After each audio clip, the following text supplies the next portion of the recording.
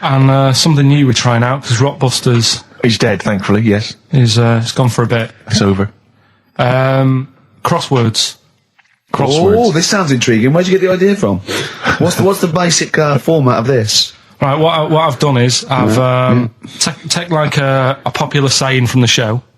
A popular what? Popular saying, something that crops up quite a lot in the show. In our show? Yeah. Yeah. First thing that sprang to mind was, there's this hairy Chinese kid. Oh, okay. Classic. But more commonly, it would be something like, Carl, you're an idiot. Yeah, Carl, you idiot. Carl, you're a fool. Oh, what did you mean? You let us down again. Yeah, Carl, where have you been? Yeah, oh, you've got a headache, have you, Carl? Yeah. You better lie down. Typical phrases like that, Yeah, sure. typical phrases like that, yeah. Carl, you're a loser. Yeah. Oh, yeah. Right. And what I've done, I've got a load of different songs and took words from the different songs and then joined them together to make There's This Hairy Chinese Kid. And then people have to email in and say what the 5 songs were. It sounds like the most complicated game ever. I'm looking forward to it. Have you heard any of this, Rick? Because I've not heard this at all. I'm not familiar with this. Well, all it is, it'd go like, Hairy Chinese Kid! And it's from sort of 4 different songs. Right. And you've got to identify the songs. Right. Wow. How many songs in this, Carl? 5. There's This Hairy Chinese Kid. Okay. Right. So... And what are the prizes for that? Are these the prizes? Yeah. Alright, well let me tell you what they are. They're not too bad actually. We've got Live Forever, which I assume is a CD that ties in with this new film. Think of that! A well-known phrase from the show, and it's Hairy Chinese Kid. Yeah. What other... Where would you There is hear no that other radio show in the life? world. This is... Go on. If you've just tuned in, I mean, what are you do thinking? Think if you've just tuned in? You're going, well-known phrase from Shaw, Hairy Chinese Kid. Oh, yeah, classic. They'll be playing that in charades this Christmas. So yeah, this is a CD that ties in with this new film Live Forever, which is all about Britpop, and so there's stuff on there from Oasis, Blur, Pulp, etc. We've also got another Red Dwarf DVD, Marion and Jeff, first series of that, excellent. That's on VHS, sadly, but never mind. And also the very best of Led Zeppelin, a 2 CD set there with all the classics on. So that's not bad prizes actually. Carl, you've done yourself proud. We've upped it. We're getting serious now. We're playing in the the bigger league. We've upped the stakes. And we want Heat Magazine not to lose touch with us just because Rockbusters is gone. Yeah. I think they're still behind us. So we've got film. You appear in a film. We've got crosswords. How is that to do with the crossword? Because I've got words and sort of cross them. Okay. Right, you don't really cross them. But, good. So words. We're playing a game called Words. Word Song. Hello and welcome to Word Song. And obviously I imagine there'll be some more great music. The Thrills, One Horse Town on XFM 104.9, Ricky Gervais, Steve Merchant and Karl Pilkington. Now Karl Pilkington is getting ready. It's the start of a new strand in the show, a new quiz, a new competition to replace Rockbusters. Now that's quite a tall order, but what have you done? Right, like I said, if you've only just tuned in, what it is, I've took, and I'll be taking, a well-known saying every week from the show, something that crops up a lot. First one that sprang to mind was... There's a little gay fella standing next to me in the urinal? That's next week. Okay. This week, there's this hairy Chinese kid, right? Yeah. That crops up quite a lot. Sweeping the nation. Right. So what I've done, I've got 5 songs. Yeah. And I've edited them together to make that saying. You've got words from songs where any part of that sentence occurs to recreate it. Yeah. Now, what do they need to do? Do they need to say what the song is? Just the 5 songs? I mean, I was going to say song and artist, but if you want, just a song. So there's 5 things there, and if someone doesn't get all 5, it's still worth emailing in because we might give it to the one who's got the most, and then... Yeah. Can I suggest we go for artist rather than song? Only because sometimes it's quite tricky to get a song title. Sometimes it's very odd, or it's not quite what you think it is. So maybe artist is an easier one. Are you happy with that, Carl? It's your competition. I mean, Steve always does this whenever I come up with an idea. Oh, yeah. I'm just trying to make sure it's just the best it can be, Carl. Yeah, no, he came up with a few game shows and Steve was going, no, it's no good. And Carl said to me, he said, it's the one of The Office ever got on telly. Yeah, but... Well, we shall see how Cheapest Chimps plays out, but frankly, the fact that you said to me, Steve, I've come up with the best game show ever, it's called Cheapest Chimps, what's the idea? I don't know, I just like the name. It's something to do with chimps. I thought, well, I'm not sure that's the best game show ever. And what was the other one you came up with? I think a few people will be disagreeing with him, Carl. I think people will say that Cheapest Chimps could be the best game show ever. You know, When I was in school, people like you, I really didn't like. You're a stirrer, Gervais. He flits, doesn't he, from one side to the next, Karl. The one thing, we may argue, mate, but at least we're consistent. Ricky Gervais flipping from one side to the other. One day he's on Karl's side. When was the last time Steve wrestled you to the ground and got you in a leg clamp? No, you're right. Never. What, is that supposed to be a good thing? Well, did you see us? Yeah, I saw you struggling in Karl's office earlier. He was punching my legs to release me. We were on the floor, and I was squeezing him with my mighty legs, wasn't I, Karl? Right. It was like, I imagine that's what a crab feels like when an octopus has got it. We were playing that, weren't we? So anyway... So, I'll play you this clip now. It's 10 seconds long. We'll play it a couple of times because you'll need to take it in. So here it is then. What are we saying? We're saying artists? Let's go with artists. Artists. So email in ricky.gervais@xfm.co.uk. Name the 5 artists it has taken to make up the saying, Give there's that this email airy address Chinese again. kid. Give that email address again. ricky.gervais@xfm.co.uk. There's this airy Chinese kid. Here we go.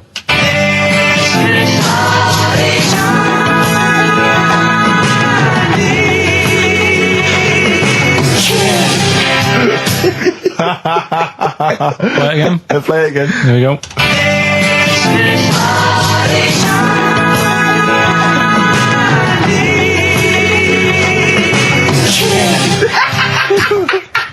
I think you better play it once more. Oh, I've got them. Have you got them all? Yeah. That's nice work. Here we go.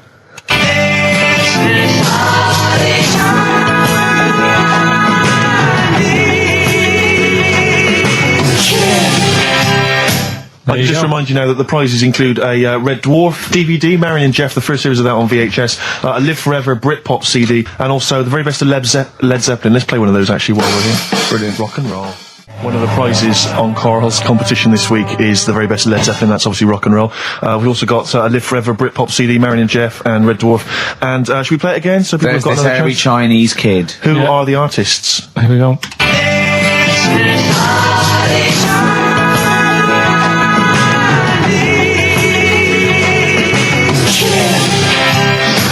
It's tricky. It's not very easy.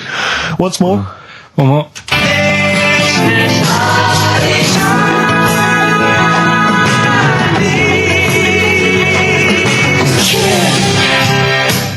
Well, there you go. Ricky.gervais@xfm.co.uk. Those prizes can be yours. Who is he and what is he to you? We have not had any successful answers on your quiz, Karl. We've had people who've got you get a when you maximum put of 4. a duck in a microwave. Yeah, yeah. Bill Withers. Nice. All right. Cheers. So I'm not talking about cheapest chimps. That's safe. That's going to run and run. Yeah, that is going to run and run. That's really got legs. I'm going to check the press Monday. I can only assume it's a triumph. Exactly, another Pilkington triumph. Yeah. I'm going to give the prize, if you don't mind, Karl, to Karen and Jeff Gillian, because they're the only one that they were the only couple that got the second answer, which was very, very But tricky. they got 4 today. But they only got 4 right. 4 is the top answer, so should we give the answers play it, now? Karl, and then tell us who each one is. All right.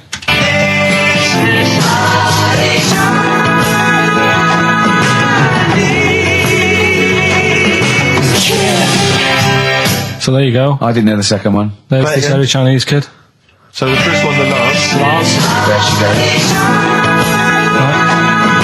That's George Harrison. No. That's Philip Bailey. And that's Deacon Blue. Right. So it was the Lars. Yeah. What's the second one? Strokes. That was very tricky. That is hard. George Harrison for Harrison, airy. yeah. That's all I could get. It was Ari. Ari Krishna, yeah. But Chinese, Phil Bailey. Chinese War is. Yeah. And Deacon Blue, Real Gone Kid. Real Gone Kid, yeah. There's this airy Chinese kid. Very, very hard. I love the fact that the normal bit of that, like, the normal bit is like the well-known phrase, there's this hairy Chinese kid. Yeah, exactly. Like, nothing happened there. That's normal. There's this hairy Chinese kid. As a phrase that often... In fact, you're right. We must have said that phrase 20 times today. When was the last time that was said 20 times? Never. I don't think it's ever been said anywhere. There's this hairy Chinese kid. I mean... Even in China. I don't think it's... Well, it's very rare. Definitely not said in China. The prizes they've won.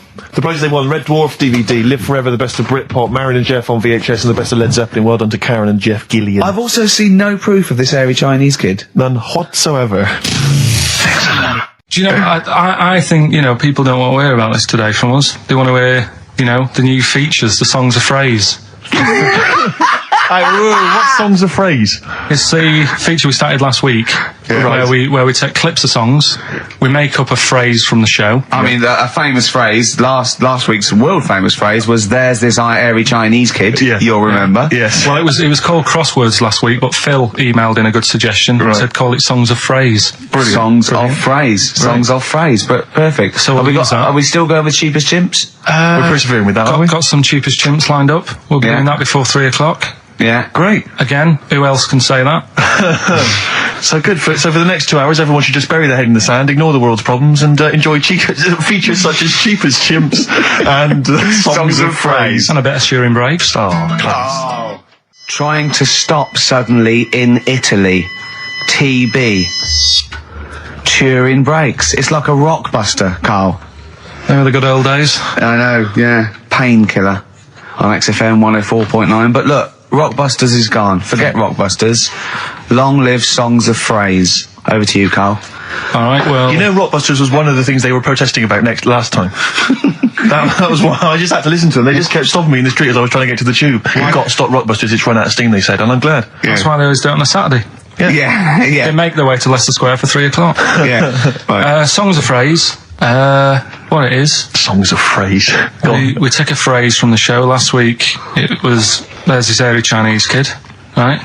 Today, we're going back to the good old line of, you never see an old man eating a Twix. Sure. Right? How long is that? No, you'll never see an old man eating a Twix. You'll never see an old man eating a Twix. Not as many as you think, no. It's not that many.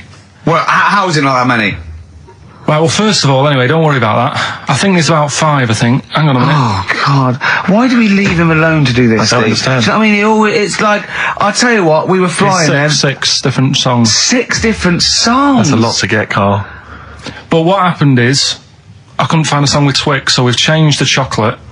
Oh, this is rubbish. We're not doing it. We're not doing it. No, you've got to be punished. We're not doing this. Do it next no, week. you'll like it. No, shut up, Carl. No, no. We're He's not put doing a lot of effort in. So what? You're right. He's got to do it right. He's got to do it right. No. There's too many. We said too many. It's not. He's changed the thing. It's not a one-off phrase. It's ridiculous. No, it's absolutely pointless. Rick, if only his parents had spoken like that to him sometimes in the past, Do you know maybe what I mean? we wouldn't be in this discussion You're not now. doing it. Come on. No. We're not doing it, Steve. What do you think? I'll tell you, we've got the prizes, but I'm not even going to bother giving. I'm not even going to bother. I think we'll just share them out amongst homeless. Absolutely. No. There's troubles in the world, and I'm not going to let you faff around doing nonsense like that. No, it's ridiculous. Well, let's do it for No, next let's week. play a beautiful song. What do you think? I'd love to hear a great song. Yeah, the times they are changing. We've said that. Look at Rick, Mother I'm beginning to wonder Nature if it's on the run. Look at Mother Nature on the run, Steve. Yeah. Play it. So we're not doing... No. It's your own fault. Now, Carl, the big question, as we know at the moment, is whether we're going to let you do Songs of Phrase or not. Rick, I should tell you now, there has been a flood of... Oh, no, there hasn't. Sorry, I was thinking there'd been a flood of emails, but it was people agreeing with you, Rick. I know Tony Blair has been trying to get through. Yeah, exactly. I'm just checking the emails now. There's absolutely nothing supporting you, Carl. No one gives a side either way about No, well, that's not then. fair. There were a couple of phone calls, weren't there? One was a guy saying you should. I think the other one was you, Carl. Was it phoning from the kitchen? Can we do it? Can we do it? Right. No. If you don't like it, we won't do it next week. But you've made it. I don't know why you did that. We thought of lots of stuff that you could do. You chose one where you have to have 10 words and 6 songs to choose. You haven't got Twix. I don't know what you've substituted Twix for.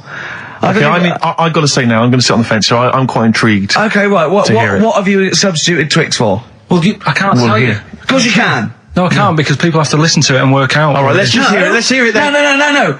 They know what they have to know what the word is. They have to tell what the song is or the I artist. prefer just to play it. No, you've got to tell them what it is because they might not even know what word they're I think looking you should for. let's hear him out, Rick. Right. Please, democracy. That's what we're fighting for. Come on. Right, you turn them up. Right, okay, I'll put the headphones on. Go on then. Right. Okay, so hang on. The phrase originally was you never see an old man eating a Twix. right, and we're trying to identify a number of songs which you've used to make up that phrase. And you email in xfm.co.uk/Ricky with as many as you can get, and whoever gets the most right can win It's some so fun. complicated. This is It's so not. complicated. Right, here we go. I'm baffled by the email address. I couldn't figure What's that the out. email address again? xfm.co.uk/Ricky. Right. Right? And there's some link on there, is there? That, Yeah, that you just press and it comes through. Other than that. Right, here we go then, right? And you'll never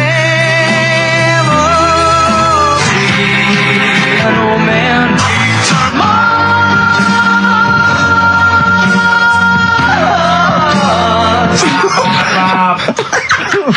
I missed a little bit at the end.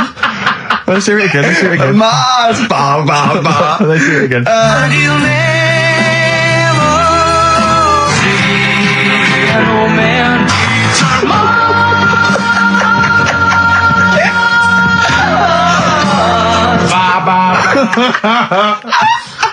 Oh, Laura. Oh God. Okay. Right, we'd say the prizes, Steve. Right, so how many songs were there? Do we know? I think there was 6. You think there was 6? And you'll never see an old man eat. It might be 5. 5 or 6? Yeah. Anyway, well, email in the answers and how many there were, and you might be in with a chance of winning on DVD the original series of Citizen Smith with Robert Lindsay. That was good. Paul Whitehouse's Happiness, the first series of that on DVD. We've also got a couple of CDs here. The Best of Britpop, Live Forever, Oasis, Blur, Radiohead, and all the rest of them on there. Right. Supergrass's current album as well. That's all I right. think it's a current album. Yeah, it is. And Okay. less convinced by this one. If I tell you that some of the artists include Delamitri and Deacon Blue, then I know you'll be rushing out later, Rick, to buy this. Scotland Rocks. A compilation of... Is Wet on there? let's see. What the about Wets- Biss? What happened to Biss? Let me see. I'm not gonna... I tell you, it doesn't... I mean, we've got Gun on there. Oh, yeah. We've got... baby, lately. Aztec Camera. Yeah. Big Country, obviously. Proclaimer's not on there. Wait a minute, where's Runrig? There they are. And obviously Rafferty, Baker Street. Do-do-do-do-do-do. Brilliant. So that's definitely worth entering for, surely. So xfm.co.uk/Ricky. Play it one more time. Yeah. Just in, right. and you'll never see an old man turn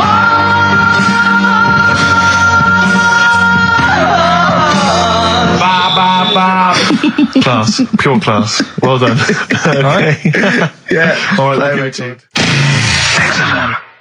Oasis, Stop Crying Your Heart Out on XFM 104.9. I'm Ricky Gervais, with me Stephen Merchant and Karl Pilkington. Karl's competition is in full swing now. I just will remind you, when playing songs of phrase and trying to guess the songs and artists, what do you want, songs or artists? I think songs is better. Yeah. All right. But that's ambiguous, isn't it, what a song title is? Where Yeah, if I you think know it should the be artist, artists, definitely. maybe the artist that cleans it up really. Yeah? Yeah. Should we do Artists. Okay, you know if they know what it is, because that'll stop any ambiguity, won't it? And don't worry if you haven't got all of them, because the winner last week didn't have all of them, but it's the closest one. I understand when you're trying to guess what's in Karl's mind, you can only get so close. Yeah. Do you know what I mean? He wants us to bring in Darren Brown. He go, because he won't be able to read my mind. And Yeah. I think he's right. I think he might be. I think he's the one person that could outwit Darren Brown. Yeah. Now, moving on, Karl. As we have to. Should we just play it very quickly? Just play again. Just if Karl's you're in case you want to join in. Go on then, one more time. Here it is, songs of phrase. and you'll never see an old man turn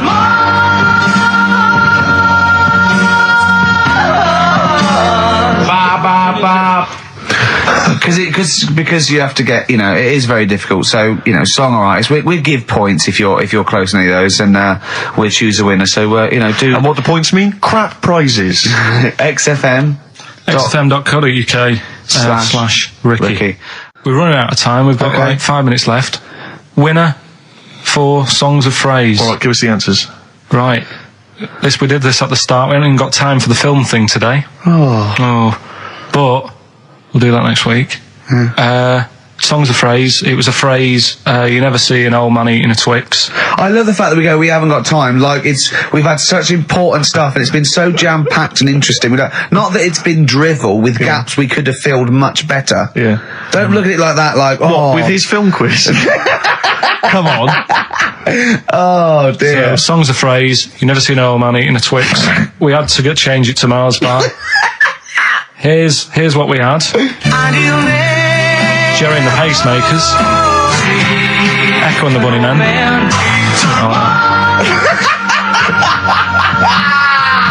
David Bowie. And the Beach Boys finished off. Oh, what do you mean? I thought that one was. What do you mean? Who's the winner? Oh, it doesn't matter. You got to give the answer. Who was that one you didn't know it was us? It was Neil Young, wasn't it? Jim Crochet, is it? Old Man River, it's called. Jim Crochet. Something. Old Man River? Yeah. Jim Crochet sang Old Man River? I don't think so. What was it? Who cares? Right. Well, people... I can't believe this. Old Man River, it was. Let's give the prize to... Jim Crochet wouldn't have sung Old Man River. Well, let's give the... Paul Robeson. Let's give the prize to Mitchell Sterling, who has got some of the answers right. On XFM 104.9. How will we be playing that great quiz again next week? Next week. Ricky Gervais with it on XFM Sports. And if you want to send an email, it's rickygervais.co.uk or check out the website on XFM's All the Comms. Good night, thank you for 3:30. Coming up is Darryl Levine and Stoopy Nouns. So I'm just looking at, we have got Cheap as Chimps coming. Songs of Phrase. Oh, we haven't chatted about some stuff. Why don't we kick off with that so we don't forget it? Cheap as Chimps or Songs of Phrase or the film thing. We didn't get the film done yesterday. We've also got a new feature, Cheeky Freak of the Week. Incidentally, I should just point out now that someone has, Ashley Phillips has emailed in, because obviously with Songs of Phrase, what Carl does, for those who have not heard it, he takes a phrase that you might hear commonly on the show, and then he uses various songs. There's this hairy Chinese kid. Was the one you never seen an old bloke eating a Mars bar. And as I say, he uses different chunks of songs and he makes up that phrase. And so he has made some suggestions here, Carl, because he thinks that the more common Carl, you're an idiot, fool, etc., perhaps a little overheard, he'd like to maybe hear Carl, pause, I don't know where to start, which is a common one from Ricky. Carl, which bit of that do you actually think is true? And then there's the regular dialogue between the three of us. Carl, well, you know, it could happen. Me, sure. Ricky, no, Carl, it could never happen. Not now, not ever. You're an idiot, play a record. So maybe some of those you could use next time. Well, will we get it going then for today? Yeah. This week we're. Do you remember the story about my auntie having wind for 5 minutes? Yeah. Your auntie, was it your auntie Nora? Auntie Nora. She was on a lot of medication and stuff, and I think that's a side effect comes with it. So she had wind for 5 minutes. So I thought we'd dig that one out. Okay. Classic line. Me auntie had wind for 5 minutes. Okay. So I've got loads of songs here. How many is that? Me auntie had wind for 5 minutes. 7 tracks. Oh, that's tricky. Why do you learn? Okay, so you need to identify, if you can be bothered, the artists. Yeah, that's what we're after, isn't it? All right. Okay. Let's go. My auntie had wind.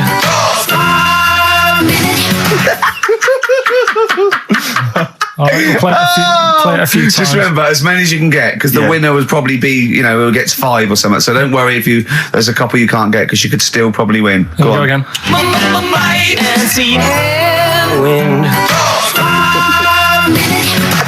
Can I just, what's the email address? It's, well, if they go to xfm.co.uk/Ricky, they can just send them through there and that. Send them through that way.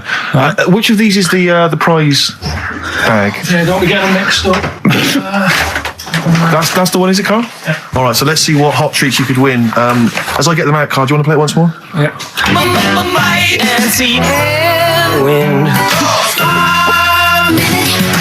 I recognise all of them except one. Yeah. Right, let me see what we've got here. Once again, Carl, you excelled yourself with an arbitrary collection of DVDs. Just hanging around, were they? Just hanging around. Again, I'm always interested to know which of our XFM listeners has tastes as broad as this. Go on. We've got the recent BBC adaptation of The Hound of the Baskervilles. Brilliant. Okay, fair enough. We've got, what's this? This is something involving air. the band Air. I think it's a single at best. Yeah. This is probably worth having. This is the current Flaming Lips album, so you've excelled yourself there, actually, Carl. That's not bad. An XFM mouse mat. They're as common as muck. Oh, hold on. You can't give away that mouse mat. It's a piece of foam. Now, I was going to dismiss the oddball sci-fi movie K-Pax featuring Kevin Spacey and Jeff Bridges, but Carl, is it signed by Kevin Spacey? It's signed, yeah. It's an actual. So win that and put it on eBay for £4.50. And man alive, what is that? Just look at their faces. No, Carl, don't give that. No one wants that unless it's ironic. Series 1 and 2 on DVD of popular northern-based sitcom Bread. Buy it, sell it. The game's getting hard because someone's dealing you a losing card. They all had a go. All the actors had a line on that song. Play the clips again. Play the clips again. They really want to win it now. Here we go. Might and see and wind. I can't believe this hasn't been done before. It's extraordinary. Because most of our ideas have. Verve, Lucky Man on XFM 104.9, Ricky Gervais, Steve Merchant and Karl Pilkington. The emails, I should point out, aren't flooding in on the Nobody competition. always takes time when they go through the website. Does it? Yeah. Okay. So they'll be arriving in a bit. Do you want to play it once more for those that have just joined us? All right, then. Might and see and wind. Brilliant. My auntie had wind for 5 minutes. Brilliant. Genius. Name the artists. Right, I'm going to play this thing again because it is a bit slow today, the email. Oh, because it's too hard. It's not too hard. There's just clips of songs. What are the artists? Email in. Might and see and wind. XFM.co.uk. He's getting annoyed because he put the work in and no one's he's getting annoyed. Oh. Remember, I think Kevin Spacey and the signed K-Pax DVD is probably the only incentive to try and have a go at that one. So just think you could win by getting one of them. Exactly. Coming in They're coming now. Okay. This is electronic. Anyway, competition, yeah? Right, let's get the answers. Let's get this out of the way. Songs of phrase. Songs of phrase, just in case you just tuned in, it's a new feature we've been doing. We take songs and chop them up and that, and it's a phrase that has cropped up on the show a few times. This week we were going back to the classic Me Auntie Had Wind for 5 minutes. Let's go back to the classic. And let's have a These are the answers, is it? Okay. Might and see and wind. Right, so what you had there is you had the Knack with My Sharona. Auntie was some Manson track. What, you don't even know what it was. Auntie Everything, I think it's called, some album track, right? Then you had Bill Medley, Jennifer Warnes, I've Had the Time of My Life. You had Bob Dylan, Wind. Idiot wind. Blowing in the Wind. Oh, Blowing in the Wind, was it? What was after that? Four was 2468 Motorway. 2468 Motorway. Yeah. Tom Robinson. Tom Robinson, yeah. That was the 4. Then you had the 5 from Manfred Mann, 5, 4, 3, 2, 1. We wrapped it up with a bit of 5-star for a minute. Something about... Can't wait. Can't wait another minute. Can't wait another minute. So... They're the answers. Yeah, we're looking for someone who... I don't think we got anyone who had them all right. But nobody got all 7. Although in your little answer list, then you only listed 6 because you got your numbers went out of sync in your own brain. Well done, once again, smooth. I tell you what, Carl. Why don't you next week at least write down the answers for yourself? Don't need to. Well, you clearly do because you just embarrassed yourself. Don't need to. You've proved that you do. Right. Okay. Anyway, well done. I'm going to give it to Paul Tier. PJ Tier, because he got 5 of the 7 correct. Well done. So he gets... and he's getting that signed Kevin Spacey Yeah, DVD. if you can just email us your address as well and get them off to you today. All right. Brilliant. That's what you're dealing with. I think I do more than press the buttons. Right, see, this is it, right? Carl has had a little strop on since last night, okay? And it's... He's had a little strop on? Yeah. You said strop on. I just wanted to clarify. And, I don't know why. He says that I'm an annoying person. He says that I wound him up, right? Which I don't know. He says that you're winding up because you're sort of like negative about I'm everything. negative? Yeah. And, but what I think it is because we pointed out that his lateness is unacceptable. Yeah. He said, meet you at 6. He turned up at 20 past. He said, well, someone stopped me in the corridor. I don't care. I've got stuff to do. We had stuff to do. I think we're a bit busier than you, Carl. You've got one job. We've got loads of jobs. I keep telling you that. You've got one job in a little room, a 9 to 5 there, that you don't even get done in 9 to 5. That's why you're late and mucking around all the time. There's loads of work to do. Yeah, one job. No, it's not. It's one job with a lot of other jobs in it. It's like those little Russian dolls you get. Right? Well, it's not, is it? Go. Yeah, it is. Yeah. Everyone thinks, oh, he only sits in his studio messing about, making songs a phrase. That's what I do in my free time. Which we've got coming up later. Super slick. Songs a phrase, we're doing that, you can win some stuff. Yeah, we've got the film that we haven't done for the last 2 weeks. The final film, we won't be doing that. Let him down, there's 2 weeks. So you're 2 weeks late on that. Yeah, can I just ask, guys, is there going to be some great music? Yeah. Well, what about something from the only ones? Yeah.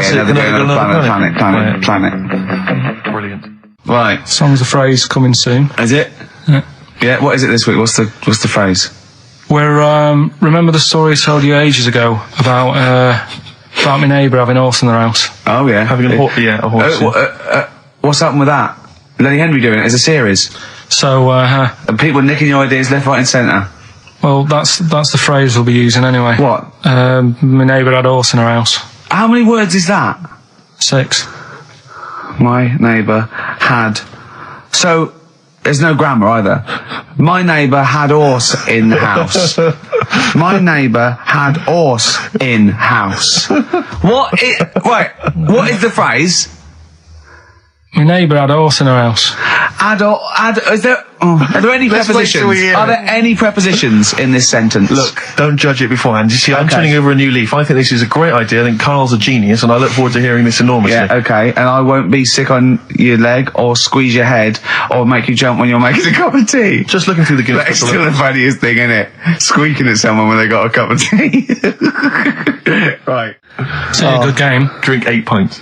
Go on. Songs a phrase. Songs a phrase. Nicely done. Right, we'll get this going. How do you feel, Carl? Yeah, Again, disappointment. Disappointment probably to your family and friends. Well, I don't think they'll be that gutted, to be honest. Right, songs a phrase. Well, Carl, why don't we beg him to come up with songs of phrase? Because it's a big tease. People love that. Yeah. It's one of the hot new We've got quizzes. one more thing for you to eat. No, I'm not doing any more of that. Seriously. Play a song? Right, songs a phrase next. Right. That was rubbish, that half hour. Rubbish. That's great. Roots. The Seed, XFM 104.9. I bet that is a record. I've eaten grapes whilst DJing. Possibly. I'm assuming if there's any listeners out there that have a record-breaking attempt they'd like to see Carl undertake in future weeks, they should email in. I think Jono's got that one. Right, what have we got then? That's that. Right. That's the silly side now. Let's get on with the proper show. Right, songs a phrase. Yeah, let's do that. On to the classy stuff. Yeah. Do you want to do the prizes first? Right, now then, where are they? Here they are. I haven't seen these, but I'm excited as ever. Alright, we have a t-shirt there, arbitrary t-shirt that you have probably stolen off of someone. What does it say? Is it the Red Hot Chili Peppers? So That's right. that's not too bad. It's a big t-shirt there. On DVD. Should you be giving this away? This looks like it's the film Don't Say a Word. Yeah. And it's it doesn't have all the proper packaging. It's literally the disc, the DVD disc, just loose. So enjoy that. The current album from Oasis, Heathen Chemistry, DVD, on DVD, The Life of Mammals, the complete series, the David Attenborough recent DVD, that. Walking with Cavemen, which I think is a DVD, it's currently on TV, isn't it? And, Well, there you go. And also the X-List, which is a good new compilation, double CD compilation from XFM with loads of stuff on there, including Nerd, Snoop Doggy Dogg, Athlete, all sorts. Go on then, Carl. So not bad, actually. Single Nice one. Well done. Right, so, yeah, it's a phrase that's been said at some point, or said a lot on the show. We've had, like, Hairy Chinese Kid. We went back to my mum had wind for 5 minutes and that. Today we're looking at my neighbour had a horse in a house. Right? Yep. If you remember, we were talking about that probably about a year and a half ago now. Yeah. Yeah, of course we remember. They've been talking about it ever since, Carl, I imagine. Yeah. Well, it's famous. It's a world famous phrase. My neighbour had a horse in her house. Right, so this is this week's Songs of Phrase, and what I've done is I've got songs with those words in that make up that sentence. Yeah. You get to email in ricky.gervais@xfm.co.uk. There's 6 different songs, right? You email in with what? I don't know, there is 6. Me neighbour had horse in house. Is it really that sentence? My neighbour had a horse in her house. It does work, honestly, it works. Yeah, okay, don't bother explaining it, just ready? play it. Right, Yeah. so here's the Here it is. We're just going to do it. Headboards in a house. Right? What in God's name was that? Yeah, name the 6 songs. Headboards in a house. Huh? Are we naming the artists or the songs? Either. Artists. Anyone who gets anything can get a prize. What's jeez. more, Carl? Artists, here we go. Headboards in a house. That's tricky, Carl. That's very hard. Once more. Headboards in a house. Email in ricky.gervais@xfm.co.uk. I'll give it Another letdown. Another It's letdown. brilliant, this. No. How can you just say that after I've just been stuffing grapes in my face and Well, that? you failed. You didn't get one burger in, right? Even when you tried to chop it up, there's 3, right? So that's it. Well, Steve, out of the goodness of his heart, went to McDonald's. Okay, I got some grapes. You at 62. That's got nothing to do with this, though. This is my game show here. Bob Holness didn't say, yeah, Blockbusters is good, but I never see him eating grapes. So this is a different thing. Forget that. Right? Here's the clips again. Here's the clips. Headboards in a house. Oh, you know I said I was going to turn over a new leaf and not criticise your ideas? I think it's the end of this one, mate. Oh, he's done it again. It's atrocious. ricky.gervais@xfm.co.uk if you've got any idea. So Whatever. ungrateful. Right, songs of phrase. Just give it a couple more plays. Just Yeah. email in. We'll pick a winner soon. ricky.gervais@xfm.co.uk. Well, this is rubbish this week. No one knows it because it's rubbish. Steve was right. Headboards in a house. There's 6 songs there, so if you know what they are, just That's the end of that. I think that's the end of songs of phrase. email in. I think we've got Headboards none there. No. house. That's the last week for that. That is Okay, well, rubbish. why don't you give us some monkey news? Is it monkey Yeah. news time? Come on, monkey news. We'll play a song and we'll... No, No, do let's play a monkey song, news. let's play a song. Oh, it's a great track. Cheer up, Carl. Is it new? Is this Waiting for an Alibi with Thin Lizzy. Oh, what year Doesn't was have to it be new. It's brilliant. What year was it out? Oh, Einstein wasn't new when he came up with the greatest theory ever. Oh, hold on. Hey, hold on, you're not new. You're not new. You know, we should give the prizes away. Yeah, well, Carl. this has been dreadful. This thing. We started off well with him trying to force burgers in his mouth, and then he come up with this tapped. I mean, this is the end of this because it's. I mean, it was shoddy to start with. No little duo couple. Well, this is not only. Well, I'm just saying, this is what I was saying in the pub yesterday when you try to be sick on my leg. I was saying, come up with new ideas if you don't like them, but you diss them on air. well, it's just disappointing, isn't it? And Right. What's that? I was disappointed when I was choking before. We were disappointed as well. Yeah, you didn't try. We didn't try with the grapes. You were just like Right. chewing on that. You meant to just throw them in and swallow them. Songs of phrase, it was 6 songs, it sounded like this. Boring. Headboards in a house. Right, what are they? Just give you 6 answers. songs there. We had Lionel Richie, My Destiny, for my. Tricky. Neighbour. Oh, that's XFM. My neighbour was Space. Yeah. Neighbourhood. Had Harry Connick Jr. Had to be you. Yeah. Right. Had a neighbour had a horse. from America. America, yeah. We had a horse. In was Lisa Stansfield with Pathetic. In All the Right Places. Oh, pathetic. Did anyone get that? Did anyone get that? And no a one house got No one from got that. Animals. So that was pointless. All right. Well, the most anyone got was 3, Yeah. and we're going to give it to Deborah, and that's Yeah. possibly Deborah and Kate. They got Right. at least 3 of those. So well done. Okay, well done. Yeah, there's prizes on the way. That's the end of that. Well, do you want to do some, give some stuff away? I suppose so, Carl. We could, yeah. Yeah, set it up, set What it do you rolling. think? What is it? Which of your many competitions is this? Songs of phrase. Talking of competitions, Okay, prizes to give away this week. You've excelled yourself again. We've got, once again, Scotland Rocks, the very best of Scottish music, Texas Deacon Blue, Brilliant. and Jerry Rafferty. Proclaim's on there or not? Proclaim's there, don't worry. they Delegate's got? on there as well, don't worry. Yeah, it's Don't worry. It's Biss Oh. on there. It's Biss on there. I'm just checking to see if Midgure and Hugh and Gry Let's have a feature, look, but they do, thankfully. I don't know. The Rosillos as well. Oh, and Gun. brilliant. That is great. brilliant. So I look forward to is that. Lulu on there or not? Oh, is she look, not on look, there? I can't No, see she's her, not on there. actually. She's not on there. But, the don't wets. worry. Are the wets on there? All the wets or not? Are the Fairground wets on there? attraction. Perfect. Brilliant. That's on there. So Is Wee Hootie McTooth on there? And is Jamboree? what's this? This is another arbitrary compilation called Strange and Beautiful. The Brilliant. X-List album, which is quite good. The new album by the White Stripes. The DVD Walking with Cavemen, that TV show that's on VHS. it's still got the price on there on VHS in case you haven't seen it. Fight Club and the best-selling book from Michael Moore's Stupid White Men. So actually some quite good prizes there, Carl. Not bad All at right, all. Carl, what's this competition? Right, Song's a Phrase. It's where I get a line that sort of is said a lot on the show or has been said quite a lot on the show. Yeah. Is this one Stop Squeezing Me Head? No? Oh, I could have done that. Yeah. But what we're doing is my favourite. The Elephant Man's my favourite film. Is that the phrase? Yeah, that's the phrase that we're looking at today. The Elephant Man's my favourite film. It is as well. It's his favourite film. I know. What is that again?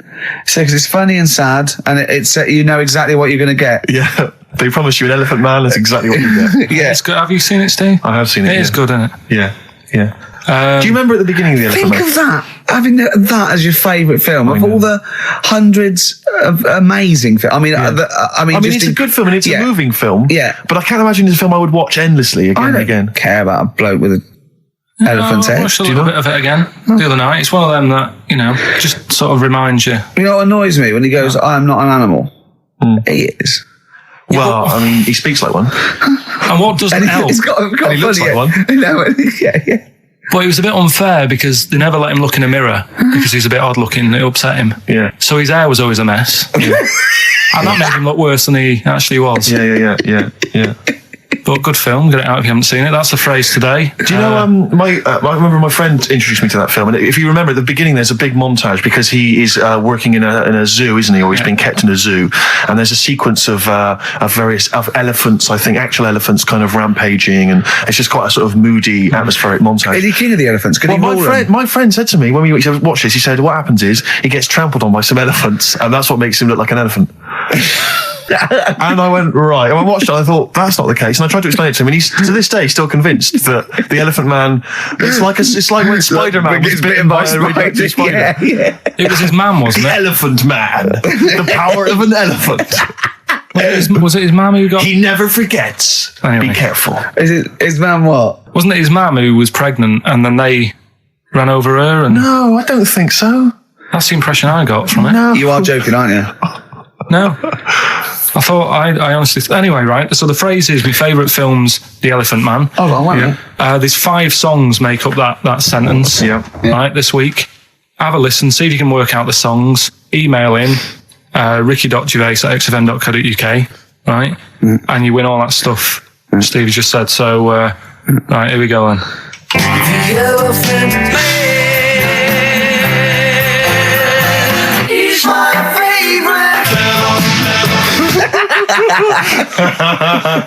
That was nicely done. Genius. Right. Let's hear it again. Here we go.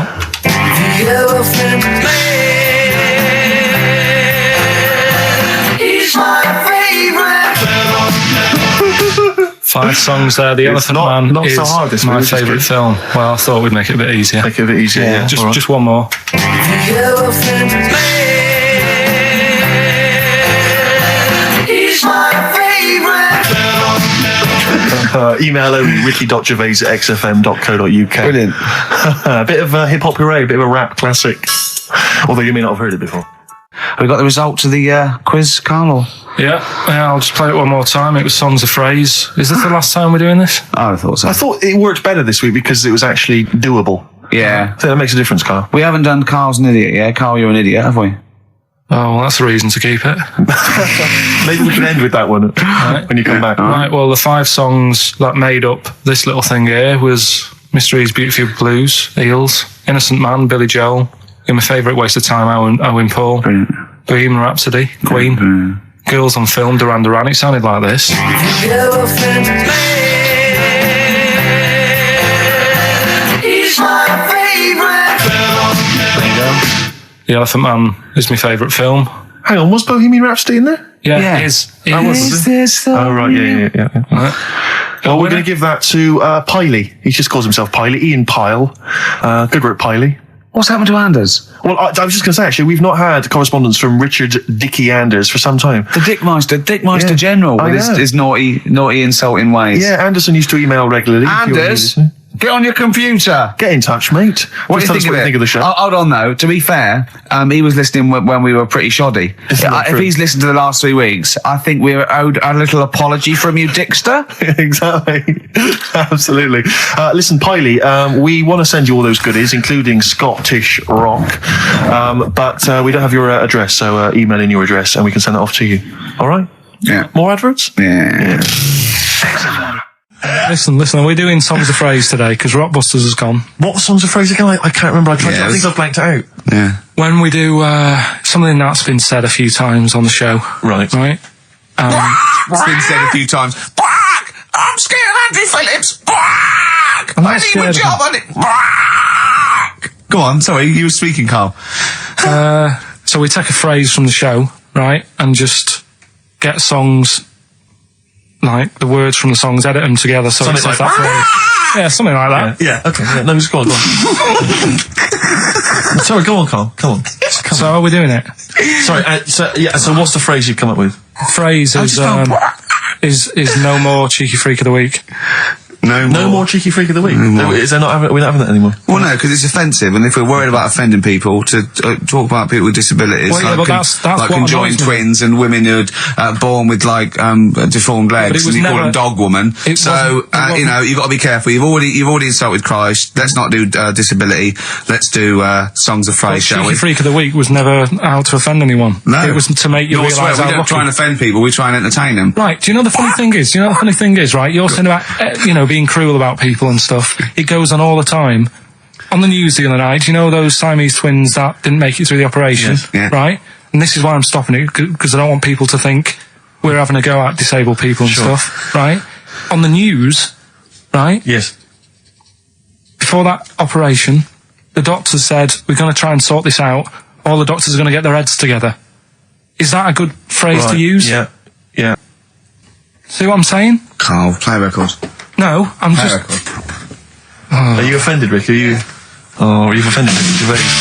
You're the one that's Yeah, but I'm saying, we're not out to offend anyone, yet it's always going on. People are always having a go. Please don't bring it down. Play a record. No. I hate it. Darkness. Growing on me. You love the Darkness, don't you? Yeah. I was lucky enough to see them. They were doing I like their album as well. Is it People good? told me it's a bit too jokey or a bit too tongue-in-cheek, but it isn't really. If you don't know that, it sounds great. It just sounds like sort of retro 70s rock. It's great. I think it's brilliant. It's nice to have rock back. I think you'll agree. Big time. Yeah. High five, man. High five. Yeah. Sweet. Sweet, mate, sweet. Songs of Phrase. It's the mighty return of Songs of Phrase. No one has requested that. It's not due to public applause. A lot of people have requested some swearing. They have indeed. But we had a lot of emails for that. But go on, Carl. And remind us again what exactly Songs of Phrase is and why we should care. It's just a phrase that we take from the show, make up by taking words out of a song, edited it together, right? The phrase that we're doing is no more cheeky freak of the week. No more cheeky freak It sounds like this. No more cheeky freak of the week. Right, so... No, that's nigh on impossible. Play again. You got to email in with all the songs that you can hear there, right? I think there's 5 songs. And we just want the names of the songs? Yeah, that'll do. Okay. All right. So we just hear it again? No more cheeky freak of the week. All right. Yeah, it is good. It's probably one of the best you've done. It's very tricky, though. That's not too tricky. Play it again. No more cheeky freak of the week. How many have you got, do you think, Rick? Just well, I've noticed the same person singing twice. Is that right? In a band and solo. Yeah. Okay. And I know one track straight away from the word. Can I just say, I do think naming the songs is a bit tricky. Let's just name the artists. Is that all right? Just the artists? Just the artists. Just change the rules slightly. Yeah. Before we play it again, just let you know what the prizes are. We've got on DVD Later with Jules Holland Louder. Lots of the alternative acts he's had on there. A DVD, a couple of DVDs. With Boogie piano over the top. Let's hope so. Brilliant. I can't Mary wait. Trainer on there, Stereophonics. We've got Sonic Youth, Ash, Hole, Queens of the Stone Age, Foo Fighters. Quite good. Once again, Cruise of the Gods on DVD starring Rob Brydon and Steve Steve Coogan. That was on at Christmas. It's not bad. It's not the same one. They haven't been sending that back. We've been giving out different ones each week. We have indeed. This is an album just called quite simply I Love You. Yeah. And you'll be pleased because there's the likes of Mel C, Cliff Richard and the Hollies on there. Brilliant. Excellent. The best chill-out album ever. We've got the Beach Boys on there. Elvis Costello, Pink Floyd, Coldplay. That's not bad. And this is the one that's most interesting, I think, the American Song Poem Anthology. I've not heard it yet, but apparently, I think what it is an anthology of recordings that were made apparently in, I think, maybe 50s or 60s America. There was a particular organisation, you could send in songs or lyrics that you'd written at home and they would send it to music and record it for you. And this is a compilation of them. So obviously there's some quite idiosyncratic and odd little things on there. I think it's probably worth a listen. So not bad prizes at all, Carl. Let's play it again. Well, we started that going. Just the artists then. ricky.gervais@xfm.co.uk. ricky.gervais@xfm.co.uk. Once more, Carl.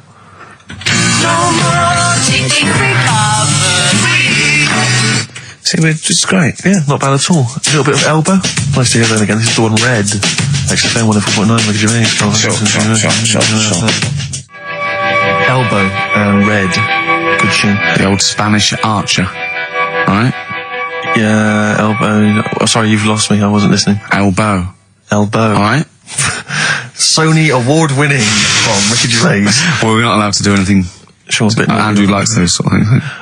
Rick, I can tell you now that the answers to songs of phrase are quite literally dribbling in. I think there's 2, maybe 3 answers so far.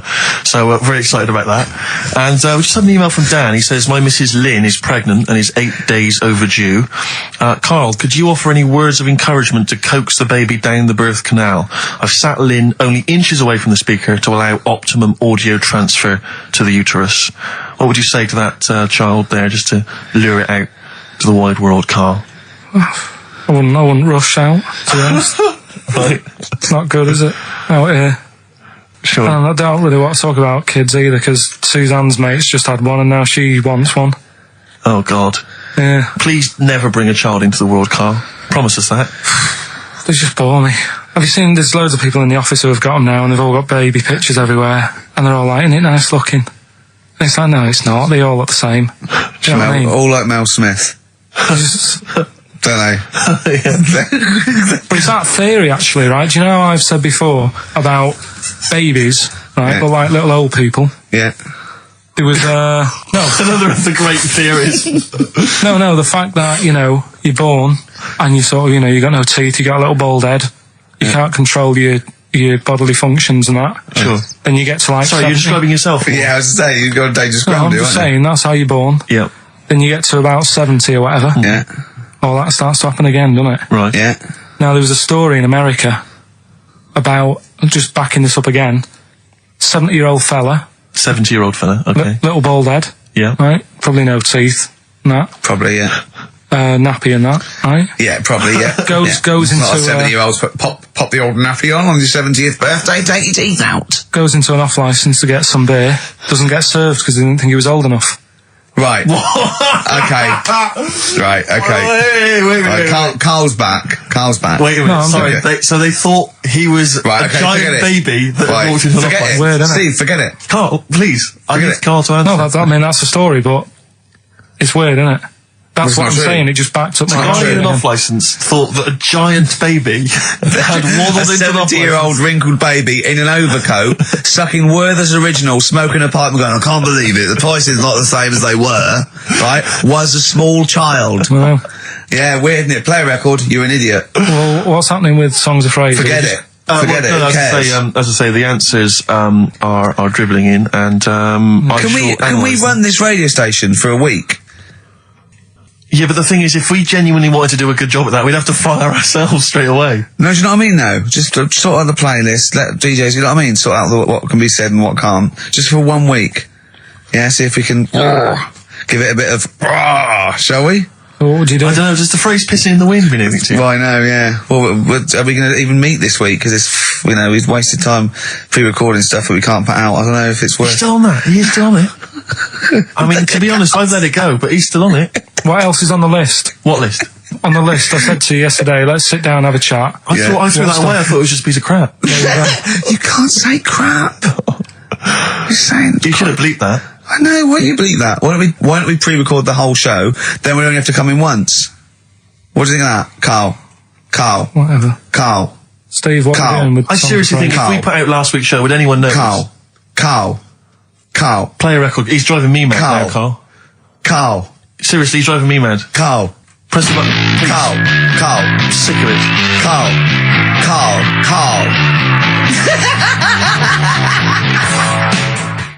Anyway, Hastings answers soon. for Rockbusters. It's going to Hastings in 10 minutes, isn't you? Can't wait. He's looking forward to it. Lovely day. Lovely town. Nice little trip. Chill out, come back refreshed. Monday. Let's do some work.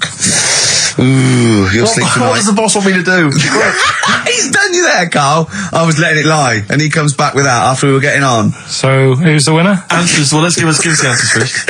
Right, well, This was this is how it sounded. It's not Rockbusters. I'm calling it Rockbusters because No more it's all weird. they're all interchangeable. No more cheeky freak. Right, Paul McCartney, Cheeky Girls, Sugar Babes, Space and Beatles. Okay. Brilliant. You've really, I mean, if you're not interested in it, Carl, seriously, mate. Anyway, we're going to give the prizes, which are pretty good this week, to James Waters from Colchester. Well done to him. He's got them pretty much right. Where's Dickie Anderson? Not heard from Dickie Anders for a long, long time. Because I wanted to, if there's one show I'd wanted to hear, it's this one. Because we've pulled out some of the stops now, haven't we? He's excited because he's going away, so he's putting an extra bit of, Come on, let's play a record. Let's play a tune, then let's come out with Monkey News. We have some Monkey News to end with. He's excited. Right, bit of Songs of Phrase next then, yeah? Do you reckon? Really? What's that one? So, you know. Right. Well, we got Songs of Phrase, Right, haven't we? Songs of Phrase then. Okay, let's just have a look at the prizes. Just remind us again what exactly Songs of Phrase is, because I know a lot of people put it out of their mind week by week. It's a phrase that's, been said on the show a few times, right? Oh, but you remember classics, like, what was? We had Hairy Chinese kid. Yeah, there's this hairy Chinese kid. Stop squeezing my head. Carl, you're an idiot. Carl, you're an idiot. Some classic phrases. Classic phrases. And so you use various old-time songs and you put them all together and that spells out the phrase. Before we play that, let me tell you now, you can win. Look forward to this. What's this? The new album from the Star Spangles. That's called Bazooka. Is that out, is it? Never heard of Where's Bazooka? Never heard of them. The best summer holiday album in the world ever. You've got the treats on there include the Fast Food Rockers and Laz Ketchup. Yeah, I'm waiting for their second single because I don't know what that's going to be about. Sure. Is it going to be a bit more fast food? Maybe like Pret a Manger? Yeah. Yeah, lovely. This is very good. Yeah, 2-disc set, the best of David Bowie. Inspiral Carpets, the best of them. Still don't know how they spring that over 3 seasons. No idea. Bowie's is one. Yeah. We mentioned it last week, the American Song Poem Anthology. That's kind of a kooky collection of songs. And we've also got a couple of DVDs here. Stephen King's Rose Red. I've never heard of it. Straight to video. Yeah, made for television. Yeah. Will never be seen at the cinema. And I'm sure there's a lot of nerdlingers listening, so they will be loving Richard Dean Anderson in Stargate SG-1. Free inside, there's a collector's card, plus you can win some exclusive memorabilia. Brilliant. So I think a pair of their... Right, all you've got to do is listen to these, 13 songs, probably, to a well-known stupid phrase. It's only seven different songs, right? Well, just get the most you can. Just be rough. Artist or song, it'd do, right? And the phrase is about me dad nicking from telephone boxes. Right. You got to give them a clue because they've got to know what they're listening for. It's hard enough when you know. Dad is never going to stop robbing from telephone box. Is that it? Yeah. So what are these songs then? Go on It doesn't matter that some people don't know what that's about, do they? Doesn't matter. No, they know. Well, your father's a thief. Email only. ricky.gervais@xfm.co.uk. Let's hear it. All right. From...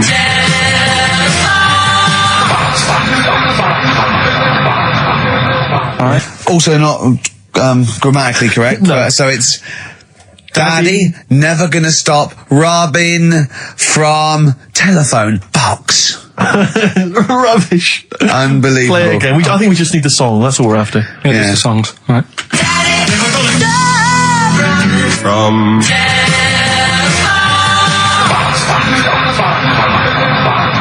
Just again. Well, this is a desperate feature, It isn't it? really is awful. From... See, Rick, if we took more of an interest in this show, we'd have come in, listened to that, We'd and have said, said we're not no gonna way. play it. We'd have said no way. I don't care how long you spent on it. We've got a reputation. Yeah. We've won awards. We've won major awards. We're not putting that tat out. But, Yeah, no. You know, that's what. But we're just giving the listener what they're used to. Exactly. So I think more fool them for listening. Ricky.gervais@xfm.co.uk.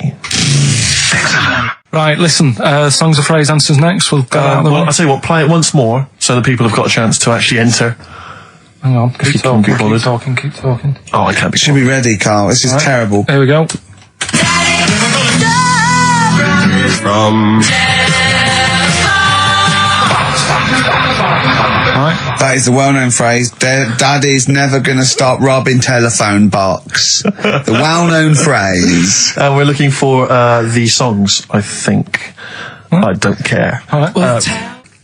We were playing earlier songs of phrase. We have had... I mean, the answers I could literally count on the fingers of one hand. Now, the right answers, even less so. But do you want to play it once more, Carl? Oh, God. From... There was 7 songs in there. Right. Read them out, go on. What are they? It was, Oh, have you got it written down? I can remember them. Daddy Cool. Boney M. Boney M.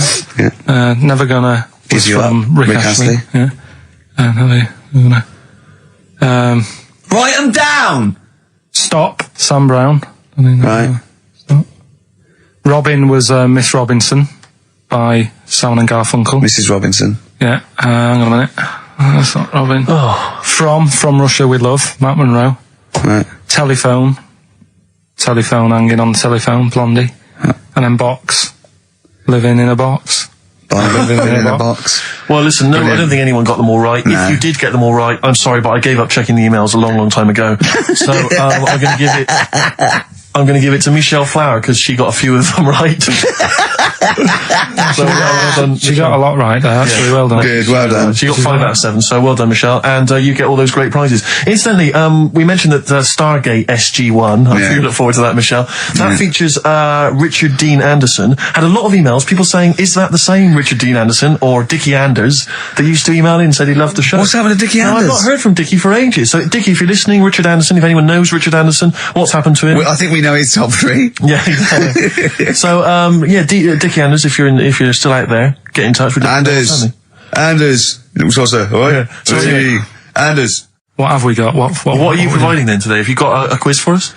Yeah, we've got, what's her name if you want? We've got what? what's her name? What's her name? No, Is that a new one? Don't know. Yeah, what's her name? Yeah. What girl am I thinking of? Songs of phrase. We've got Phrase. that coming up. All right. Yeah. Okay, so quiz time. I know everyone's been looking forward to this. Which quiz is it Well, we're this going week? to play along because he's done Songs of Phrase where he cuts up bits and pieces from records. You have to guess the title or the artist and makes a well-known phrase, i.e. a phrase that we've said a lot. And the challenge is that me and Steve have got to try and work out what it is as well before we will tell you the phrase, but let me just see if I can guess. Play it. Tell me why, tell me why, tell me why. Play the game of swing. Right, I know what that is. I didn't hear it. Can you play it once more for me? Right. I know what that is. Right, it's why don't they play the game of swing ball? Because that's what he said when he turned on and saw people in wheelchairs playing tennis. And his point was... Tell me why, tell me why, tell me why. Play the game of swing. Oh, dear. That is so naughty. This show's been a bit naughty, I think. I don't know what's happened to us. I think it's like sort of end of term sort of madness, but I think we've got to calm down here. We've been a bit naughty there. We said, bloke with 2 dicks. We said Chinese people don't talk properly, which is a little bit... offensive. Yeah. Know what I mean, Carl? Well, they don't know. Right, okay, let's leave it now. Okay, stop there, Carl. Carl does not necessarily reflect the opinions of XFM or any other human being. If you think that me and Steve have been being offensive, we are strongly behind the guise of irony, satire, and ignorance. Carl only has ignorance and hate. Yes. No, but as long as you say something good about someone, you can also say something bad about them. How does that work? Go on, and give us an example. Well, Chinese, Yeah. yeah, Yeah. great people, right? Good. The women really good looking as younger people. No! What are you doing? I'm just saying, as long as you know what I mean, there's good and bad and everything. For every What are the old ones like? They don't age well. What do you mean? The fella in Karate Kid, the teacher, is only about 36. We started this. Oh. Fact. So, songs of praise, email in, ricky.gervais@xfm.co.uk, right? I mean, I have to say, Carl, this is very tricky this week. You've got some very obscure sounding songs there. Yeah, just all we want is the artists. I think just the song, Carl, mate. I think that's hard. That's hard. Yeah, the artists. Just the artists. I know. Okay, so these are the prizes this week. Well, let's play it again so they can hear it. Try and work out all the different artists. Yeah, why don't they play the game of swing ball? Right. Tell me why, tell me why, tell me why. Play the game of swing ball. Right. That's tricky. It is tricky. That is tricky. That is good. But there's some great prizes. Including, Carl, I can't help but notice, torn from the current, I think today's issue of the Daily Mirror. What is giving away a giveaway? It's a free CD from the Daily Mirror, which you can buy it, you spend 30p on the Mirror, you can get this anyway. But it's still in the piece of plastic that it came in. I love just that. ripped. Anyway, there are some other treats. Oh, you'll be loving getting that through the door. So there's the Jingly Jangly Sound of Summer, Good Vibes, a 2 CD set featuring music from Crowded House, R.E.M., Simon and Garfunkel and the Beach Boys. I'll tell you what, I've thought of another game. We can put Carl's into theory. Right? I can tell him a sort of like a person or a people or a place, right? Or a profession, and he's got to come up with a good and bad. A good and bad thing. It is dicing with death. Yeah. Are we ready to do this? Well, listen, if we're quitting in the next couple of weeks, then who cares? Okay. Good and bad, right? Well, hang on. Whoa, let me just tell them, we're on the prizes here. All right, okay. So now 55. I know there's a lot of XFM listeners who are going to be looking forward to the likes of S Club 8 and the Fast Food Rockers. They're all on there. I can't wait. What is their second single going to be about? The Smashing Pumpkins. This is quite a good little compilation of sort of B-sides and live performances and stuff like that, which is not bad. The best summer holiday album in the world ever. I think we've given that away in the past. All sorts of stuff on there. Plus the director's cut of True Romance on DVD. The Tarantino scripted. It's a great film. Tony Scott directed movie. So there's some quite good prizes. Just play it once more. So email in ricky.gervais@xfm.co.uk. Why don't they play the game of swing ball? Just the artist, yeah. That's all we're after. Yeah. Right. Tell me why, tell me why, tell me why. Play the game of swing ball. Very tricky. Brilliant. Very That is tricky. brilliant. All right. Bung a song on now. What? Let's put a song on. Bit of Pharrell Williams. Yes. Good and bad. Good and bad. Old people. Pharrell Williams featuring Jay-Z. That's a new single. And then Frontin'. That's released on the 4th of August. It's made me sort of feel funky, but in a chilled out way. Yeah, that's perfect. See some adverts though, just to... That would really help you. Yeah. Darkness. I believe in a thing called love on XFM 104.9. Ricky Gervais, Steve Merchant, Karl Pilkington. Karl set the ball rolling with songs of phrase. Why don't they play swing ball? Referring, of course, to people in wheelchairs who play tennis, because he was disappointed they weren't getting around the court quickly enough. So why didn't they play swing ball? Yeah. Brilliant. Someone just emailed in saying because if they hit it to the top, they wouldn't be able to reach it to unravel it. Exactly. Which is a good point. Yeah. But I mean, nonetheless, good and bad in people in wheelchairs? Do you want to do that? Good and bad. Good and bad things about people in wheelchairs. Good and bad. Yeah. Suppose. Don't know really. They take up less room in cinemas. They've got their own seat. Good. That's good, is it? That's a good thing. Yeah, good. Yeah, well done. Well done. And what's bad? Don't know. I'll have to think about it. Okay. But well, let's leave that, eh? You started it. Let me just give the email address. But I mean, let me just give the email address. I just said it, so look, talk over it. Okay, I'm going to do Carl's top thing. Ricky.gervais@xfm.co.uk. That's also the email address for your answers to this week's Songs of Phrase. Play it again, Carl, if you would. Go on. Tell me why, tell me why, tell me why. Play the game of swing ball. We just want the artists, is that right? Yeah, that'll do. I've got two that you don't like. Not that you hate them, but that you sort of like, don't agree with them. Would Liverpudlians be in your list? Probably. What about gay fellas in toilets looking at you? Well, I think they've sorted that out. So.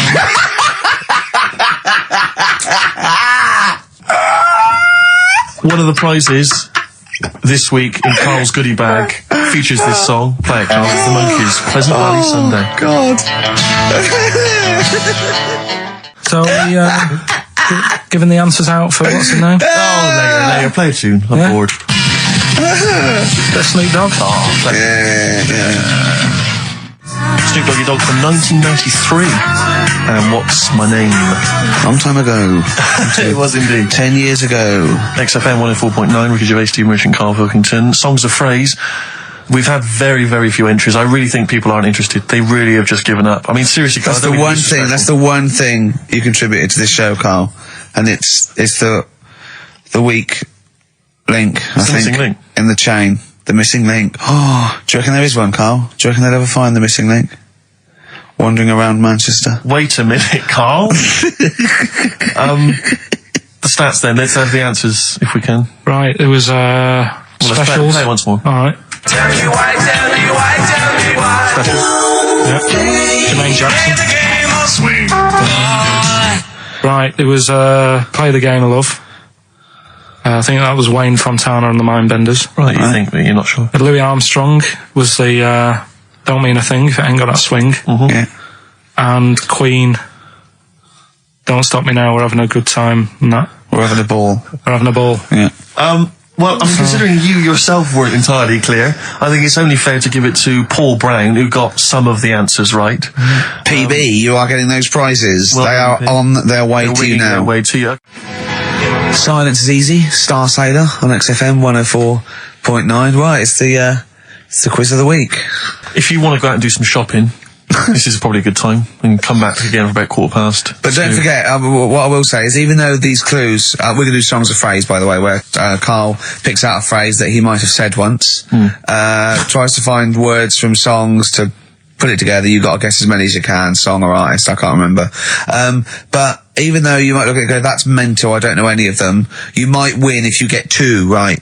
I mean, I think the winner last week got about 3 out of 3 Well, or I have 7. to be honest with you, I mean, last week, Rockbusters, surprisingly, was a very, very popular quiz. Yeah. It just happened to be awful. Yeah. This one is pitiful. I mean, it's truly atrocious. Yeah. And it really doesn't even have a fan base. I mean, there's no one championing this one, Carl. Last week, seriously, mate, I got about Carl's face. 7 or 8 replies. Oh, God, that's terrible. That was like when you told a kid that you couldn't afford a Christmas present this year. Look at his face. Yeah, he is a bit distraught. Carl, I suppose it's like Chris Evans' face when they said they were cancelling Girls and Boys. It's like, but I can come up with great TV game shows like that. No, you can't, Chris. Not anymore. Oh, his little glasses slid down his nose. I'm the guy who don't forget your toothbrush. Yeah. What all that money you owe me? No, you owe us. Oh, believe it. Alright, so will I just play it to you and Whatever, you Carl. try and work out what the phrase is? Sorry, it's a phrase that might have once been uttered on this show. It was said last week. Oh, right. All right, okay, brilliant. Alright, here we go. I know you're just 16, but looking all of 21.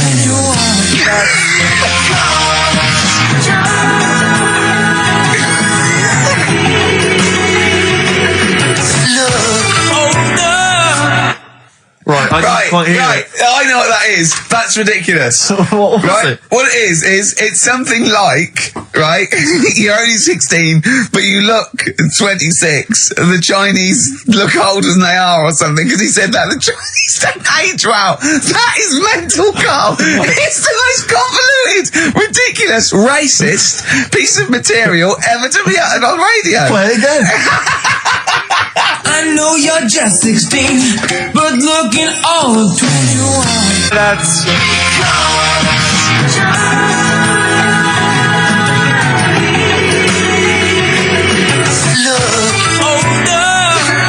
Okay, you're just 16 and looking all 21. That's because the Chinese look older.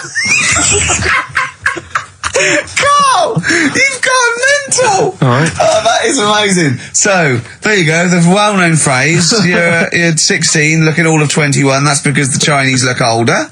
Well-known phrase there, sweeping the nation. That'll be up there with "was up," And shut that door. If they do a poll, right. Okay, play it once more. We're after the artists. Just the artists. Yeah. I know you're just 16, but looking all 21. That's...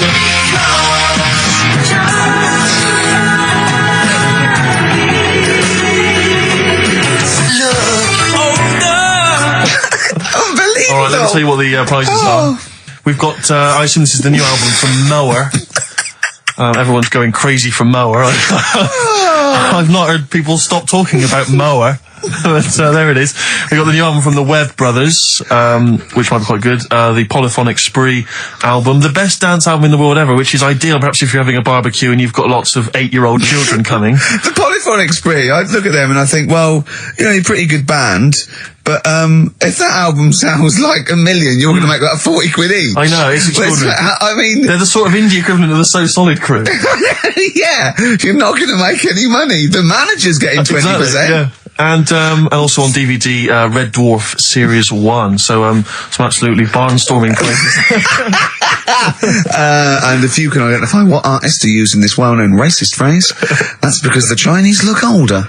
Play it once more, Carl. One more time. I know you're just 16, but looking all 21. That's...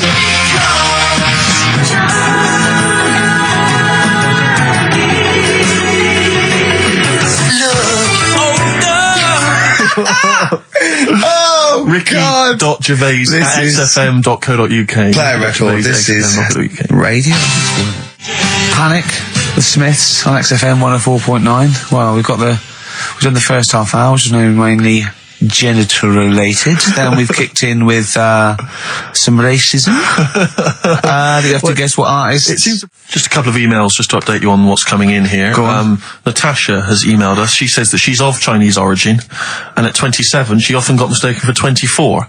So your notion that Chinese people don't age well is obviously factually incorrect. Yeah, well, we didn't need... thank you for playing, but I mean, honestly, trust us, Natasha, we didn't need you to tell us that. We know Carl is talking absolute nonsense. Wait till you get to 30. Oh dear, no, this is quite a nice email from Paul. He says, let Carl know that I have a Chinese friend called Oi. Imagine the confusing and amusing situations we get into. We're out and about in busy Soho. Is his surname come here? Lightning wit from Carl. Wait That's nice. till you're 30. Yeah, I know. Brilliant. But no, actually, we've had a surprising response to Songs of Phrase this week, despite the fact everyone has agreed that it's a racialist. They've nevertheless had a go. So keep your answers coming in, because we may as well. You're a hit, Carl. You're a hit. What, have we still got Monkey News?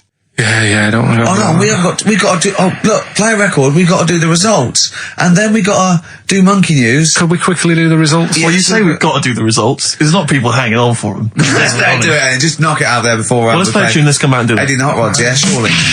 Carl, quick, the results, then Monkey News. I need some Monkey News, but I need the results first. Right, play it again and give the answers. Here we go. Songs of Competition. Phrase. Songs of Phrase. Name the artist. Name the artist. I know you're just 16, but looking all 21. Hue and Cry. That's... Who's that? Hang on. Well, that's Philip Bailey again. That's too little. Right, it was... That was Roxette. The Look. Yeah. Right, we had Hue and Cry started it off. Yeah. 16. That was Dean Martin. Because Jane's Addiction. Yeah.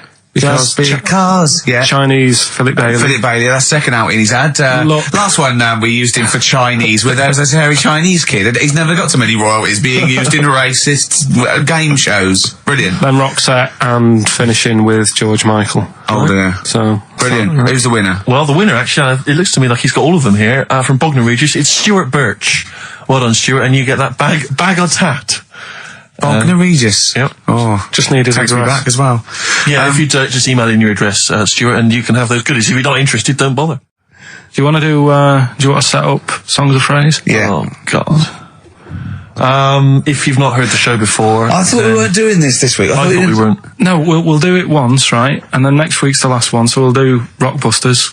That might be the last one ever, depending on whether Carl decides to come back in October or not. I'm bored of it. I told you I'm bored of it. Why are you bored with it? I get bored quick with stuff. Yeah. I told Suzanne the other night, how lucky she was.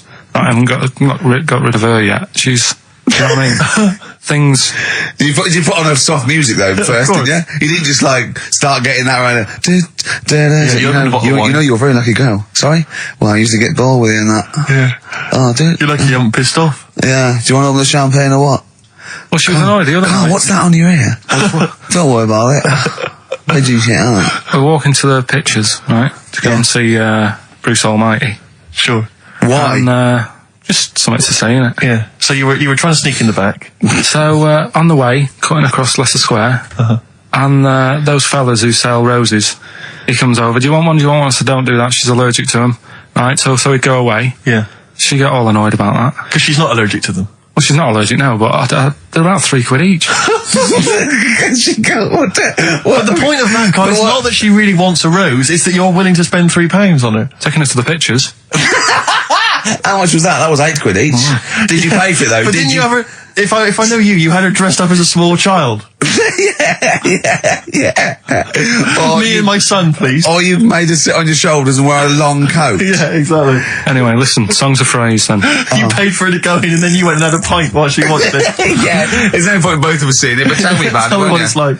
Oh, right, songs of phrase. So let's explain what songs of phrase is. You do it. Okay. Oh, really? If you think that Carl is bored with life, then you will be even more bored once you have heard this particular quiz. The gist of it is that Carl has taken a well-known phrase. Well, or saying, no, I'll stop you there. Not a well-known phrase. Something that he said once on this show. Yeah, probably. And he's somehow compiled together a number of different songs which have somehow built up that particular phrase or sentence. If it's anything about Chinese people, Philip Bailey will be involved. That's all I can say. Okay, let's hear it then, Carl.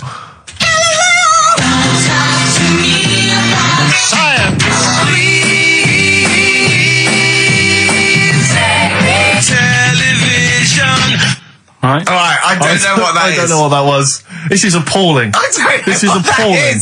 Carl, I do not know what that is. What is the phrase? I just was saying last week about everyone's raving about Galileo. No, they're not. No, they're not. No, they're not. No, that sounds like a sort of B-side from the Buggles. Everyone's raving about Beyonce and Robbie Williams. Yeah. They're not. People going, Pop idol. What are you into? Galileo's good. Yeah. Forget it. No! Placebo, song for Carl there. Special Needs on XFM 104.9. I'm Ricky Gervais with me, Steve Merchant, Karl Pilkington. We were doing songs of phrase. Oh yeah, I forgot about that. Yeah. Oh god. So what is this phrase? What is the phrase, Carl? Last week we were talking about Galileo. Right. And I just was saying, years ago, I can't remember now, when was it? When was he doing his thing? End of the 16th century, I think. Right. And he was messing about, trying to find out about speed of light or something, is it? No, he did lots of stuff, Galileo. All I was saying is, Gravity, back then, surely everyone was saying, stop messing with that, make us a telly. You know what I mean? There was other things that people would have been happier with, sure, back then. So the phrase exactly is what? The well-known phrase is what? Galileo, it goes like this, doesn't it?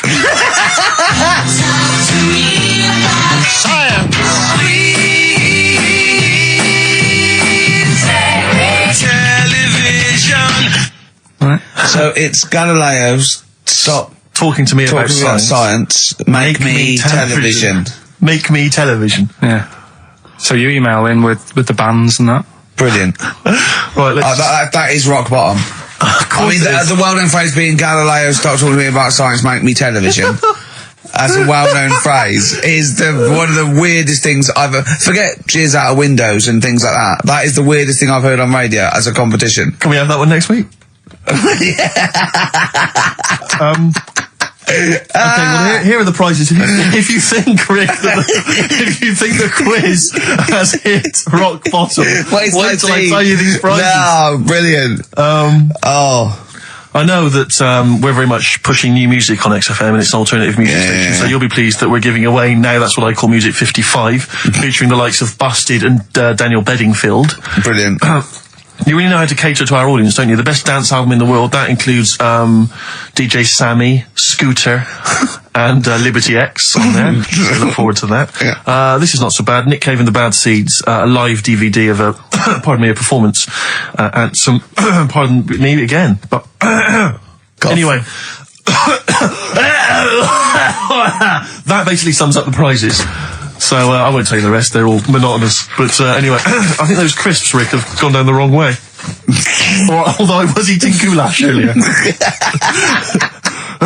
Sorry. I'm fine. So anyway, yeah, that's some of the prizes. And you can win some tat. So if you can identify these artists. The well-known phrase, Galileo, start talking to me about science, make me television.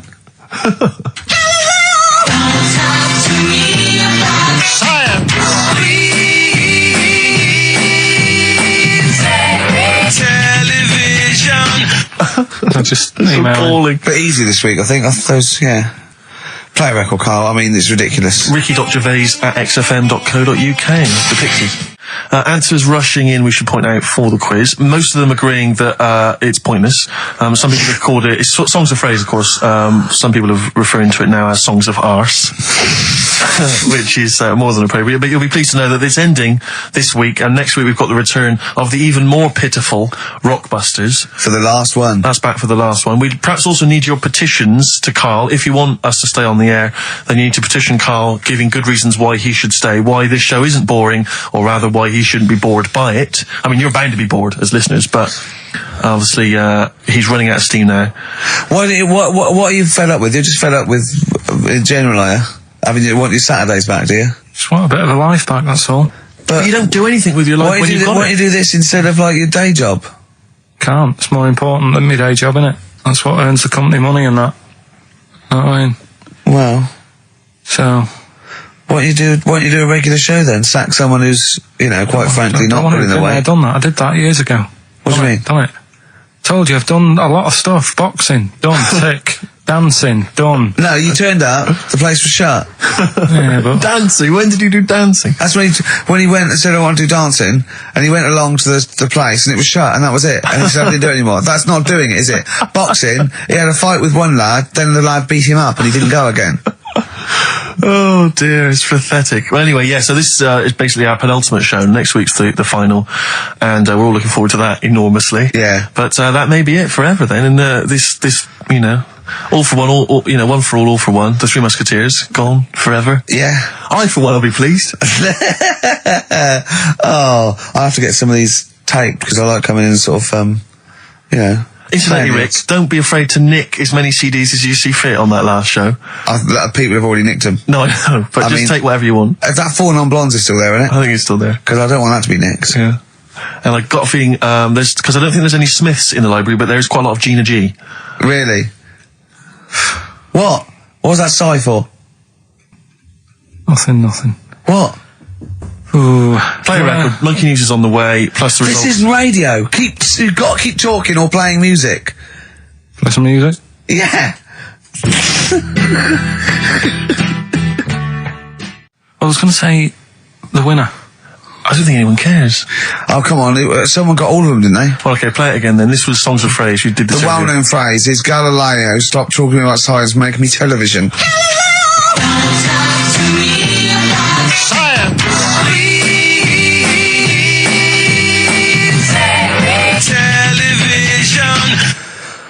The most convoluted, banal quiz on any radio station ever. I mean, I'm including Moyles, Chris Evans, do you know what I mean? Simon Bates. That's worse than anything they ever did. Apparently, Channel 5 have bought the rights. Anyway, what were the answers, Carl? We had Queen in there, Altered Images, Thomas Dolby. Yeah. Beatles, Aretha Franklin, and Red Hot Chili Peppers. Well, extraordinarily, Tracy and John Burton from Colchester and Essex got all of those right. Why they would want the prizes, I've no idea, but good luck to them. They can enjoy those at some point. God bless. Right, are we... competition then, come on then, what is it? Oh. Songs of Phrase. Remind us of this? We got the film one coming up later as well. But Songs of Phrase is the one where I take a popular phrase from the show. Well, no, it's not a popular phrase from the show. It's sometimes something you said once. Oh. There's this airy Chinese kid. Yeah. And I get all different bits of songs, so, you know, I make up that sentence, and you have to email in with the artists that you hear. Well, what's the popular phrase then? What's this popular phrase that's sweeping the nation? It's what we talked about last week. Go on. My girlfriend had a problem with a marrow. Right. Yeah.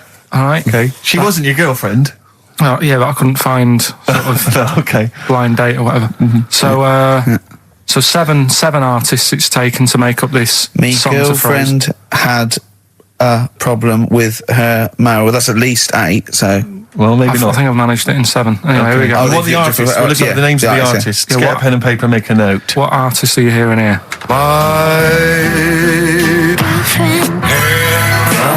With her.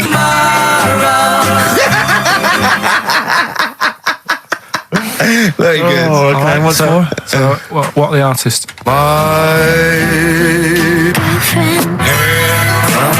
With her. Very My girlfriend had a problem with her marrow. We want the names of the artists. What can we win, Carl? Just can I just recap that story? Girl can't run a blind date. But when he found out that this girl had some sort of bone marrow problem, he said he didn't want to see her anymore. What's the point in getting to know someone that's going to die? Yeah. So just that's what you're dealing with. That is what you're dealing with Karl Pilkington. Would you buy a car with a Duff engine? It's a fair point. Ricky.Gervais at xfm.co.uk. Don't steal our son. The Thrills on XFM 104.9.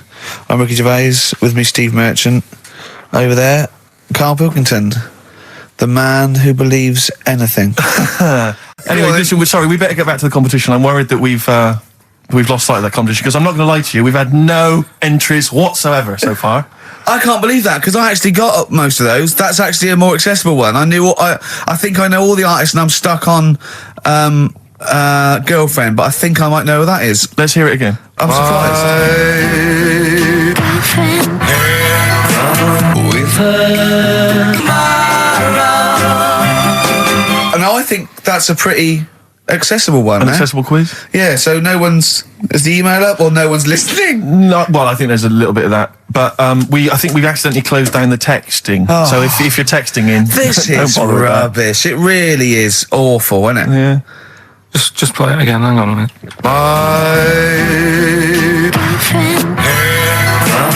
With her.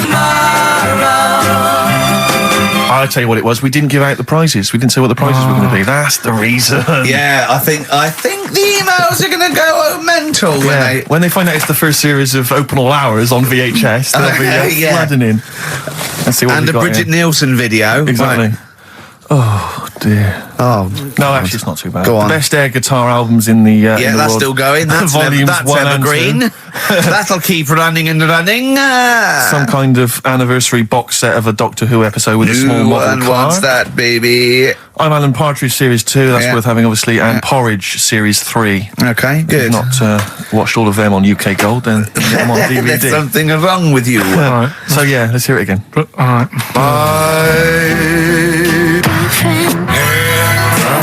With her. Just name the artist. That's all we want. Just Yeah. the artist. Ricky.Gervais at xfm.co.uk. Play record. Ryan Adams. Yeah. Yeah. Oh, this is absolutely fantastic. His version of Wonderwall. If you've not heard it Beautiful. yet, you'll be loving it. You'll be loving this.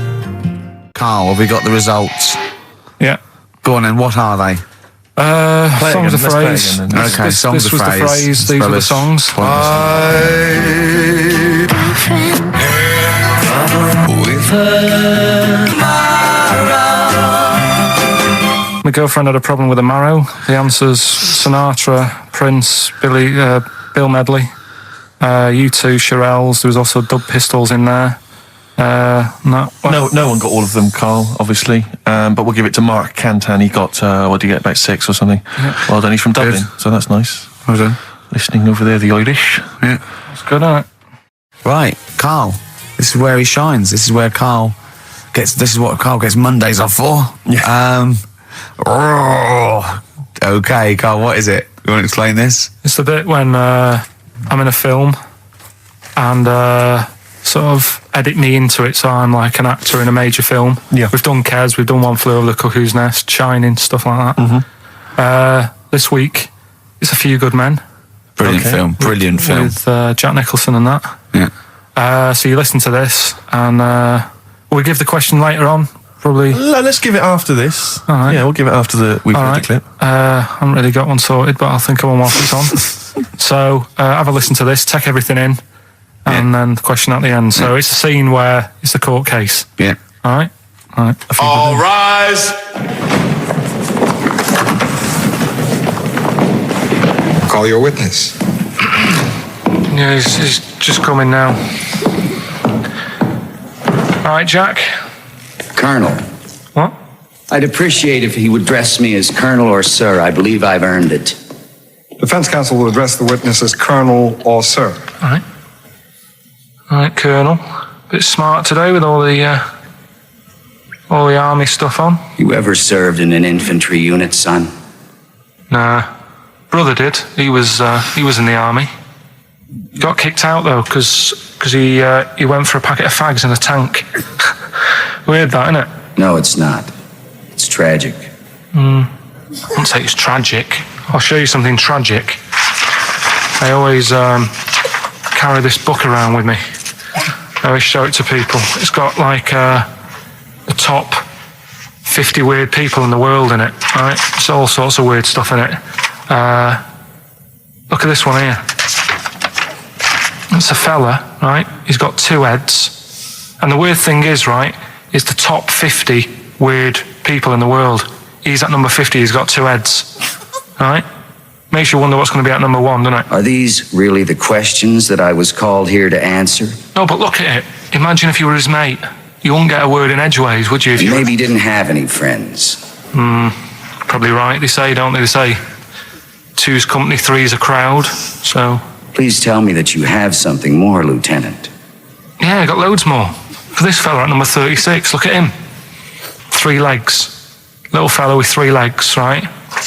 Guess what his job is? My answer is I don't have the first damn clue. Well, I'll tell you. He's a juggler. I beg your pardon? He's a juggler. This is ridiculous. I know it's ridiculous. You're probably thinking what I'm thinking. Why wasn't he a footballer? Be great at keepy uppies and that, wouldn't he? I'll answer the question.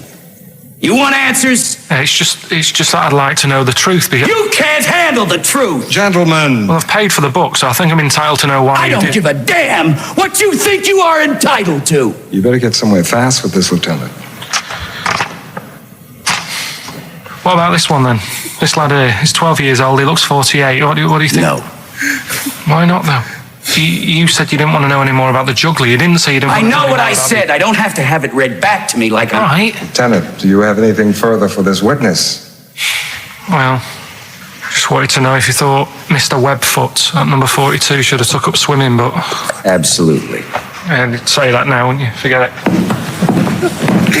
Well, I don't know what to say, really. That's Karl Pilkington in the film A Few Good Men with Jack Nicholson, acting alongside Jack, and I have to say, giving him a run for his money.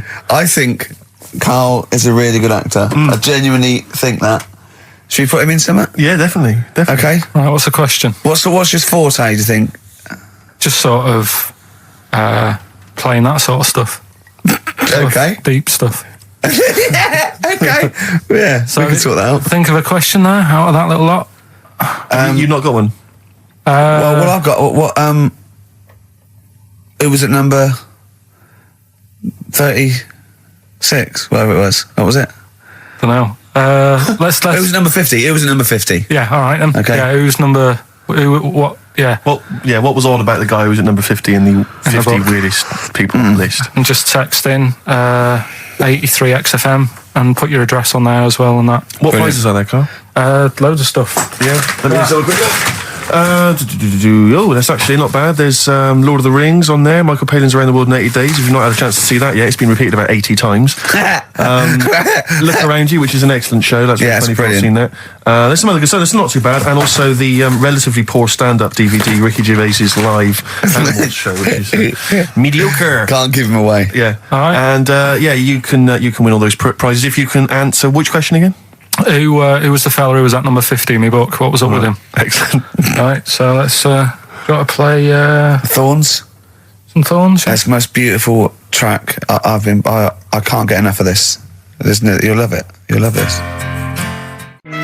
Billy Bragg, the Sunday Boy on XFM 104.9. Ricky's laughing because he's just thrown something at Carl. It made him jump.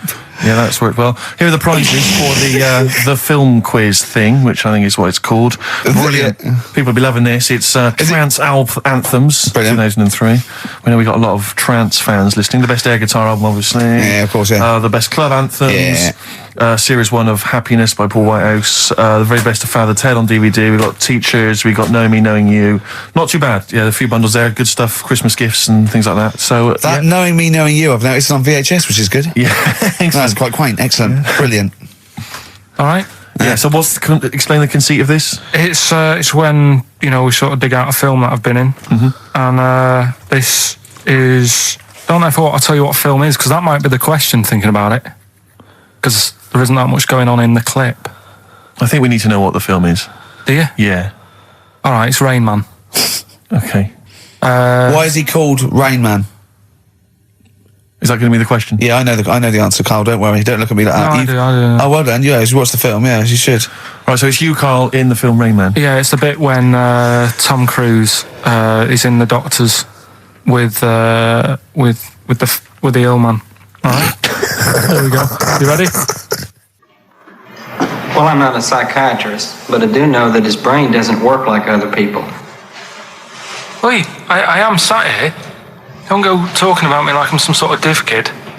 Got a good brain. Works well. It stores all sorts of information and stuff, doesn't it, Tom? He remembers things, little things sometimes. Well, don't say like that, little things, as if it's stuff that isn't important. Are you good with numbers? The doctor's asking you a question. Yeah, I know. I'm just thinking. Good with numbers.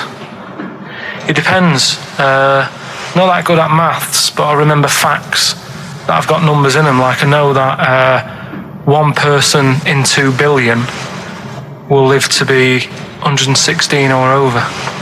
Right? Weird thing is a lot of them are Chinese, so, you know, sort of makes you wonder if they're lying. I'm afraid I don't understand what you're talking about.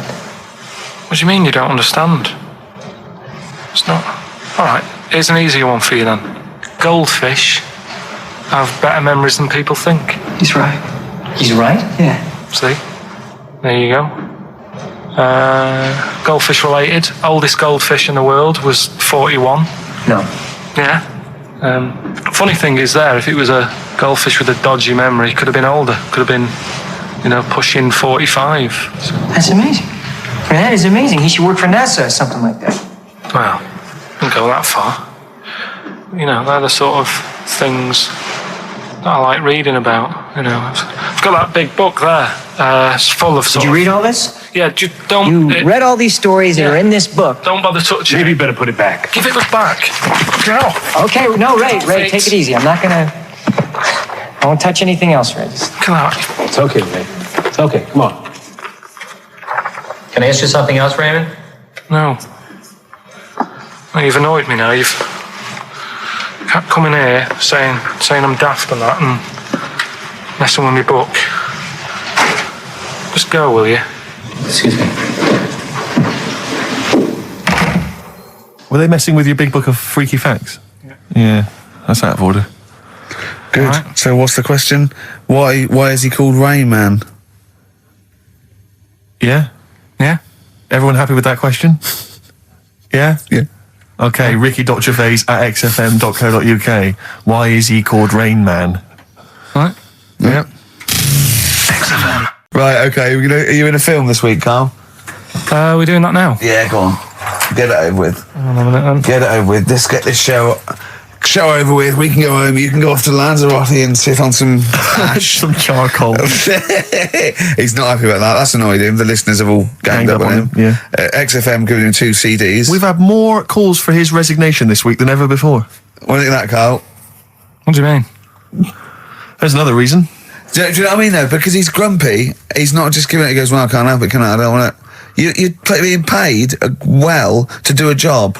People have tuned in to be entertained, to have good songs. Me and Steve are working I'm pressing here. the buttons. I'm paid to press the buttons. That's what I'm doing.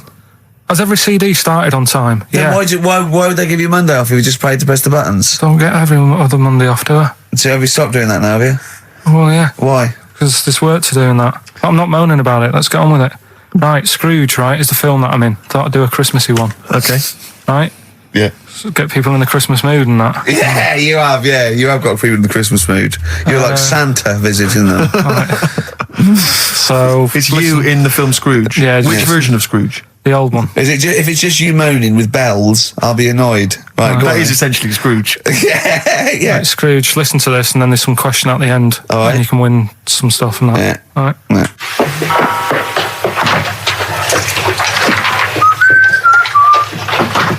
You're late. Only 20 minutes. What do you mean by coming in here this time of day? I've just been doing some Christmas shopping, haven't I? Probably do some more shopping on Monday because it's my day off, isn't it? Yes, I know it is. You don't have to tell me. Got to see what I've bought Suzanne. No, thank you. I don't mind showing you. It's only a Christmas present, isn't it? Just bought some more condoms. Why? Well, I bought some last year. Got 2 boxes. They all got used, so... I'm very glad to hear it. How much do I pay you? Why are you asking? The presents I buy has got nothing to do with what I earn. Like I say, if I won the lottery, I wouldn't go mental on her. Do you know what I mean? I probably wouldn't even tell her because I think she'd want to travel around the world and all that, and I'm not into that, to be honest, so I'll probably keep it quiet. Why? Well, once you've been around the world, where do you go next year? Each to their own, though, innit? You know what I mean? Well, what do you want? What for Christmas? Not that fussed, really. And you, it's just as well I'm not that fussed, because do you know I do some work at XFM? Do you know what they're giving me for Christmas present? Nothing. No, might as well have been nothing. 2 CDs. That's it. I was well fed up. I'm sure you will. They give you a list of about 30 albums and you get to pick 2 off the list. So I've gone for Kings of Leon album and the best of Bob Marley. Mr. Marley has been dead these 7 years. In fact, he died 7 years ago this very day. Did he? Do you know what sort of donuts Bob Marley likes? It's not my business. No, it's not a proper question. It's an old Peter Kay joke. He likes the ones with jam in. Do you get it? Garlic bread. It's good, isn't it? Excellent. Oh, Carl, well done. Carl in Scrooge there. The only man more mean and depressed generally than Ebenezer Scrooge. Oh, dear. Oh. What's the question, Carl? Well, if people have been listening from the start, right, what albums am I getting? Yeah. Is that good? Mm-hmm. Good, yeah. What albums am I getting from for working for this place for 6 years? All right. Ricky.Gervais at xfm.co.uk. Another big moment here. We've had Rockbusters. We're going to have Carl's film quiz thing, isn't it? Yeah, it's a film quiz thing. I've done Planet of the Apes, right? Because one of the things we did in Lanzarote went on this tour with sort of 3 northern blokes, and they didn't really know what they were talking about. Joking. You're joking. Northerners not know what they're talking about. You're having a laugh. No, they'd obviously sort of not had much luck here, right? And thought, let's go over to Lanzarote, buy some vans, right? Get people in it. We'll do a tour of the island. And whenever someone asks the question, like, what year did the volcano happen? They go, oh, we'll take you to the visitor centres. You can read about it there. So they never actually answered anything, right? So they were useless. But one of the things that they told us was that Planet of the Apes was filmed in Lanzarote. Right, okay. Right? That makes sense. A bit of it. Well, does it? Does it make sense? Well, what do you mean? Well, maybe it was, maybe it wasn't. Okay, anyway. No. I mean, if they wanted to show sort of an barren, sort of post-apocalyptic sort of subject, choose where you went on holiday. Yeah. Obviously. Yeah, but when we were there, he took us to this sort of beach, and I said, "Is this where they did it?" And he was like, "Yeah." I said, what, right there, yeah. And I watched it, and I couldn't see where I was. Yeah, you know that if you watch a film from 1968 and you've been to the same place, you're not going to feature, you're not going to see you in the back walking along the beach. It's a new one, new Planet of the Apes. Oh, it was a recent Planet of the Apes. Yeah, that's what they said, yeah. Right, so I thought I'd sort of... Now that sounds a little bit more far-fetched. I'd have thought that was probably a lot in Hollywood. Yeah. Well, anyway, is this the current Planet of the Apes or the old one you've done? Current Planet of the Apes. This is the recent one. Alright, there'll be a question at the end of it, so listen on that. Is this entertaining to anyone, this? I mean, just take the last 4 minutes of conversation. But seriously, Rick, who cares? I don't. Do you? No. I don't. DVD's selling well. Exactly, what do I care? Right, go on then. Alright, so Planet of the Apes, question at the end of it, listen and win some stuff, alright? Hey, where am I? What is this place? Hang on a minute, I'll have a look. According to the Lanzarote guide, we've been dropped off at the volcano bit. Apparently there's 36 volcanoes here to be seen. I hope you don't mind my saying, but this is a waste of time. I know what you mean. Don't know why they need 36 volcanoes. Just keep one. Fill the rest in. Like a car park or something. Excuse me, guide. What's why's the bus dropped us off here? What's so special about this place? Well, according to our holy writings, that is where creation began, where the Almighty breathed life in the time before time. It's amazing, that, isn't it? All this has been stood here for years and years. What about the coffee shop there? Is that old, is it? Well, nothing. You're out to rip us off. I raised about £4 for a coffee there. Always ripping people off. That's what annoys me with these trips. You get us in the middle of nowhere, we die of thirst. I'm not able to do without. The reason I've come here, I believe this is where they did Planet of the Apes, innit? Love monkeys. Especially the ones in Planet of the Apes, because they talk and that. Talking monkeys can't exist. Joking, aren't you? Of course they can. Getting up to all sorts of stuff. I read about a monkey the other day who worked on the railway. Right, there was another one about a chimp that did a bank job and went off to Spain to sort of... Shut up! Oh, yeah. What is that? Little monkey fella. It's come from that little coffee shop. It's been serving coffee. Now that is worth paying £4 for. No, you're teasing him. I'm not teasing it. It's working, isn't it? It's serving the... We want some coffee. Get us some coffee. I've heard about this. You can buy coffee that's been sort of hand-picked by monkeys. It's like Coffee Mate, except it's more sort of coffee primate. Yeah. Hello, little fella. We want coffee. What do you mean, we?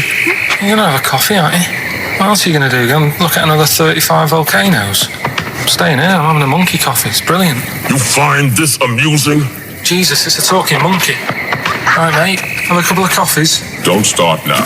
We're off duty. I'm starving. What do you mean you're off duty? Have you been on us later? Just get us a couple of... Right.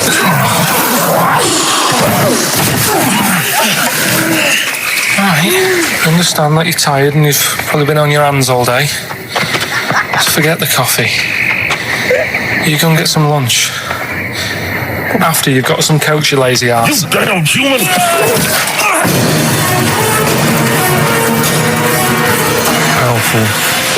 Lovely. Excellent. So, what's the question? If you've been listening to the whole show, how many volcanoes do I think's on the island of Lanzarote? Okay. Yeah. I might have it wrong, what I've been saying, but it's roughly around that. Yeah, so what have you been saying? Yeah. Yeah. Brilliant. Ricky.gervais@xfm.co.uk. You're more likely to win the prize if you leave your address on the email. Yeah. Because otherwise we can't really be bothered to phone people or email them back. So, Good point. Put your address on there and you could win some crap. In a jiffy bag. And it's Ricky Gervais, Steve Merchant, Karl Pilkington hosting the final show. Exciting. Which means the last film quiz. Karl puts himself in a film.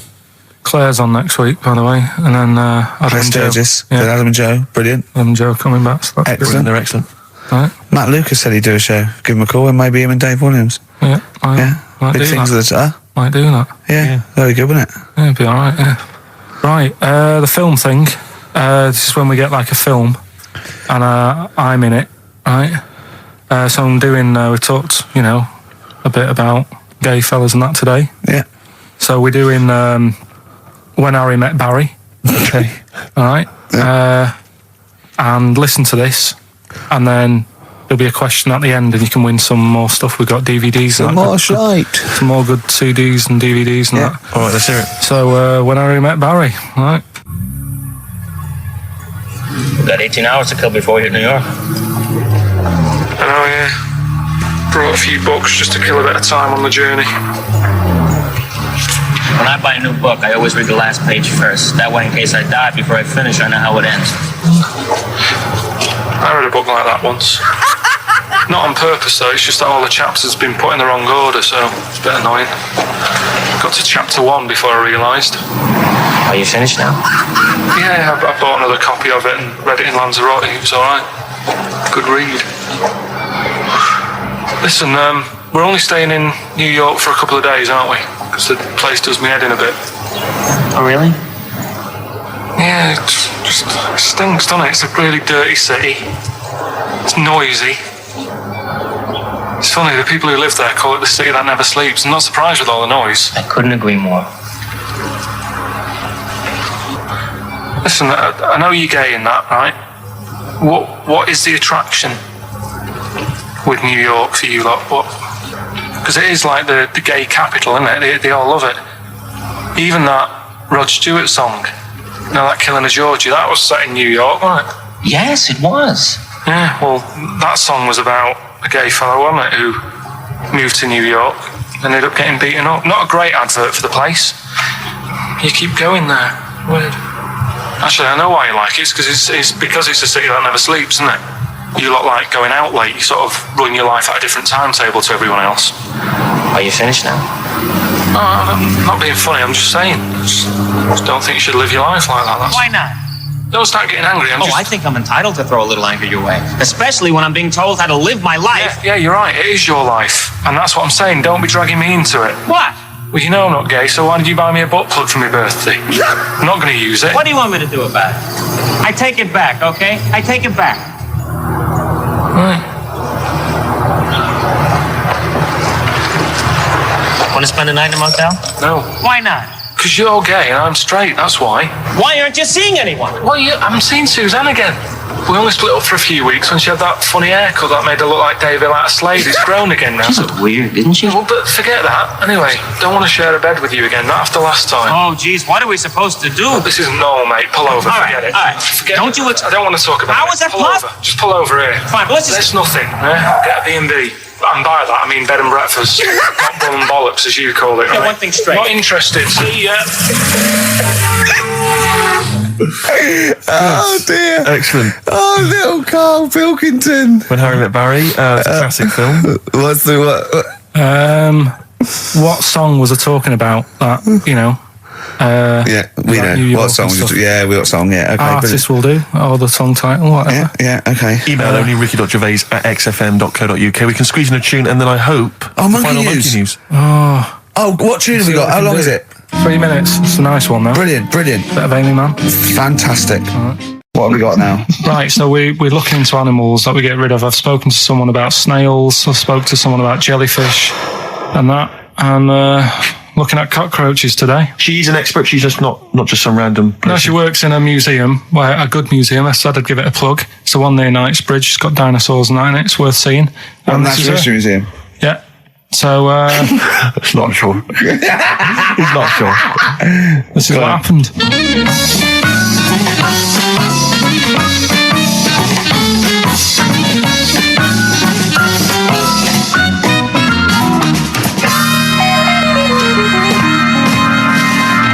Now, what I'll do, I'll tell you as much as I know, and then you can fill me in if I'm right or wrong. And then at the end of it, we'll get to the bottom of whether we need them or not. Okay. All right. So first of all, the first thing that I found out is that they have 18 knees. That's not exactly possible. They're insects, so they have 6 legs. Yeah. And a knee is usually the junction between femur and tibia. That's sort of classic. a human knee is and every other animal knee. So with 6 legs, you can only have 6 knees. Could somebody sort of got mistaken for seeing one that was a bit double jointed? I think you're grasping at straws or something. Alright, well, we might have to come back to that one then. Okay. They can hold the breath for 40 minutes. Well, they don't do that because they don't breathe in the same way as us. They breathe through little spiracles, holes down the side of the body. So, no, they're not a very apt simile because the method of breathing is so different. What do you mean? Because insects have a totally different system. They don't have lungs in the way that we do, just breathing through one part of the body. They're actually breathing through every segment of the body all of the time. So even though they've got their mouth shut, they might be able to slide. Nothing to do with breathing. So only just feeding. So you see, maybe that's where someone's gone wrong. Someone's got hold of one and sort of taped its mouth up or something and got bored after 40 minutes and said, well, we'll call it That's a right. pretty unkind thing to do to an insect, even to a cockroach. Yeah, but it's all... You can't do that. Yeah, but... No. Pretty unkind thing to do anything, even a cockroach.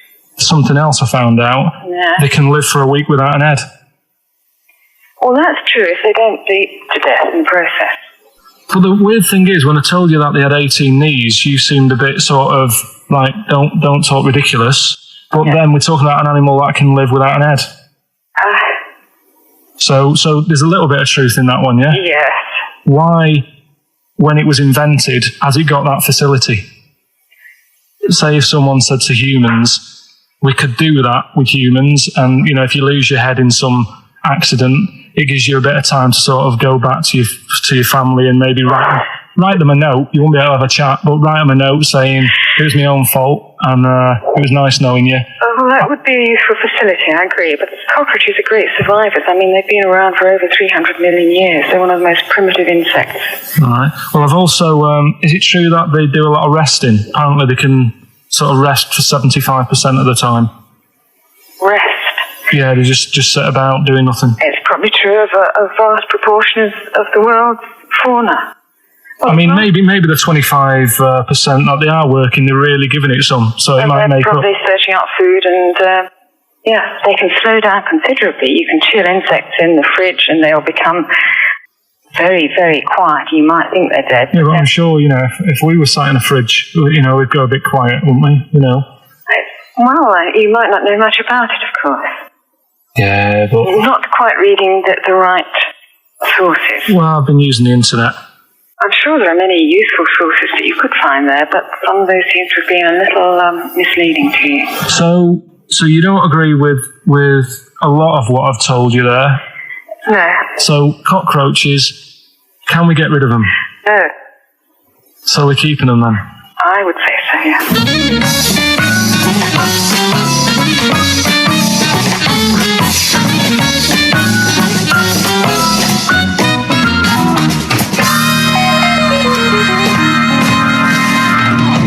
I think we should get her on more often because she sounds like she'd be a bit of an ally, really.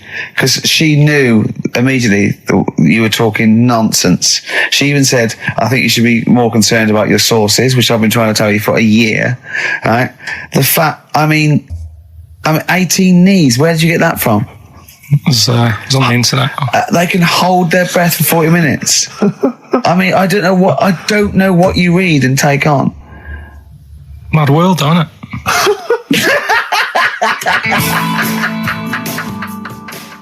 Cheeky freak?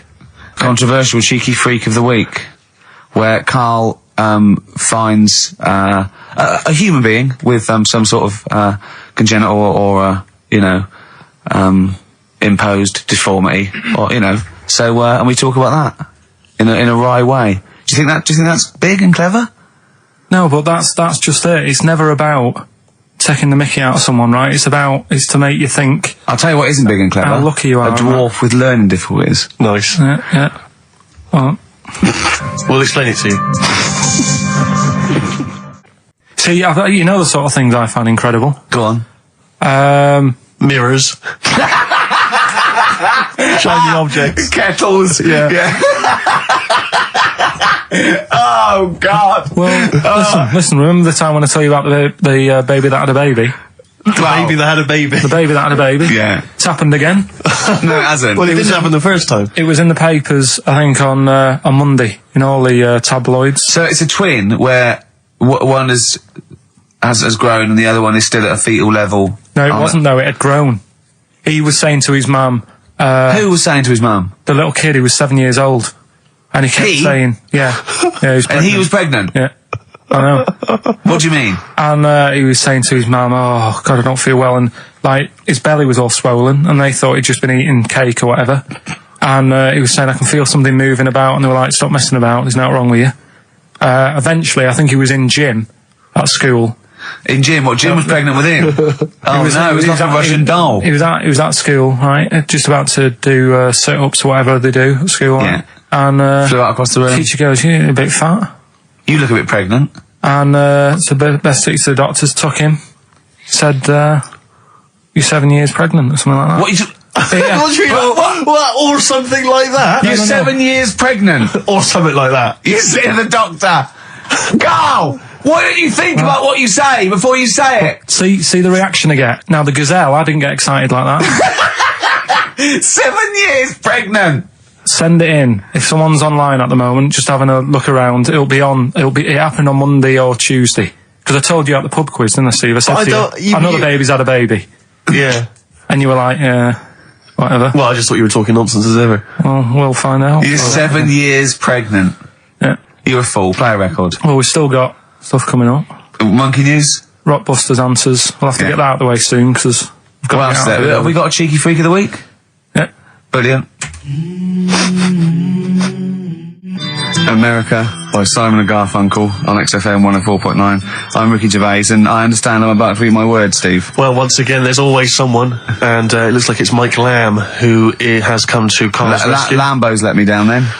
Doctors have removed a 4-pound baby boy from the stomach of his 7-year-old twin brother. Yeah. Alan Jan Niamatilev was born with the freak fetus growing inside him. For 7 years, it lived like a parasite until a school doctor became alarmed about Alan Jan's bulging tummy and took him to hospital. Surgeons who gave him a scan operated immediately, unaware that the baby was attached to the boy's blood vessels and still alive. They saved Alan Jan from certain death, but knew the 8-inch fetus was doomed. So there we are. Boy pregnant with his own twin brother by Barbara Davis. That was in the Mirror, apparently. So I've read on, and all the facts are right. They took him to school. The parents didn't realise. And that isn't even this week's Freak of the Week. I mean, that's you got that for free. You got that. You can have that. That's the free Freak of the Week. Free Freak. That's that's giveaway. That's like 13.5% extra. Yeah. You know what I mean? That you might get with hairspray or something. So that, I mean, if that's just the throwaway Freak of the Week, there are 2 Freaks of the Weeks there. If those 2 figure, I can't wait to see what the actual Freak of the Week is that people are paying for. Is it incredible, Carl? I'll tell you what, something else you can have for free. Go on. Another sort of freaky thing, right? I was watching this programme in the week. Right? What? I don't know what it was. But it was about, I just saw this little fella on it, right? What do you mean, little fella? He was doing this history thing. Oh. Right? Yeah, I know what you mean. So is this he's found out that a Viking was a bit like him? Yeah, that's it, yeah. He was boneless or something, or he's... well, that's the weird thing. What do you think of that, Steve? He's what? He's boneless? No, he was called Harry the Boneless or something. Yeah, but you know what you're going to get there, don't you? That's what I mean. Always have a name, Elephant Man, you know. Harry the Boneless. Where is he? You know what I mean? I'm meeting someone, waiter, what's his name? He's called Harry the Boneless. He's over there flapping around. Yeah. He's over there in the bucket, having noodles. That's what I mean. But, do you reckon you could do that? Do you reckon you could have your bones taken out? I love talking to him! He's brilliant, it's like talking to a 5-year-old. I was asking Suzanne when she was watching it, and she was like, ask me later. Yeah, brilliant. She wanted to know about, what do you said? You were watching this programme about history, right, about Vikings. Like you turned to your girlfriend and said, do you reckon you could have your bones taken out? Yeah. I love that. I mean, that is why you are my favourite. What do you mean you think you can have your bones taken out? Firstly, why would you have your bones taken out? If you've only got a small flat or something, and there isn't much room. Yeah. Right? And what I mean is, would all your organs still do the stuff? No, they wouldn't. You'd just be mush.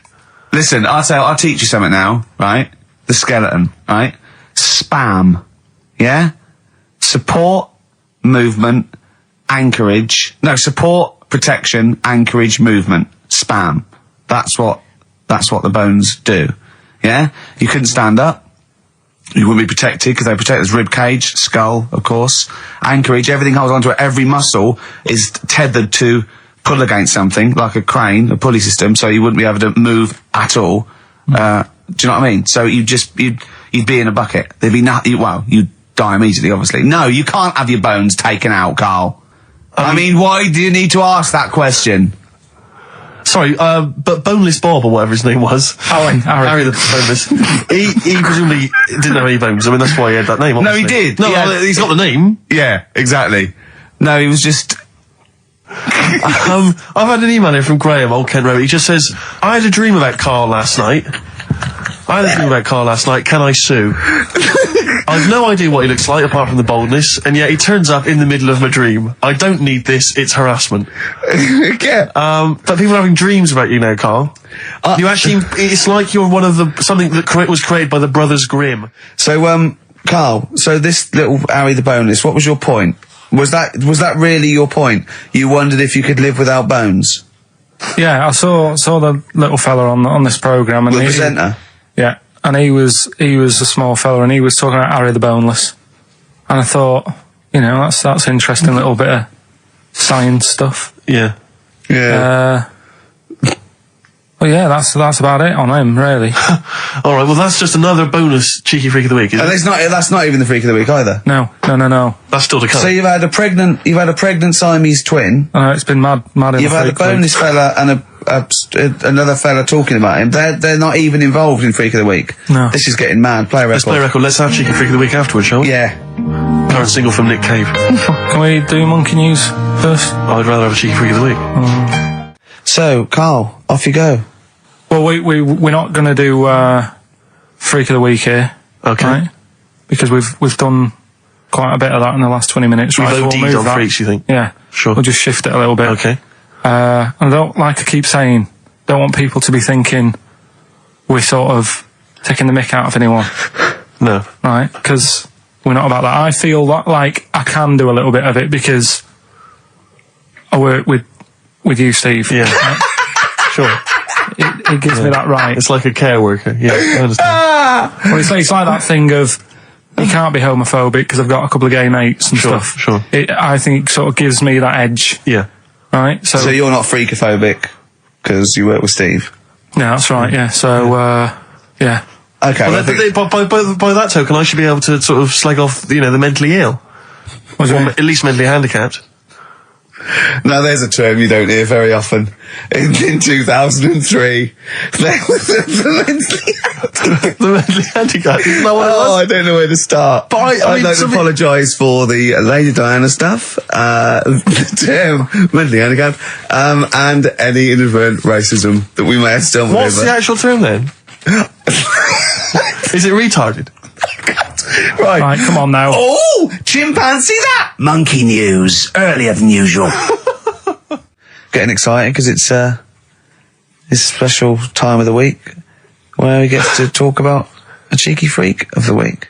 Freak of the week's coming up now. Oh, cheeky freak of the week. Right, well, we've had some interesting things we've been looking at. This week, it's about the strangest couple that ever got married.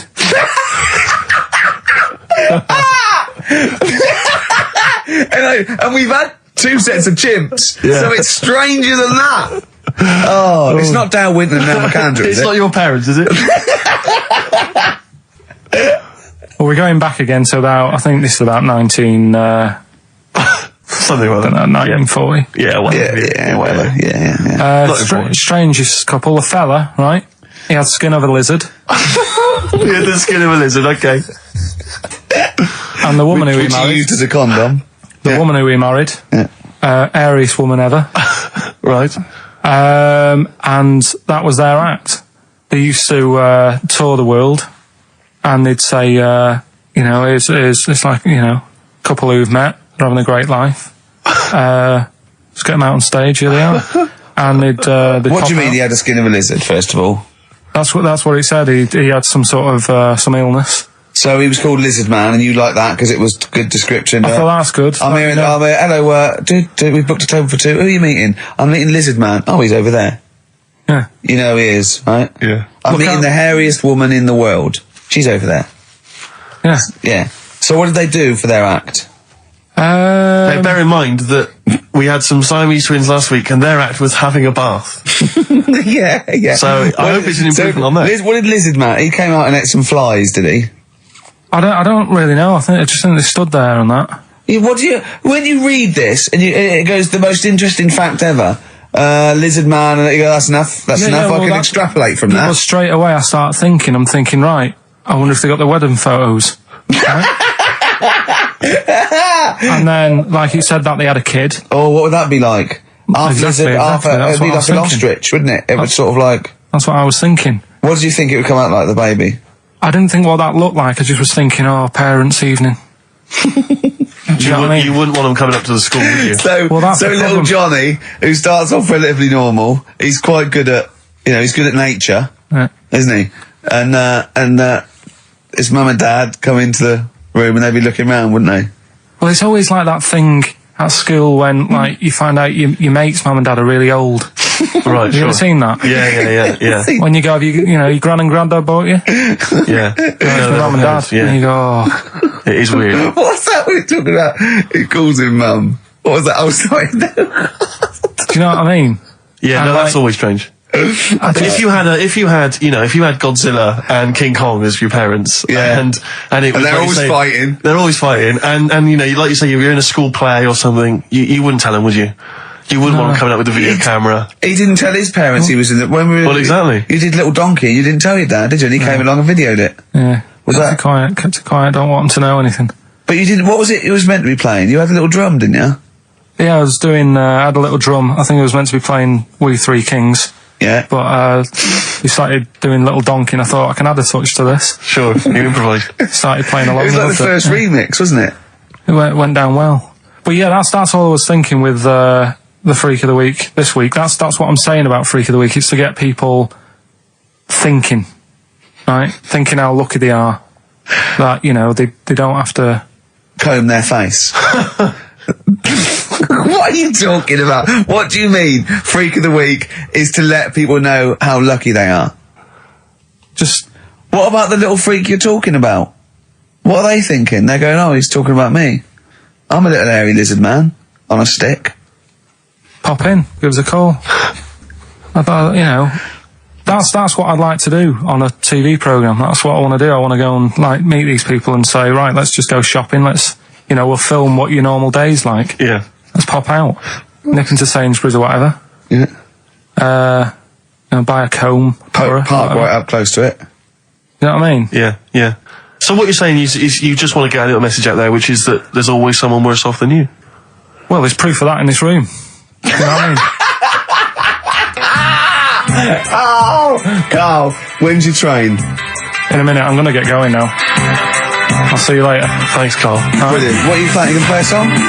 Kirsty MacColl. Yeah. I'll see you later. Cheers. Kirsty MacColl, New England. Karl Pilkington has left the building. He's rushed away. He's on his way down to Cornwall. And we're left by ourselves. Indeed. In the room.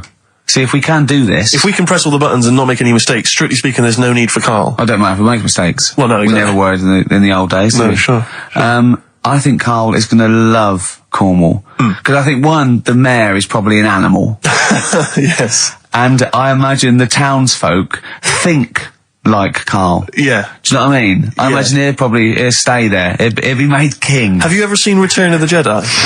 In Return of the Jedi, the Ewoks, the little furry creatures, they see C-3PO, and because he can talk and he can speak their language, they actually elevate him to godlike status. What are you doing here? Hooray! He's back.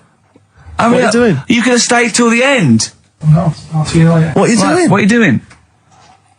Right, well, there he is. He's on his way Yeah, down if to Cornwall. you're listening online in Cornwall, I mean, like, I can't imagine that's ever going to happen. But, you know, on a clothesline with a bean tin at one end and a big bean tin in London. Or if I'm cool in London. Yeah, or if the foil helmet you wear to fend off laser rays from aliens out of space are somehow picking up the show, then Carl's on his way. Look forward to meet the bold one. Because he's got a sort of like, you know, the obligatory sort of red face that would go well down there now. Because I think he's been out in the sun, or he was pre-boiled when he came in. But he's rushing down to Cornwall now, going from Paddington Station. So, you know. If you're in the Paddington Station area, you want to pop down there and sort of wave him off, then do. Yeah. Don't be afraid. That's not a dirty sexual act. Wave him off. Yeah, I'd love to wave him off. Did you have a good holiday, Carl? Yeah, it was alright. It's alright. Went down to Cornwall. Now you're going to the monkey some odd people down there, Steve. Well, don't look at me, I'm not from Cornwall. Well, you're from that sort of area. Well, not really, but never genetically mind. Means. Right. They're weird. Well, you must have slotted right in. What are they weird? What do they look like? Just all sort of odd people. A lot of old people, but not just old, sort of messed up old. What do you mean messed up old? You can't just say that. There was a woman with a funny neck.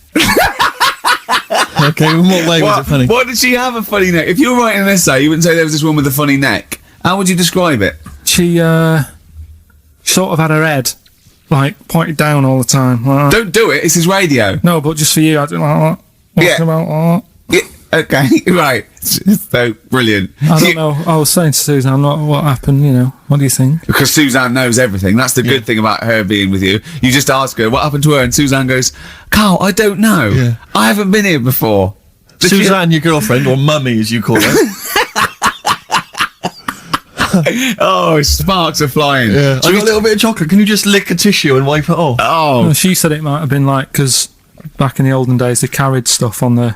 The olden days? What do you mean the olden days? This woman was probably, what, 50? No, she looked about 70. Yeah. But like I do on Cheeky Freak of the Week, right? I always turn it round and we get, like, something good out of it. Something positive, yeah. I said to Suzanne, I bet she finds a lot of money. Yeah! Always staring at the ground, yeah. Oh, so dear. It was always good. So, maybe she just had new shoes and she was admiring them. Yeah. Did you think of that? Before you point the finger and judge? Or a necklace was too heavy. Exactly. So, you're back refreshed. Right, come on, Carl, we've got a lot to fit in now. We've insulted a lot of people. Only about 25 minutes to go. We've got monkey news, we've got rockbusters. Have we got a Cheeky Freak of the Week this week? Could cram it in, see how we do. Do we want it? Well, me and Carl got a joint favourite lyric now. I love you like a fat kid loves cake. Yeah. That's great, isn't it? But, I mean, I like it because it's funny and humorous and cheeky. You like it because it means something, don't you? You think that's the absolute truth.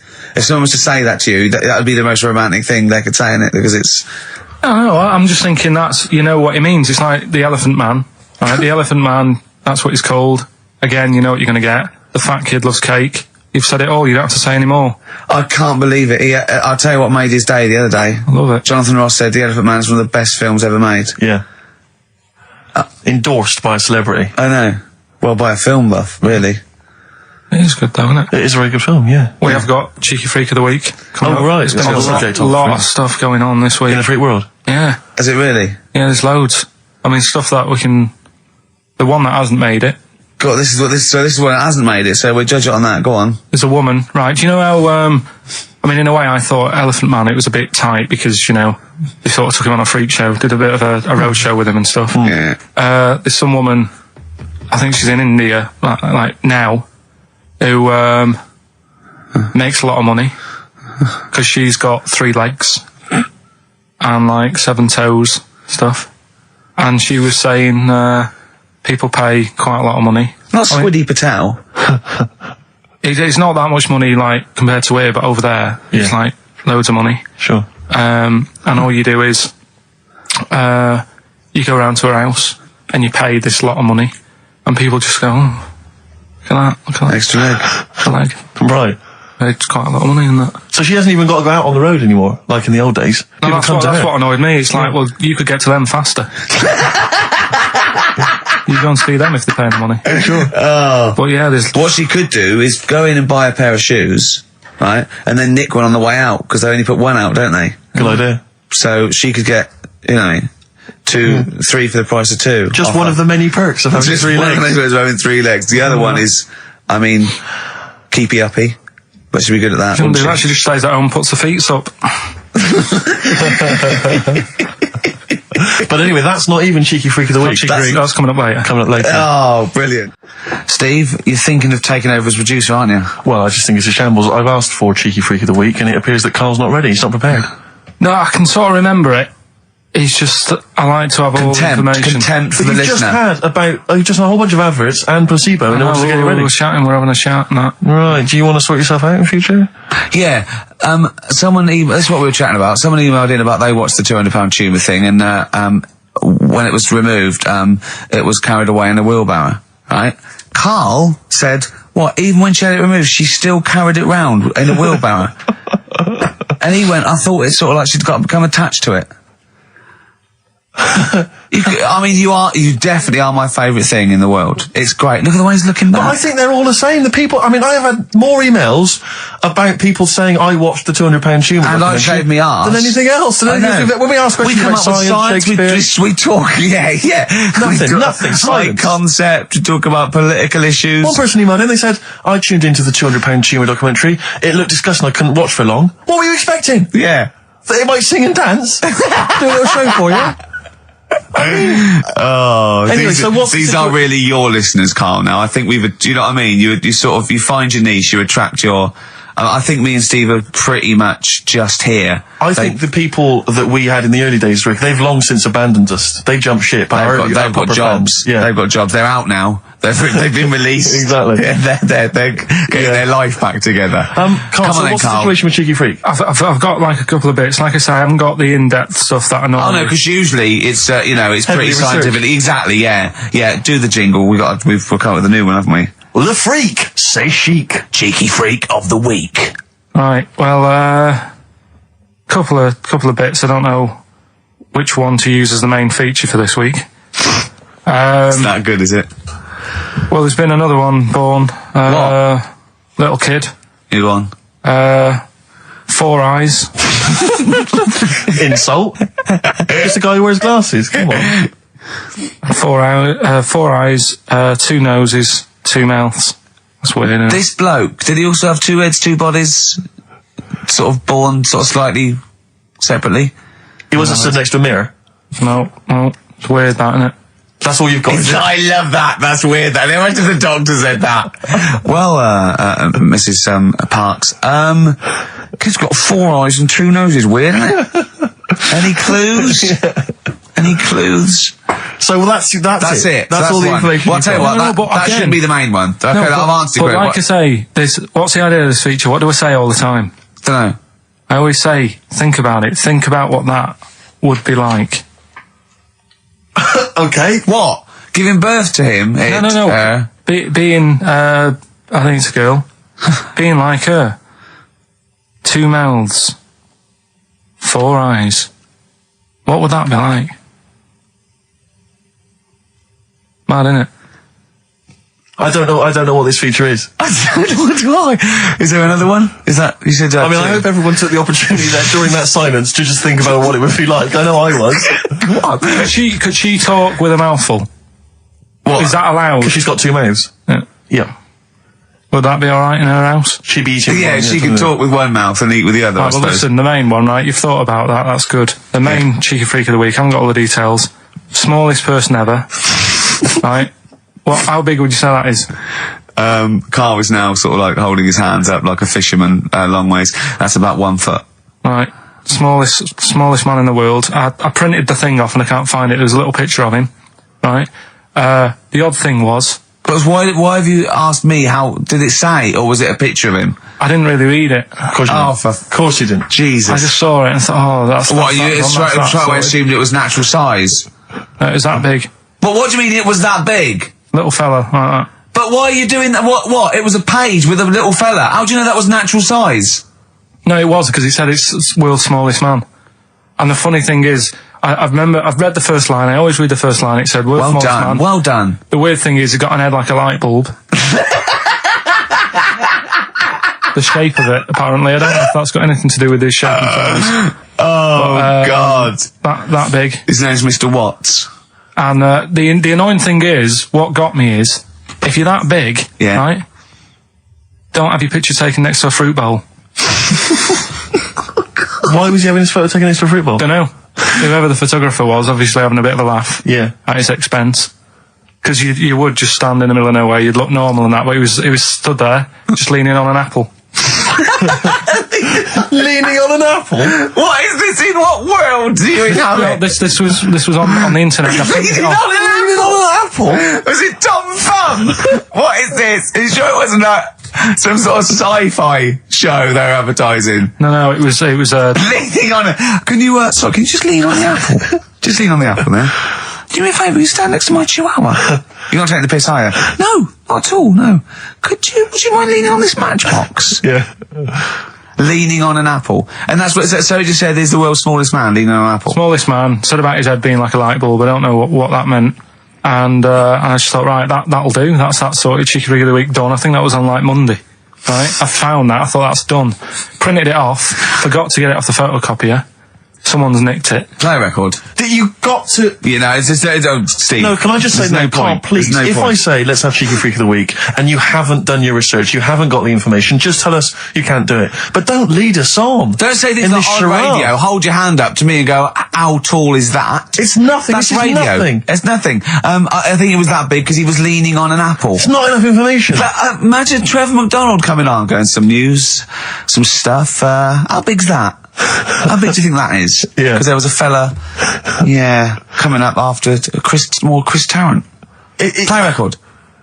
I'm angry. I'm actually angry. And if Monkey News is in any way similar, you've really pulled your finger out with that, have you? Mm-hmm. Good. Let's have Rockbusters answers next. Silence is Easy, Star Sailor on XFM 104.9. Right, it's the quiz of the week. If you want to go out and do some shopping, this is probably a good time. We can come back again for about 2:15. But don't forget, what I will say is, even though these clues, we're going to do songs of phrase, by the way, where Carl picks out a phrase that he might have said once, tries to find words from songs to put it together. You've got to guess as many as you can, song or artist, I can't remember. But even though you might look at it and go, that's mental, I don't know any of them, you might win if you get 2 right. I mean, I think the winner last week got about 3 out of 3 Well, or I have 7. to be honest with you, last week, Rockbusters, surprisingly, was a very, very popular quiz. Yeah. It just happened to be awful. Yeah. This one is pitiful. It's truly atrocious. Yeah. And it really doesn't even have a fan base. There's no one championing this one, Carl. Last week, seriously, mate, I got about seven or 8 replies. Oh, God, that's terrible. That was like when you told a kid that you couldn't afford a Christmas present this year. Look at his face. Yeah, he is a bit distraught. Carl, it's like Chris Evans' face when they said they were cancelling Girls and Boys. It's like, I can come up with great TV game shows like that. No, you can't, Chris. Not anymore. Oh, his little glasses slid down his nose. I'm the guy who don't forget your toothbrush. Yeah. All that money you owe me. No, you owe us. Oh, believe it. Alright, so... will I just play it to you and whatever, Carl? try and work out what the phrase is? Sorry, it's a phrase that might have once been uttered on this show. It was said last week. Oh, right. Alright, okay, brilliant. Alright, here we go. I know you're just 16, but looking all of 21.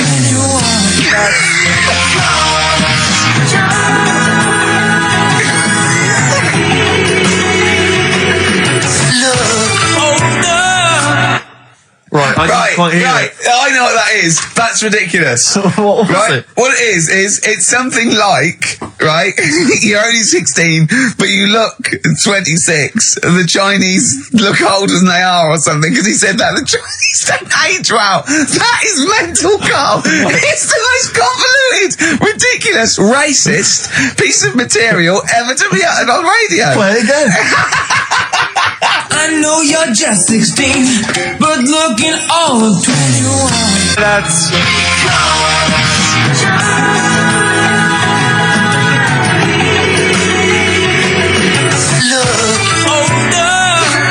Okay, you're just 16 and looking all 21. That's because the Chinese look older. Carl, you've gone mental. All right. Oh, that is amazing. So there you go. The well-known phrase. You're 16, looking all of 21. That's because the Chinese look older.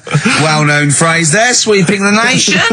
That'll be up there with "was up" and "shut that door." If they do a poll, right? Okay, Flat. Well, we're after the artists. Just the artists. Yeah. I know you're just 16, but looking all of 21. That's.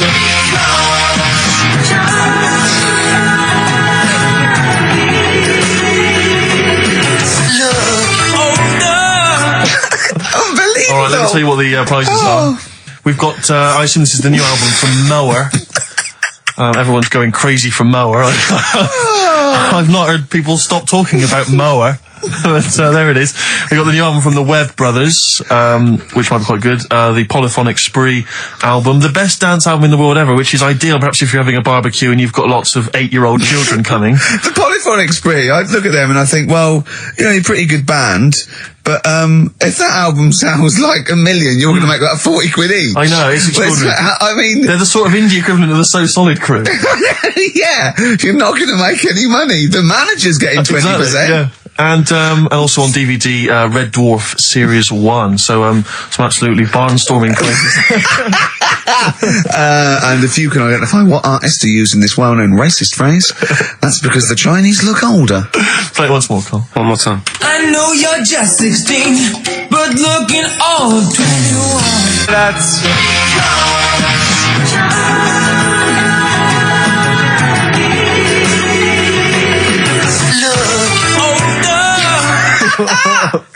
Oh, Ricky.Gervais at xfm.co.uk. Play a record. This is Radio. Panic, the Smiths on XFM 104.9. Well, we've done the first half hour, which is mainly genital related. Then we've kicked in with some racism. You have to guess what artist. It seems just a couple of emails just to update you on what's coming in here. Go on. Natasha has emailed us. She says that she's of Chinese origin, and at 27 she often got mistaken for 24. So your notion that Chinese people don't age well is obviously factually incorrect. Yeah, well, we didn't need. Thank you for phoning, but I mean, honestly, trust us, Natasha, we didn't need you to tell us that. We know Carl is talking absolute nonsense. Wait till you get to 30. Oh dear, now this is quite a nice email from Paul. He says, let Carl know that I have a Chinese friend called Oi. Imagine the confusing and amusing situations we get into. We're out and about in busy Soho. Does his surname come here? Lightning wit from Carl. Wait That's nice. till you're 30. Yeah, I know. Brilliant. But no, actually, we've had a surprising response to Songs of Phrase this week. Despite the fact everyone has agreed that it's racialist, they've nevertheless had a go. So keep your answers coming in, because we may as well. You're a hit, Carl. You're a hit. What, have we still got monkey news? Yeah, I don't want to. Oh no, we got to do. Oh look, play a record. We got to do the results, and then we got to do monkey news. Could we quickly do the results? Well, you say we've got to do the results. There's not people hanging on for them. Let's do it and just knock it out there before. Well, let's play a tune. Let's come out and do it. Eddie and the Hot Rods, yeah, surely. Carl, quick, the results, then monkey news. I need some monkey news, but I need the results first. Right, play it again and give the answers. Here we go. Songs of Phrase. Songs of Phrase. Name the artist. Name the artist. I know you're just 16, but looking all of 21. Hue and Cry. That's. Who's that? Hang on. Not our fault. Well, that's Philip Bailey again. That's too little. Right, it was. That was Roxette. The look. Yeah. Right, we had Hue and Cry started it off. Yeah. 16. That was Dean Martin. Because Jane's Addiction. Yeah. Because cars, yeah. Chinese Philip Bailey. Philip Bailey, that's second outing he's had. Last one we used him for Chinese, where there was a hairy Chinese kid. He's never got so many royalties being used in racist game shows. Brilliant. Then Roxette and finishing with George Michael. Oh dear. So brilliant. Who's the winner? Well, the winner, actually, it looks to me like he's got all of them here, from Bognor Regis. It's Stuart Birch. Well done, Stuart, and you get that bag of tat. Bognor Regis. Yep. Oh, just need his address. Me back as well. Yeah, if you just email in your address, Stuart, and you can have those goodies. If you're not interested, don't bother. Do you want to set up Songs of Phrase? Yeah. Oh God. If you've not heard the show before... I thought we weren't doing this week. I thought we weren't. No, we'll do it once, right? And then next week's the last one, so we'll do Rockbusters. That might be the last one ever, depending on whether Carl decides to come back in October or not. Exactly. I'm bored of it. I told you I'm bored of it. Why are you bored with it? I get bored quick with stuff. Yeah. I told Suzanne the other night, I'd look she was. I haven't got rid of her yet. She's... Do you know what I mean? Things... You put on a soft music though first, didn't you? You didn't just like start getting that around. You know you're a very lucky girl. Sorry? Well, I usually get bored with you and that. Yeah. Oh, dude. You're lucky you haven't pissed off. Yeah. Do you want all the champagne or what? Well, she was annoyed the other night. What's that on your ear? Don't worry about it. Where'd you get on?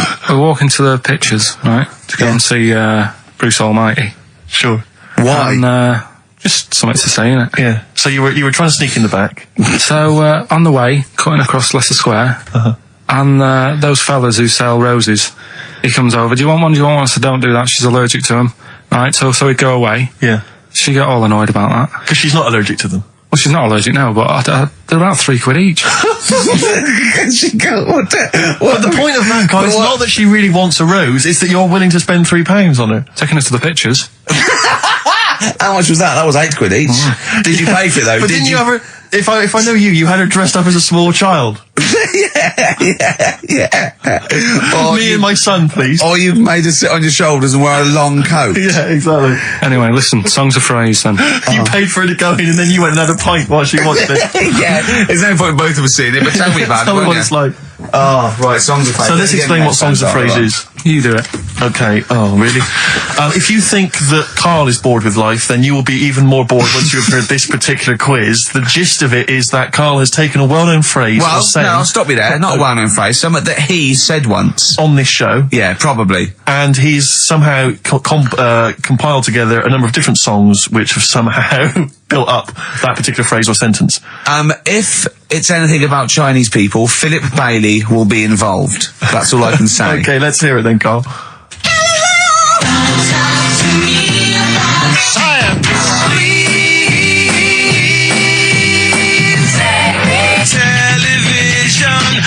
Right. Alright, I don't know what that is. I don't know what that was. This is appalling. I don't know this is what appalling. That is. Carl, I do not know what that is. What is the phrase? I just was saying last week about everyone's raving about Galileo. No, they're not. No, they're not. No, they're not. No, that sounds like a sort of B-side from the Buggles. Everyone's raving about Beyonce and Robbie Williams. Yeah. They're not. People going, Pop Idol. What are you into? Galileo's good. Yeah. Forget it. No! Placebo, song for Carl there. Special Needs on XFM 104.9. I'm Ricky Gervais with me, Steve Merchant, Karl Pilkington. We were doing songs of phrase. Oh yeah, I forgot about that. Yeah. Oh god. So what is this phrase? What is the phrase, Carl? Last week we were talking about Galileo. Right. And I just was saying, years ago, I can't remember now, when was it? When was he doing his thing? End of the 16th century, I think. Right. And he was messing about, trying to find out about speed of light or something, is it? No, he did lots of stuff, Galileo. All I was saying is, Gravity, back then, surely everyone was saying, stop messing with that, make us a telly. You know what I mean? There was other things that people would have been happier with, sure, back then. So the phrase exactly is what? The well-known phrase is what? Galileo, it goes like this, doesn't it?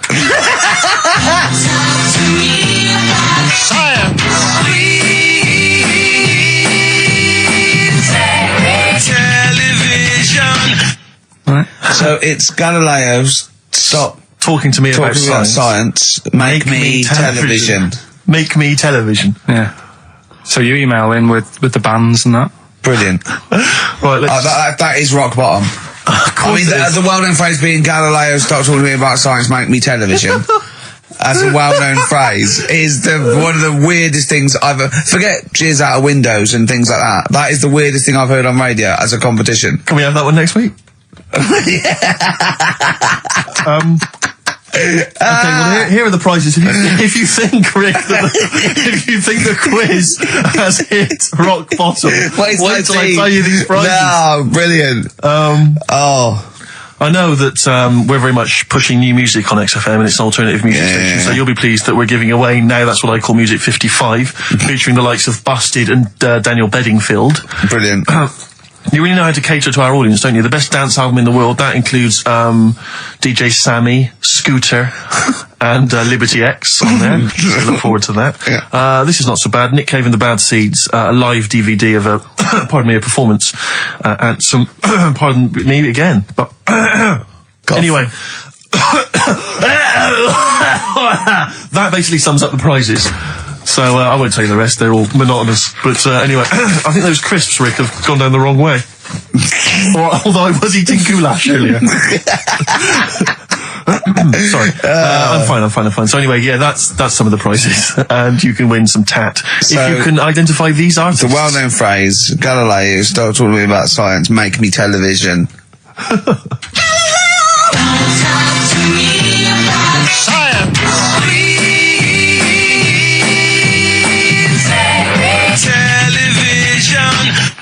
I just emailing. But easy this week, I think. Those, yeah. Play a record, Carl. I mean, it's ridiculous. Ricky.Gervais at xfm.co.uk. The Pixies. Answers rushing in, we should point out, for the quiz. Most of them agreeing that it's pointless. Some people have called it... It's Songs of Phrase, of course. Some people are referring to it now as Songs of Arse. Which is more than appropriate. But you'll be pleased to know that it's ending this week, and next week we've got the return of the even more pitiful Rockbusters. For the last one. That's back for the last one. We perhaps also need your petitions to Karl. If you want us to stay on the air, then you need to petition Karl, giving good reasons why he should stay, why this show isn't boring, or rather why he shouldn't be bored by it. I mean, you're bound to be bored as listeners, but obviously he's running out of steam now. What are you fed up with? You're just fed up with, in general, are you? I mean, you want your Saturdays back, do you? Just want a bit of a life back, that's all. But you don't do anything with your life when you've got it. Why don't you do this instead of, like, your day job? Can't. It's more important than my day job, innit? That's what earns the company money and that. Know what I mean? Well... So... Why don't you do a regular show then? Sack someone who's, you know, quite frankly not putting the weight. I've done that. I did that years ago. What do you mean? Done it. Told you, I've done a lot of stuff. Boxing, done. Tick. Dancing, done. No, you turned up, the place was shut. Yeah, but... Dancing? When did you do dancing? That's when he went and said, I want to do dancing, and he went along to the place, and it was shut, and that was it. And he said, I didn't do it anymore. That's not doing it, is it? Boxing, he had a fight with one lad, then the lad beat him up, and he didn't go again. Oh dear, it's pathetic. Well, anyway, yeah, so this is basically our penultimate show. Next week's the final, and we're all looking forward to that enormously. Yeah. But that may be it forever then, and this, you know, all for one, all, you know, one for all for one. The Three Musketeers, gone forever. Yeah. I, for one, will be pleased.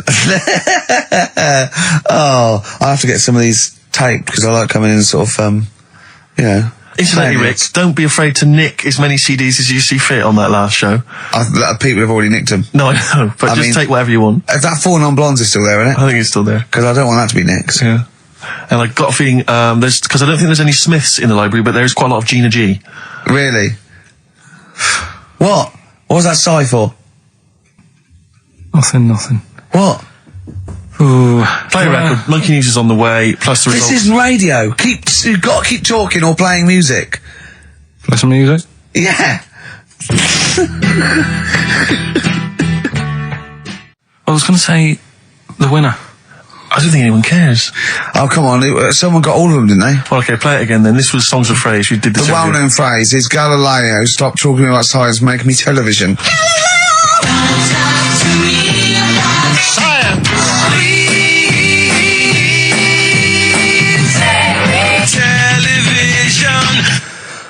The most convoluted, banal quiz on any radio station ever. I mean, I'm including Moyles, Chris Evans, do you know what I mean? Simon Bates. That's worse than anything they ever did. Apparently, Channel 5 have bought the rights. Anyway, what were the answers, Carl? We had Queen in there, Altered Images, Thomas Dolby. Yeah. Beatles, Aretha Franklin, and Red Hot Chili Peppers. Well, extraordinarily, Tracy and John Burton from Colchester and Essex got all of those right. Why they would want the prizes, I've no idea, but good luck to them. They can enjoy those at some point. God bless. That's great. Anyway, coming up today, we have got Educating Ricky. Right, yeah. Okay, is this the last one? You've promised it might be. I believe there's a book out that might help me with this feature, so we'll see how it goes. You've got 3 titles. Yeah. That I tease you with, different stories. You take your pick and I teach you something. That did happen. That's a little bit of venom. Yeah, go on. First one is, don't rub it too hard, you'll get a rasher. I bet that's bacon related, knowing you. You've got enough is anus. Say that again. Enough is anus. Enough is enough. Well, but it's changed to enough is an anus. Yeah. And you've got yeah. You've also got will it be a bloke? Oh no. Will it like a bloke or a woman? What? Will it like a bloke or a woman? Will it? Yeah. Will it like a bloke or a woman? Wow. Yeah, so they're your 3 stories. Okay. Sounds exciting. Okay, well I'll have will it we're like... going to play a record now, Rick, surely. Yeah, okay. And come back with... Sorry about the crowds and the big baby. All right. It's a valuable lesson, room. I'll think of a title for him. So, 3 stories. Don't rub it too hard, you'll get a rasher. Enough is anus. And we'll have that one then. That one? Yeah. Right, well, do you believe in palm reading and stuff? No. Yes. Sorry, yes. Yeah, of course. Sorry, I forgot. Yes, of course we do. Right, well, there's a fella who, he used to do palm reading. Oh, yeah.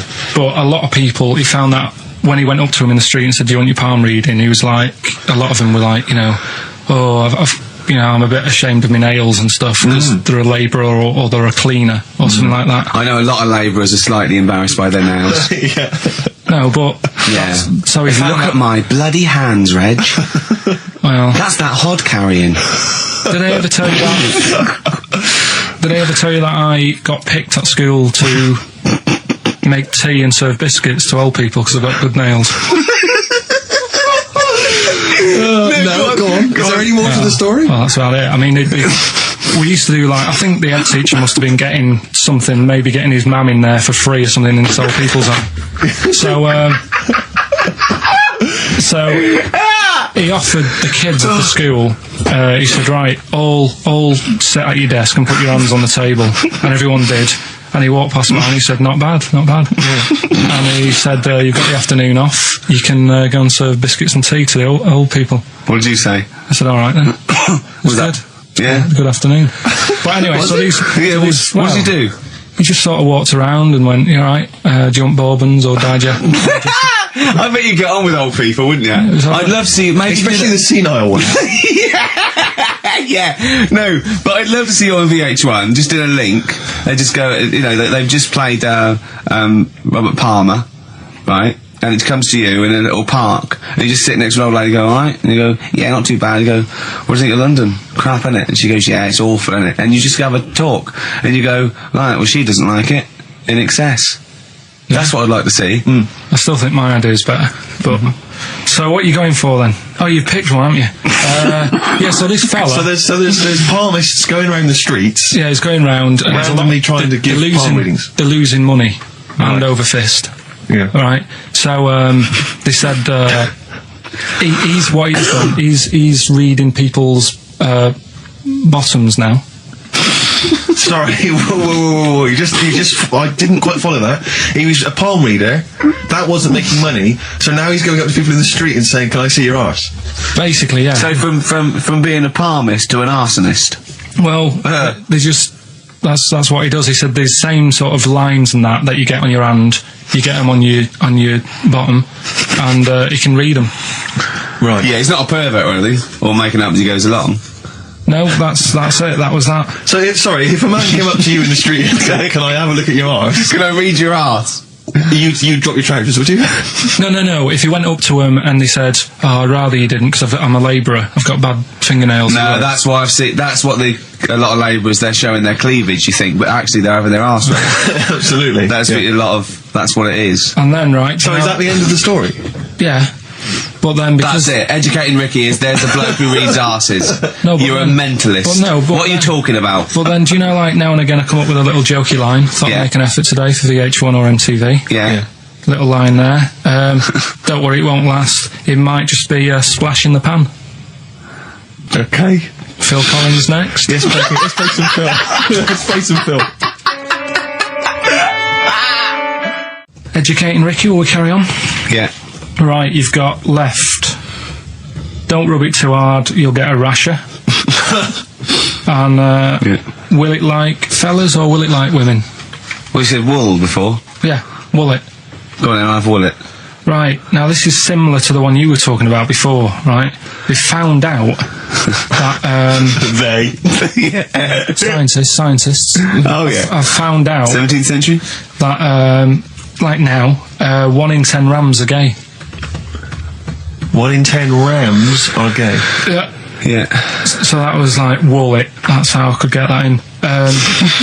They got a load of gay and straight rams. Right. They worked out which were which first. They said, right, that bunch there is a gay bunch. They looked better, they just had more pride in their appearance. And the other ones, the straight ones. And then they gave them to this scientist and said, right, go on, do what you got to do. And they took the brains out of all of them. Just to check. And they did tests on the brain, and it worked out that they've got something smaller in the brain. The gay ones have got something in the brain that makes it smaller. And they said, right, well, that's probably how it's going to work on males, on like males and females in like humans. So you took from this that gays have smaller brains than straight people? No, there's something in the brain. Right, So if someone's saying, oh, I'm a gay, or they're not sure or whatever, they will now be able to find out. So you can go to the doctor and to find out if you're straight or gay. Is there any gay in my brain? Let's have a look. You've got a little bit of a gay in you, yes, a little bit of gay in there. Yes, you've got the, you've got a little bent cell there. Well, that's why they did it, anyway.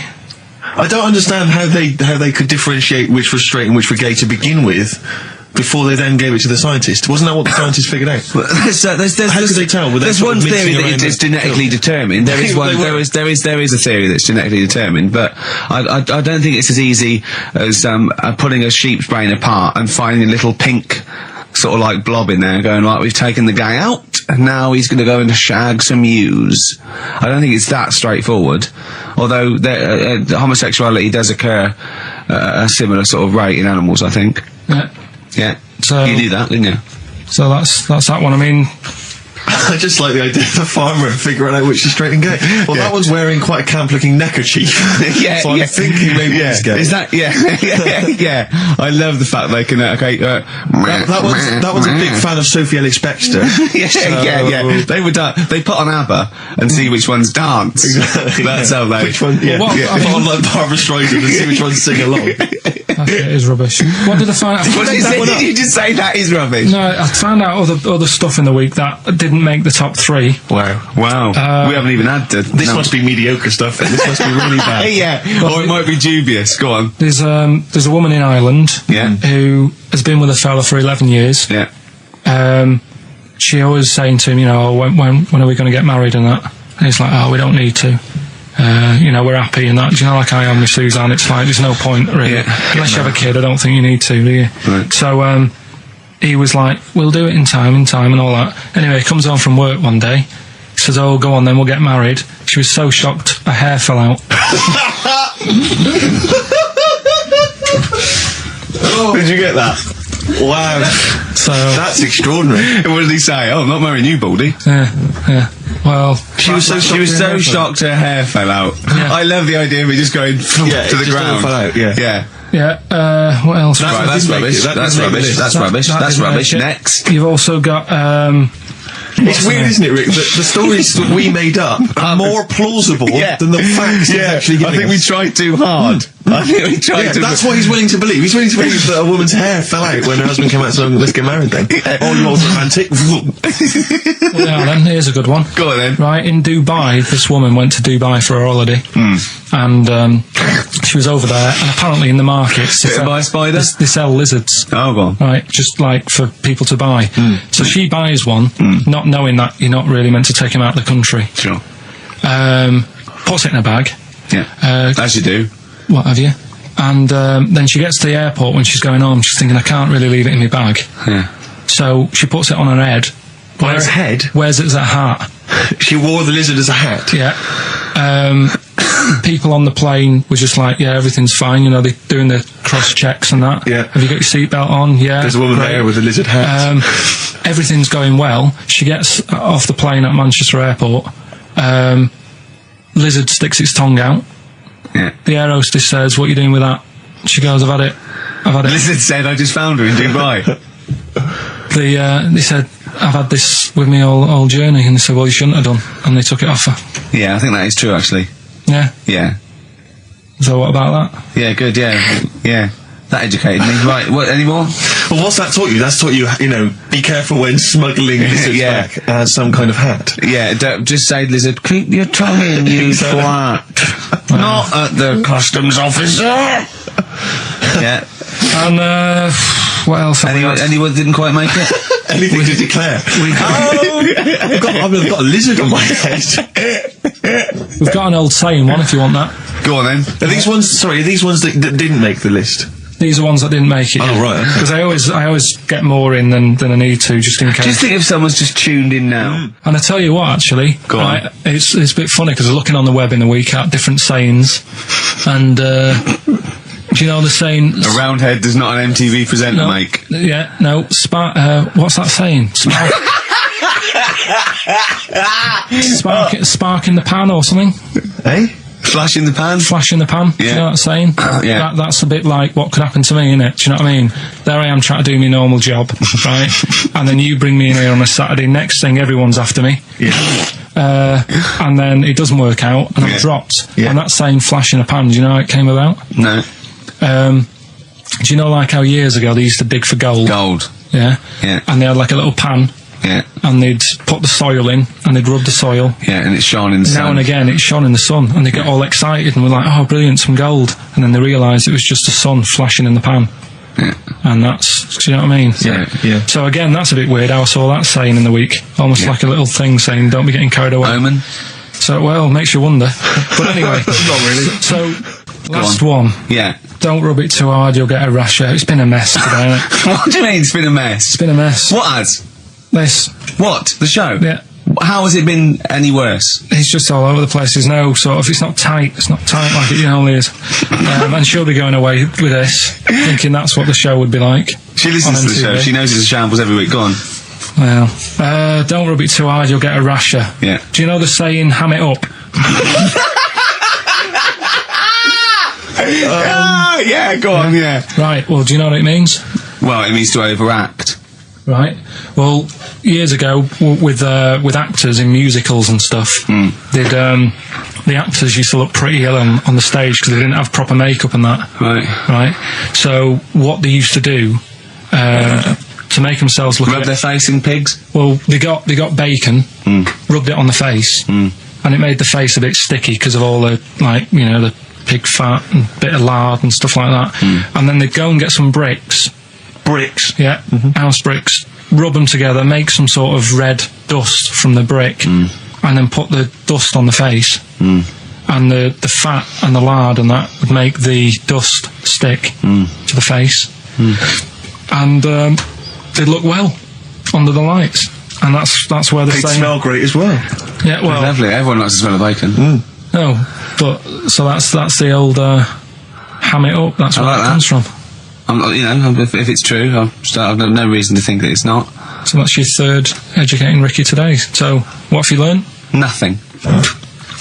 Absolutely sod all. You've got your hamming it up. Yeah. Rams are gay. They know which ones are gay now. Now. And at last, the fella who can hand read an arse. If you missed the rest of the show, what are you going to make of that? If you've just tuned in, you are a maniac, Carl. And you've had your screen test. I reckon we'll be seeing you on MTV or VH1 in the near future. Because I like learning, which gets us on to educating Ricky. Oh, excellent. We've had a good year of stuff, teaching stuff. Well, yeah, I've learned a lot. Can you remember any of the highlights? Of course I can. There was a deaf girl and she hit her head and she could hear. Yeah. There was also some people who ate tomatoes thought they were poisonous on lead. There was also a doctor who gave a blood transfusion with some parrots from the pet store. Yeah. because the doctor in America, and it was the olden days when the lines were bad, said give him his parents' blood, and the doctor this side thought said give him some parrot's blood. So that was true, and that educated me. That was fact. What have you got for us? Well, we've only got two because I've taught you about jellyfish today that we need them, so we've only got two things to go at, and I give them a little headline so you remember them to make them snappy. The two headlines you've got: oh, what a catastrophe. Okay.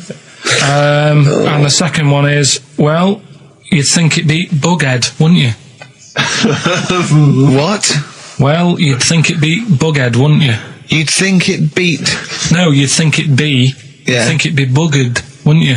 Bughead. Bughead. This can't be... If this is anything with a bug living without a head, I'm not interested. Because we've done it. All you've done is let's just do what a catastrophe. So is that. Do I do that one first?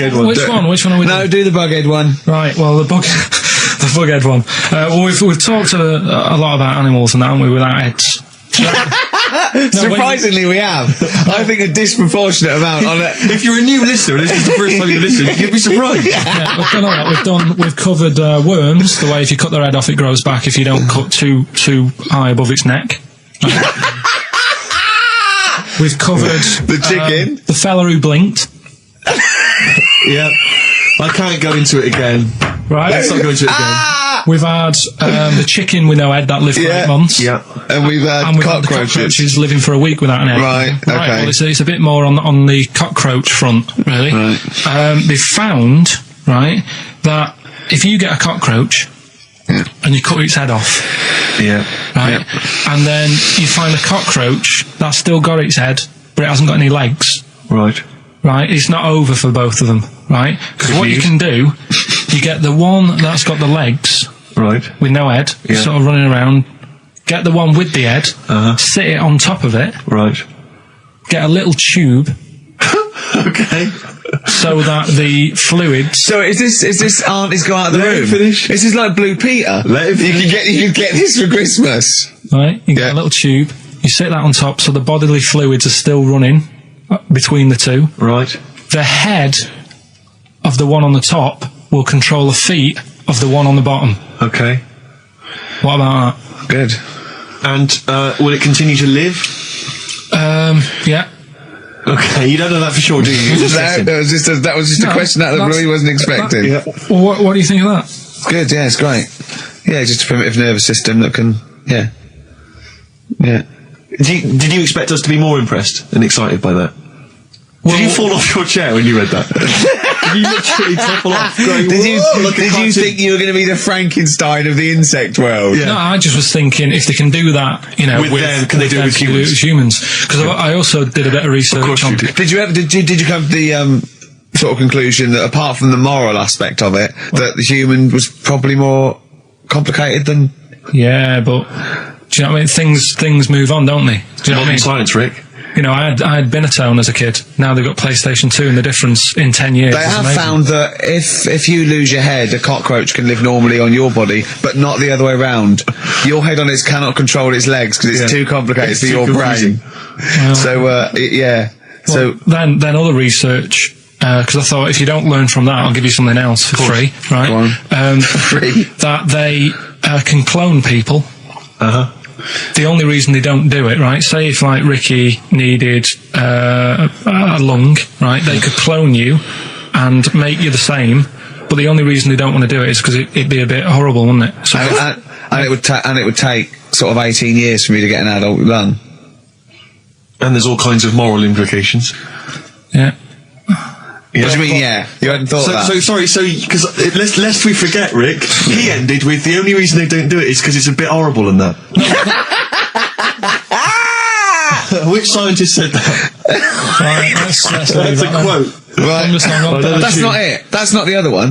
That's it. No. That was just, We've got another one to come. Oh, I can't wait. The headline again? What was the headline again? The headline, oh, what a catastrophe. Looking forward to that. Mark? Yeah, a bit more counsel. This is from his covers album. This is called Snowbird. Right, so listen, right? Okay. So, last educating Ricky of the year. Oh, Christ. What a catastrophe. Yeah, let's do that then. Victoria Plum. There's this woman, right? Yeah. This woman, she's reading Guinness Book of Records. Yeah. And she's flicking through, and she notices that there's a world record for a cat, right, with 27 toes. Right. So she reads it and she thinks, well, that's not right, because her cat's got 28. What do you mean a cat's got 28? A cat's got 28 toes. So she was like, well, hang on a minute, mine should be in there. So there was I missed the very beginning of this. She was looking through the Guinness Book of Records. Woman was looking through the Guinness Book of Records. The woman with the cat with 28 toes looking through, and it said the record for the cat's toes was 27. She thought, hold on a minute, Ross McWhirter. My cat's got one more than that cat, so go on. Anyway, so she said, the person doing the interview with her said, is it happy?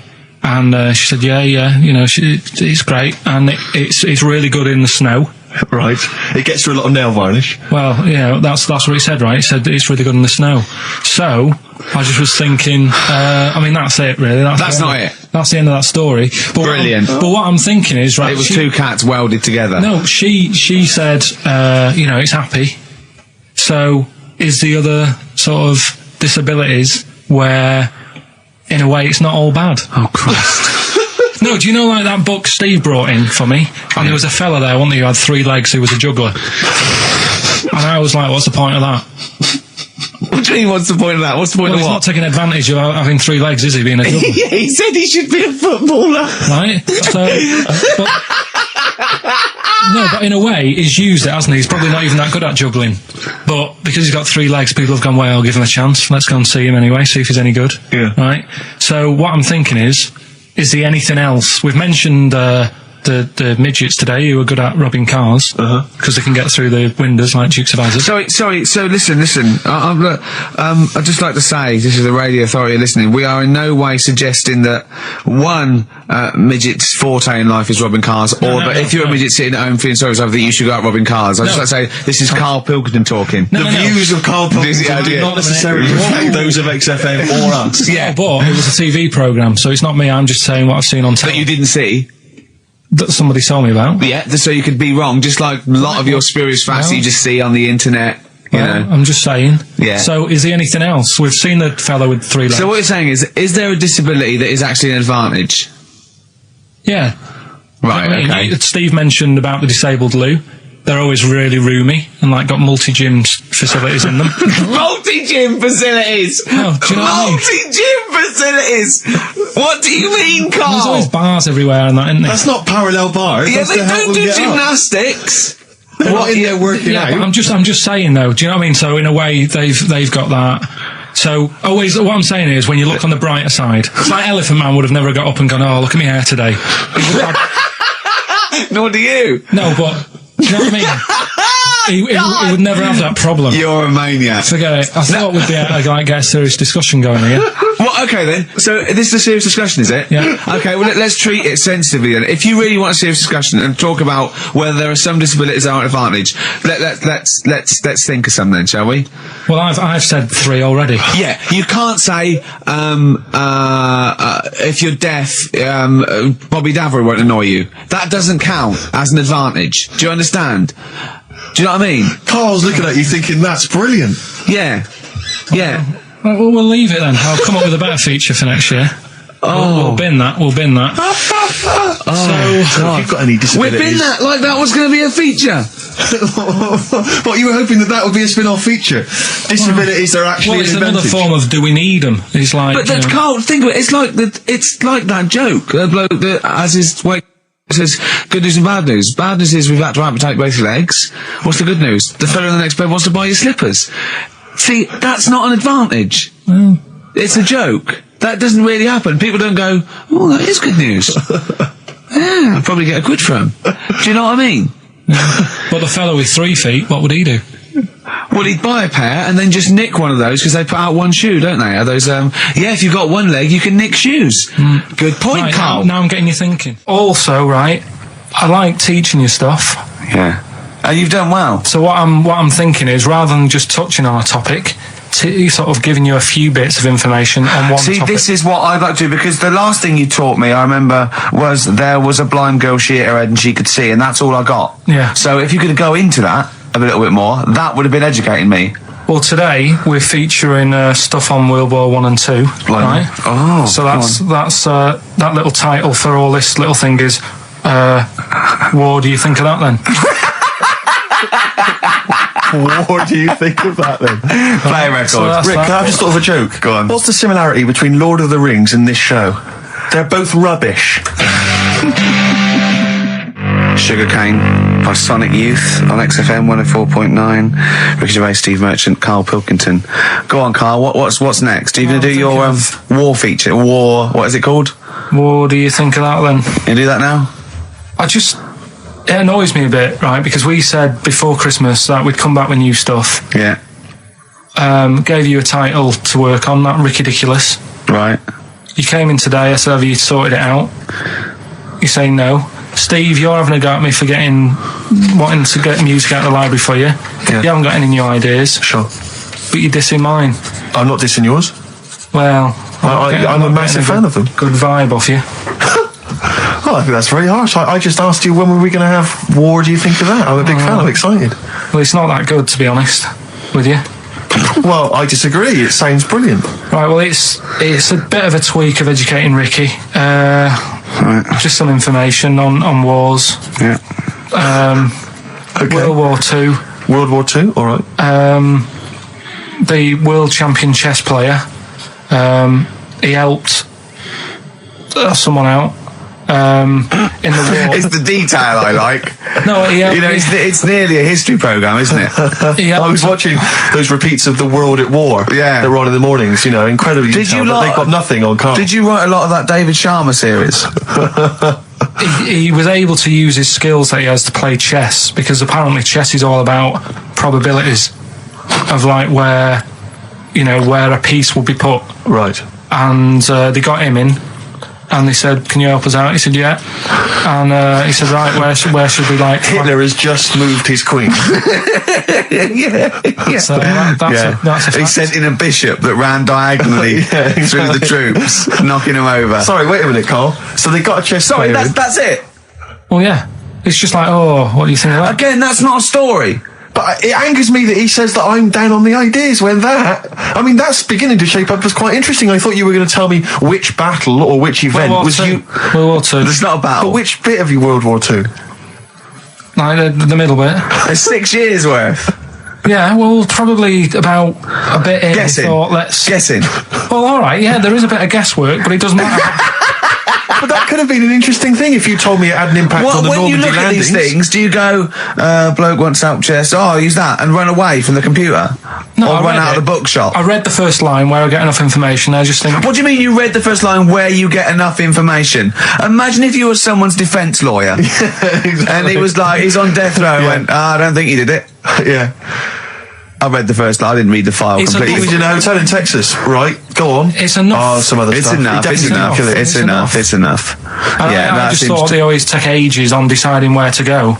It's just like, but there's a better way. I don't know what you're saying now. I don't know what you're talking about. Well, I actually don't know what you're talking When about. people play chess, they take ages to make the move. So I'm just thinking there's probably a quicker way. Of what? Than finding where a boat is, than getting a chess player in. I don't know what you mean now. Are you talking about battleships now? They should have got an expert battleships player in. yeah. What, Carl? Right, forget that one. Or someone who's No, really good. I'm not being funny. But what is that? What are you telling me there? Someone who's really good at Risk. You should have brought them in. Yeah, Cluedo. Right, Yeah. Another fact. That's enough then, is it? Well, they use expert Cluedo players, but the police use expert Cluedo players. Yeah. If ever there's a murder in a country house, Do you think they used that old Chinese fella on the front of Mastermind? Mastermind, yeah. Yeah, for logic problems. The Enigma code was broken by top Mastermind players. Exactly, yeah. Right, second And a guy who's had a couple of rounds of Yahtzee and done very well. Second fact about the war. For engineering, they use a lot of Jenga players. Absolutely. Whenever they want will the building collapse? Oh no, let's pull this. Let's see. If Yes, they it wanted will. to identify... What are you doing? If they wanted to identify spies, bring me the champion of Guess Who. Was it a woman with glasses? No, right, Has sit he down. got a beard? Is it Bernard? Right, Carl, sorry, go on. Another war fact. So you're saying it's rubbish, but look, you love that. Yeah. Right? Yeah, Second you're one, absolutely right. the first bomb that was dropped on Berlin, it didn't kill a person, but it killed an elephant. I think that's true. That is true. Right. Yeah. Okay. And the last one. Is that all you know about that? See, that's interesting, isn't it? But that's enough. But no, it's not though. Because I mean, listen. Most people want to go. Oh, what was the elephant doing there? Did it land in a zoo? Was it a pet? Was it a lost elephant? Did they aim at the elephant? How did it kill it? Did Was it it hit on the Hitler's edge? favourite elephant? yeah. Was it Hitler's favourite elephant? Did it then have one ball? Yeah. I mean, these are the things.